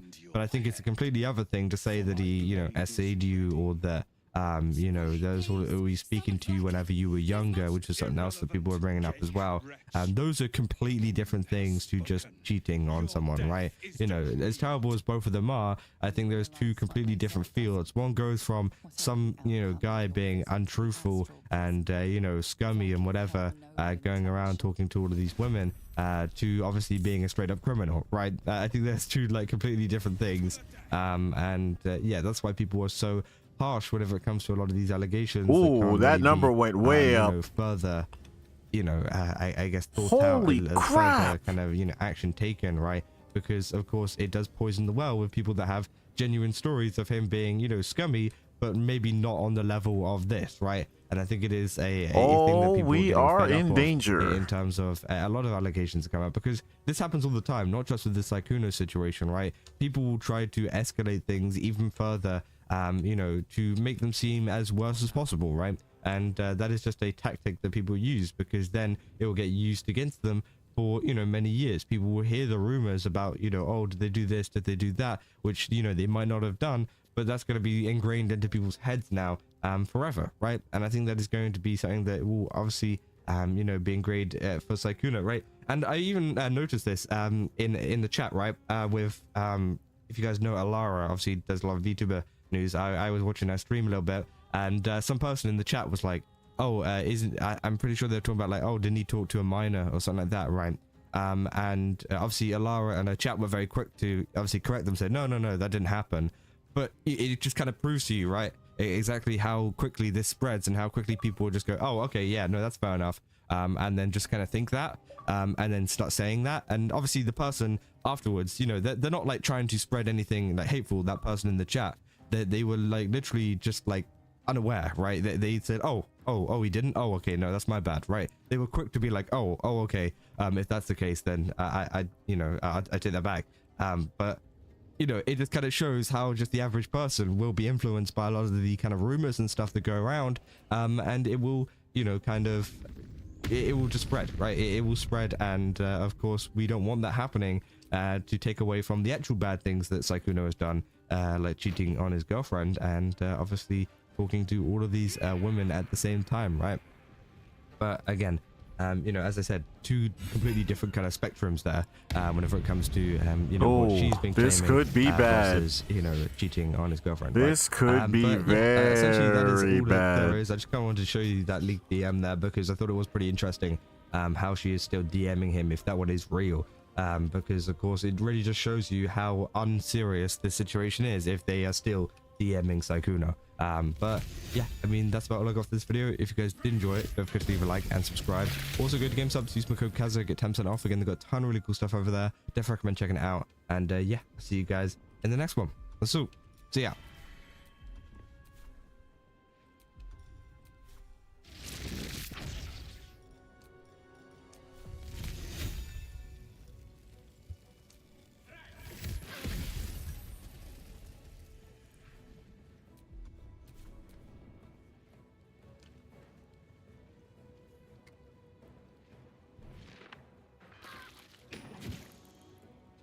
Silence. And okay. Silenced and can't receive heals.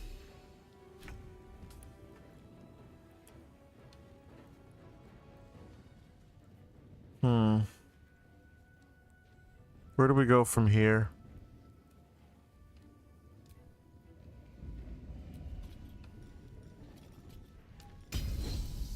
Now I have to fucking lock in.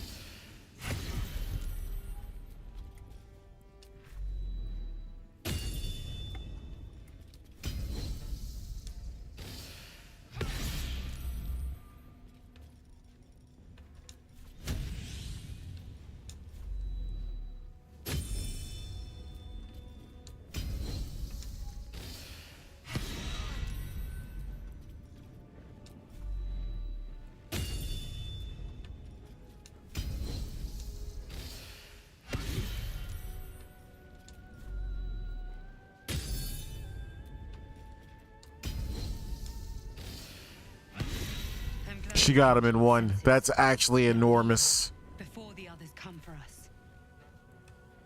That's genuinely enormous. So if it's just the bosses that are like super cracked up like that, I think this is fine. And no, not blood. Damn it. 17. They get nothing. Okay, so it is just the bosses. I can live with that. Okay. If it was more than the bosses, I was about to say I think I made a massive mistake here. But no, it's just the bosses. It's okay. Wait, is she still suffering from ill modders? She is. Can I do this up here? It doesn't melt the ice. That's interesting. She can't heal herself, but you can heal everybody else.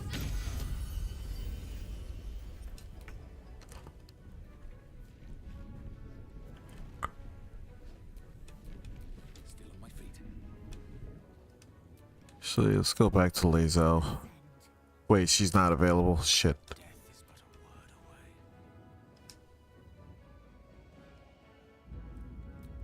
Let's drop a fireball on his ass. Purple drops.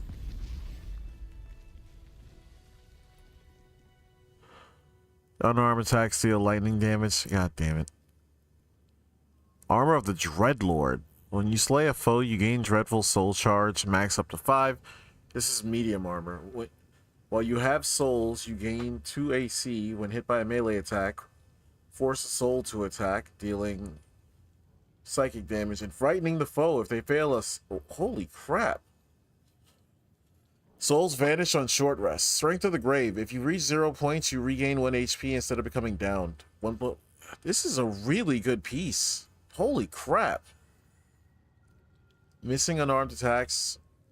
That'd be great for a monk. Helmet of Arcane Acuity. Armor of Agility. No. Armor class goes up +2. I gotta see if I could find a use for this. This is really good.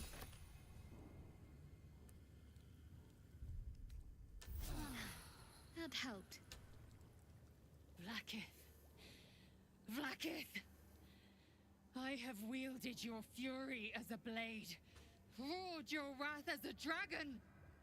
You promised ascension. Yet I crawl among my own people, low as an asp's belly. Skaketh! I followed your path. What good? This heart of stone, for it to be shattered. She tests me. A trial of faith. Kalir prepared me. Only the heaviest souls soar to the astral. Yes. Yes. I might gain Vlaakith's favor yet.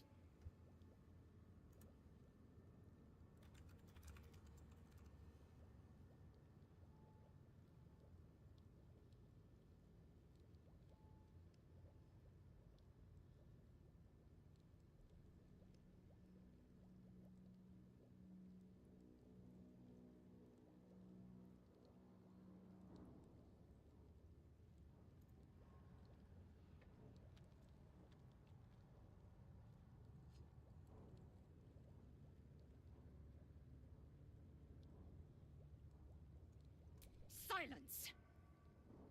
I must think.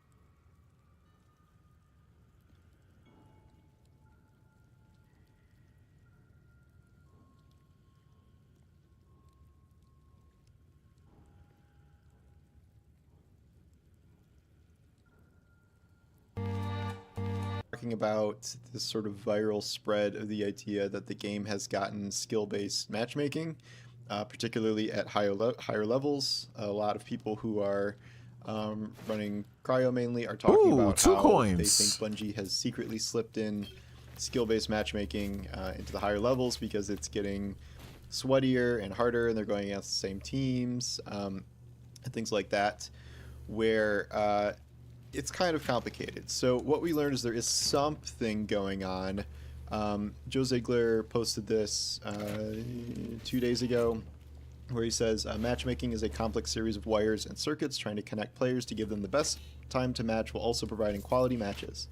In that complex nest of things, we found a bug related to regional matchmaking that is affecting a very small set of players that is unintentionally putting them in matches they're not supposed to be in. We're prepping a fix for Tuesday morning, which is now. Small set.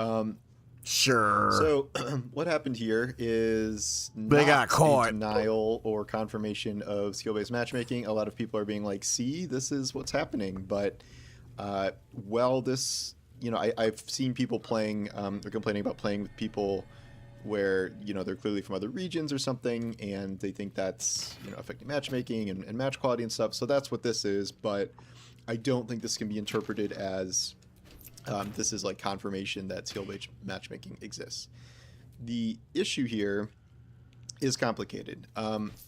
Not to say it's impossible that skill-based matchmaking is there. As people have noted, Bungie either does things without telling us or does things by accident without realizing it, which has happened frequently in Destiny 2 over the years. So yeah, when it's something that's by accident that they didn't intend, they just take it out of the game, put a time limit on it, and nerf it. I'm not gonna like fully rule it out altogether. However, I do think there's some amount of confirmation bias going here, where you see on the internet like someone saying that they think it's there, and then someone else has a similarly like Cryo's been shady experience, and they're like, yeah, definitely, and then this kind of spreads and spreads and spreads and spreads. I hope you're enjoying my Netflix screensaver, which I did not know was coming. I guess I should have predicted that.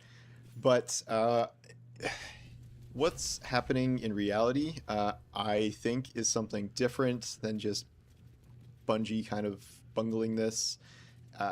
You know, not impossible, but a lot of this has to do with the pool that we're working with, because I think it is smaller than most people realize, and it is only getting smaller in time.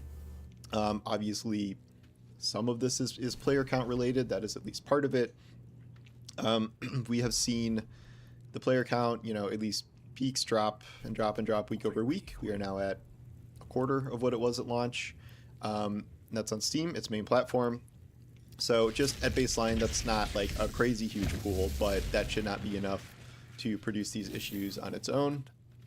I think that there was also at least some sort of restriction when we were talking about people who have crossplay turned off. So if you're, you know, that takes a certain amount of at least the console population out of the market, maybe not a big one, but it's still possible. And Steam is obviously the major platform here. Why? Then I it's think I'm just dead. kind of who is currently playing Cryo, and I think this past weekend is not a great period of time to be testing this necessarily. One of the big reasons why is because they have this Dire Marsh sponsored playlist where everyone starts on equal footing. You know, it's a lot more appealing to many people because there's no gear disparity going in, where that's something everybody is kind of feeling on all maps, especially higher end maps. So instead of having, you know, maybe lower mid-tier people dabbling in Cryo, and those people would probably be a less sweaty match for the Cryo diehards, or some people just going from Cryo to this because they want more even fights, even if the loot is like nowhere near Cryo. I think that takes people out of the pool as well. Oh, come on. Finally, I don't think, as far as I can tell, we don't have, I don't know if we have fixed data on how many people are actively playing Cryo at a given time. Maybe there's a Steam achievement or something I've missed, but we've never gotten any data from Bungie about this. And I kind of feel like if it was good, then they would be sharing it. Like, we've never... Oh, yeah. They haven't given a percent outright, because if it's something super tiny, people are going to be like, well, why are you even focused on this mode? They'll dunk on 'em. And then in addition to that, you have just no real data about it. We don't know how many compiler kills there been or things like that. I think if that was a large number, they would have said something. So compared to other things in other games, other extraction games. Oh, I wonder if this is going to be a gold this drop. Is such a hardcore map in what it's is not at least perceived as a hardcore Fuck. shooter that, generally speaking, you're going to be playing against the best of the best. That will only increase in time as there's more player fall off, either through maybe more casual players dropping out or more hardcore players being tired of the meta or cheaters or the fact that it feels so sweaty. And then also this week, people moving over to the free kit playlist that just is an appealing option for many reasons. I think all of that factors into the idea that I don't know if you really need skill-based matchmaking to have a lot of sweaty matches in Cryo or be seeing kind of the same people over and over again if you're re-queuing after Cryo, and they're generally pretty long this is wait just times. a good item. And there are generally pretty It's long not wait times armor. because Holy there's not a ton of shit. people, relatively speaking to the other modes. Not nearly as many people playing Cryo as there are other modes most likely. So it's just kind of a naturally small pool. And whether that gets better or worse in time, it would be difficult for it to just suddenly surge. Are there unless any they other did some weapons in big here? There's not. overhaul of Cryo to make it a lot more accessible. And you didn't have essentially a certain gear requirement to get in there that a lot of people just can't meet.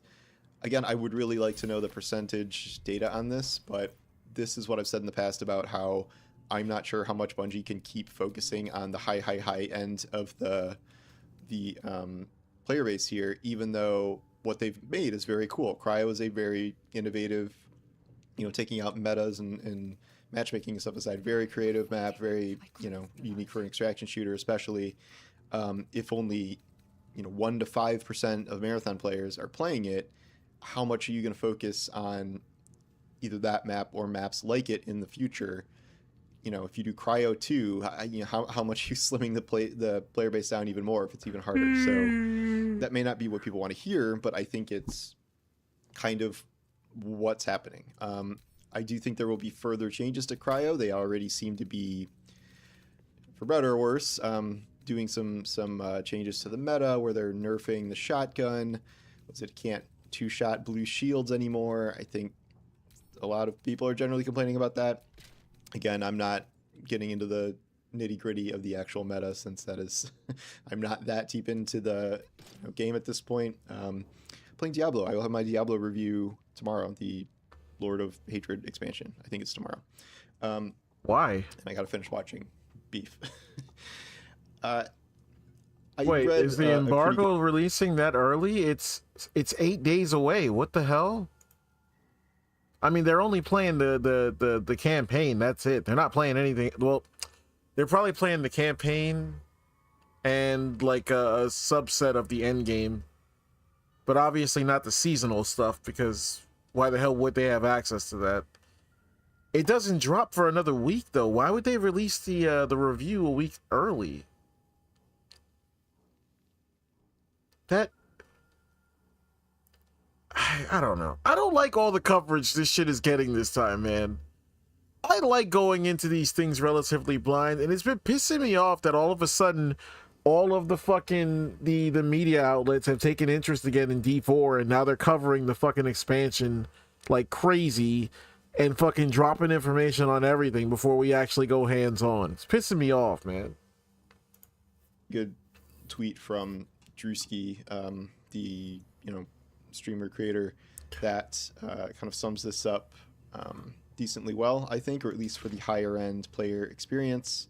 You could say, oh, he's a streamer, but I mean, high end people are going to be in a similar position to him. And I'm not saying like nobody's enjoying Cryo right now, but it only goes down by 1. That's not I love bad. Marathon more than most I know. However, this week has really burnt me out. Should things not improve Tuesday when they're making that region change, I feel like I'm left with the painful decision to stop putting in as much playtime. I understand there is a bug that was contributing to this. However, if your level-based matchmaking in combination with the free kit queue is resulting in what feels like incredibly small pools. Yeah, so level-based matchmaking is not skill-based matchmaking. So again, that's like kind of enough. Whether it's Cryo or Marsh, I'm constantly matchmaking names I know. Things are no longer unpredictable. There isn't any more excitement to the unknown. Queue times are long and drawn out. Some players are queuing in with pre-made teams, and like you're able to do that because it's a lot easier to kind of target queue when the queues are that long, and you can tell when people are matching. So that's what's happening in a lot of cases. I'm often faced, and there's no streamer mode, so there's no anonymity in terms of who you're going up against. You see their names. I'm often faced with the full endgame top teams repeatedly, regardless of if I'm loading in with green reinforced shields for an eco run. I frequently use credits / armory builds or gold loadout. I'm frequently running into familiar faces because we can see it's them. Play differently or all inclined to be friendly out of respect. That's nice. I'm sure many players, myself included, play differently based on names they might see. This is dismantling my enjoyment of high highs and low lows and hindering the gameplay loop for me. I'm someone who doesn't burn out of what I love, and I've been having such a phenomenal time with the community. However, it's hard not to get exhausted and worn out with this experience, especially with some folks skewing my words back at me about it. And then I think some people skewed his words as a back at him drop about it because he did a follow-up tweet about like what he's not saying. Well, I think it's unavoidable and expected. It appears some folks think I'm mad about having to play versus other hardcore players. Those who know me know that's not the case. I love being challenged, but they miss the point. Lack of unpredictability from narrow, predictable pools of players with frequent names I recognize, long matchmaking queue times that you can manipulate, inability to engage with the gameplay loop, lack of organic interactions without anonymity.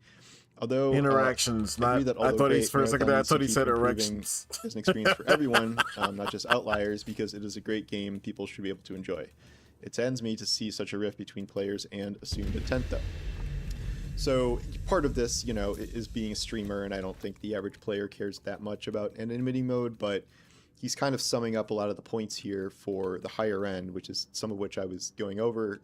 I think I forgot about level-based matchmaking, which is a thing that isn't necessarily skill-based, but it's meant to group together, people at a similar stage, often if they have similar gear, but as he says, not always, because the matchmaking queue times are so long for a reason. I don't know if just like Bungie changing matchmaking is the answer here. I think that solving the problem of sweaty matches is always kind of difficult, and I guess we can look at Trials of Osiris as something that was, the sweatiest PvP mode in Destiny. And what did they do to that over time? They made it casual and casual and casual and casual, to the point where if you showed up, you were getting decent Trials loot. I mean, you're even, by the end, you're getting like really good Trials loot for barely doing anything. With the card changes, with the loot drop changes, it's no longer this elite, like you must go flawless to, get really any significant rewards. But this is an extraction shooter, and how exactly do you do that? You're not giving people gear just for showing up, because you can't really do that because of the loot economy. And even if you give people gear, if they're a casual player, they're probably going to get killed and lose it anyway. So it's not really the same kind of solution you can have necessarily. Maybe there are other incentives, increased XP, blah, blah, blah. But I think it's a harder problem to solve this time around, and I don't think the answer is just... If you are a drow, really. Turns skill-based matchmaking. Move speed, that's weapon attacks, jump distance, awareness armor anyway, also gives thank you... you for watching, and I'll talk to you soon. That's cool. Take care. That's very cool. Too bad. This is a very rare run for me why I'm not a drow. Okay, let's go into ambulance.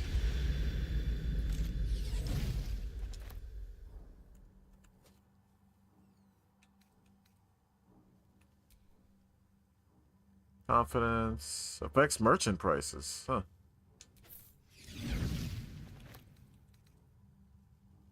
You gain resistance to fire and cannot catch fire. Oh, meaning you can't be set on fire.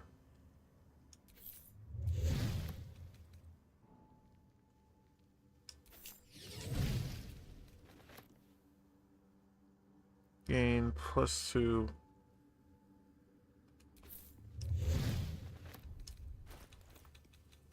Did we get an item there? You have, when you kill a living creature, you can summon a friendly weak specter for 3 turns, and you get Bone Chill. We have rings. Let's keep playing with it a little bit. Because none of these are like overly impressive. Ball. Jesus, that's a long name. While you are bleeding or someone is bleeding, your magic missiles, no. Oddly specific.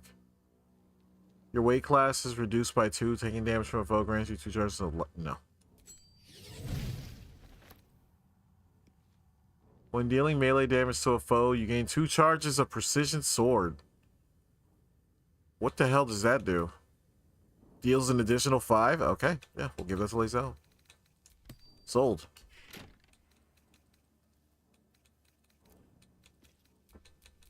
Indolence breeds madness.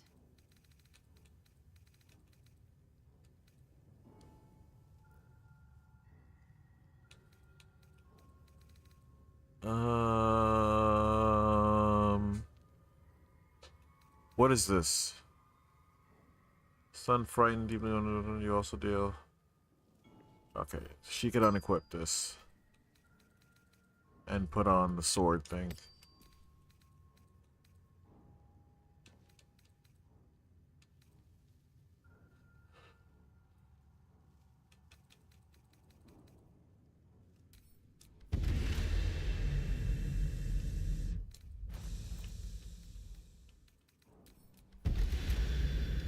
Okay, it's bugging out for some reason where I can't open that. It's odd.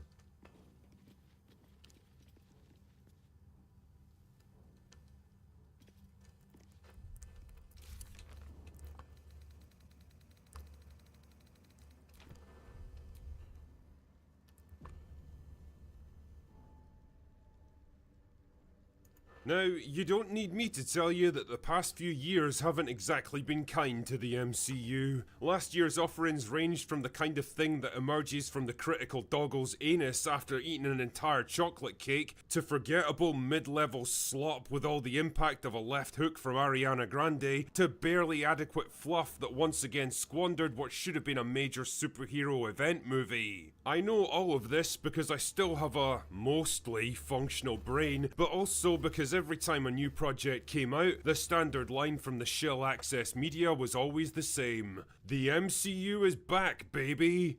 You sure about that? You sure about that? Alright, cool.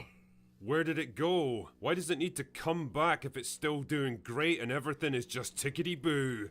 If my answers frighten you, Vincent, then you should cease asking scary questions. But there was still one light left at the end of the tunnel. One movie that could undo the brand damage and the box office failures and the creeping apathy of the past 5 years. One last chance to recapture the magic of the Infinity Saga and prove that the MCU can still be a money-printing juggernaut like it once was. And that movie was Avengers Doomsday. And by George, I'll say one thing for them, they're throwing everything they've got at this one. From the cast lineup that's longer than my list of DUI convictions, to the first teasers that perfectly played on the nostalgia of seeing beloved old favourites, not you, coming back for one last adventure and actually being treated with respect and gravitas, to the distinct lack of the tedious, quippy MCU humour we've all come to know and hate, to their recent appearance at CinemaCon over the weekend, where they were one of the only major studios to cause an actual stir of excitement. I mean, let's be honest here, something tells me that Supergirl isn't gonna move the needle.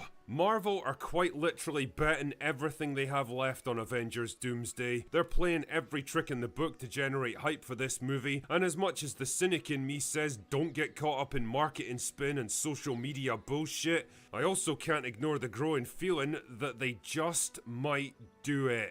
After years of shitty TV shows that nobody asked for, narrative bloat, aborted plot lines, forgettable characters, pandering and endless girl bosses, maybe, somehow, Marvel are pulling themselves back together. I mean, that's a big maybe for sure, and it's ignoring the fact that this movie and its antagonist have got zero narrative build-up and no anticipation after the whole Kang thing had to get aborted. Poor old Jonathan Majors just can't seem to catch a break, can he?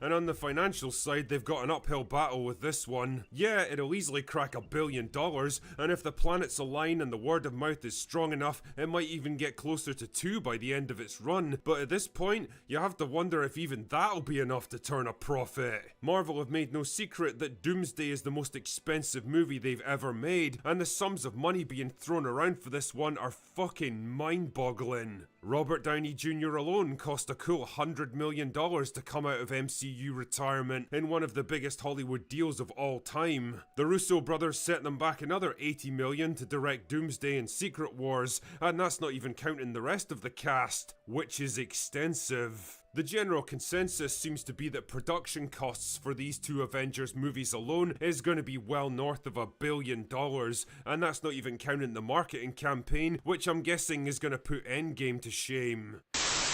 Wait, that kind of rhymes and it sounds weird. Should we keep it in? Fuck it.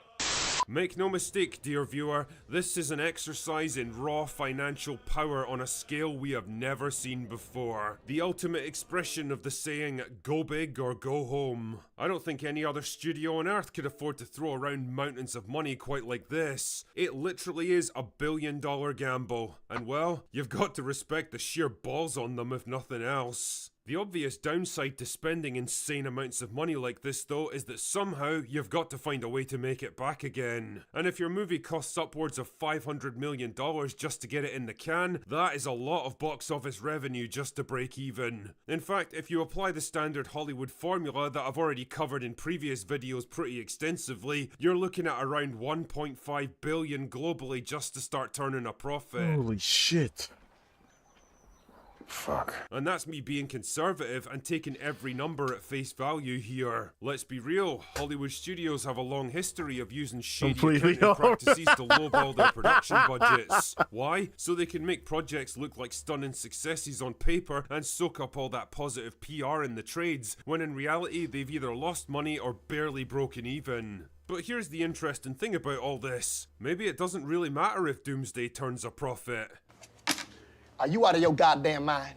I mean, I'm sure Marvel would love it if the film made like $3 billion and became their biggest hit of all time, but that's not really what this film's about. What it's really about is redemption. If I had to take a wild guess here, I'd say that Doomsday and Secret Wars are more like a long-term investment rather than a quick money-making scheme. A way of undoing half a decade of meandering post-Endgame bullshit, a chance to win back the core audience who used to flock to every new MCU release, and prove that there's still creative life left in this franchise. And believe me, they'll need every ounce of fan goodwill that they can scrape together, because what's coming next will change everything. It's pretty obvious at this point that this is going to be the last hurrah for the MCU as we've known it. A full reboot of the entire franchise is coming after Secret Wars, a brave new world if you will, a world that can't rely on nostalgia, familiar faces, and decades of lingering fan loyalty to make it work anymore. What it really needs is one crucial thing: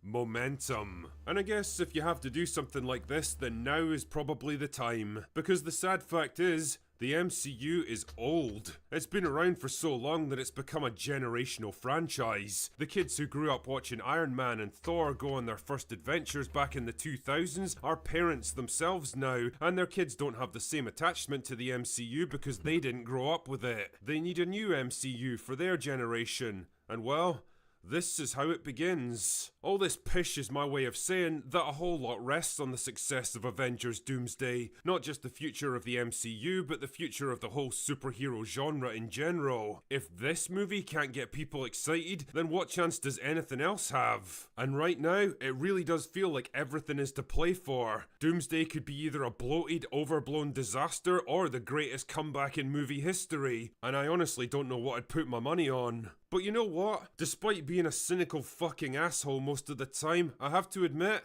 I'm kinda rooting for this one. You sure about that? I know, but what can I say, man? Every good hero story needs a third act redemption arc, and this could well be it. I hope that Marvel have genuinely learned from their failures and mistakes over the past 5 years. I hope they find a way to make the kind of crowd-pleasing blockbusters that used to get people buzzing about going to the cinema and talking about it for weeks afterwards. And I hope that they're able to give a fitting send-off to the heroes that defined a whole generation of cinema fans, for better or worse. Maybe I'm just getting caught up in the hype, or maybe I'm just wildly optimistic in my old age, but hey, a man can dream, can't he? Anyway, that's all I've got for today. Go away now. The ironic thing is that I still maintain the actual best way they have that they can pivot, and they meaning anybody trying to do a superhero thing right now, is to go the opposite way. Stop doing the ensemble thing for a long ass time and start doing stories that actually revolve around just one character, a dedicated story, and actually focus on making it good.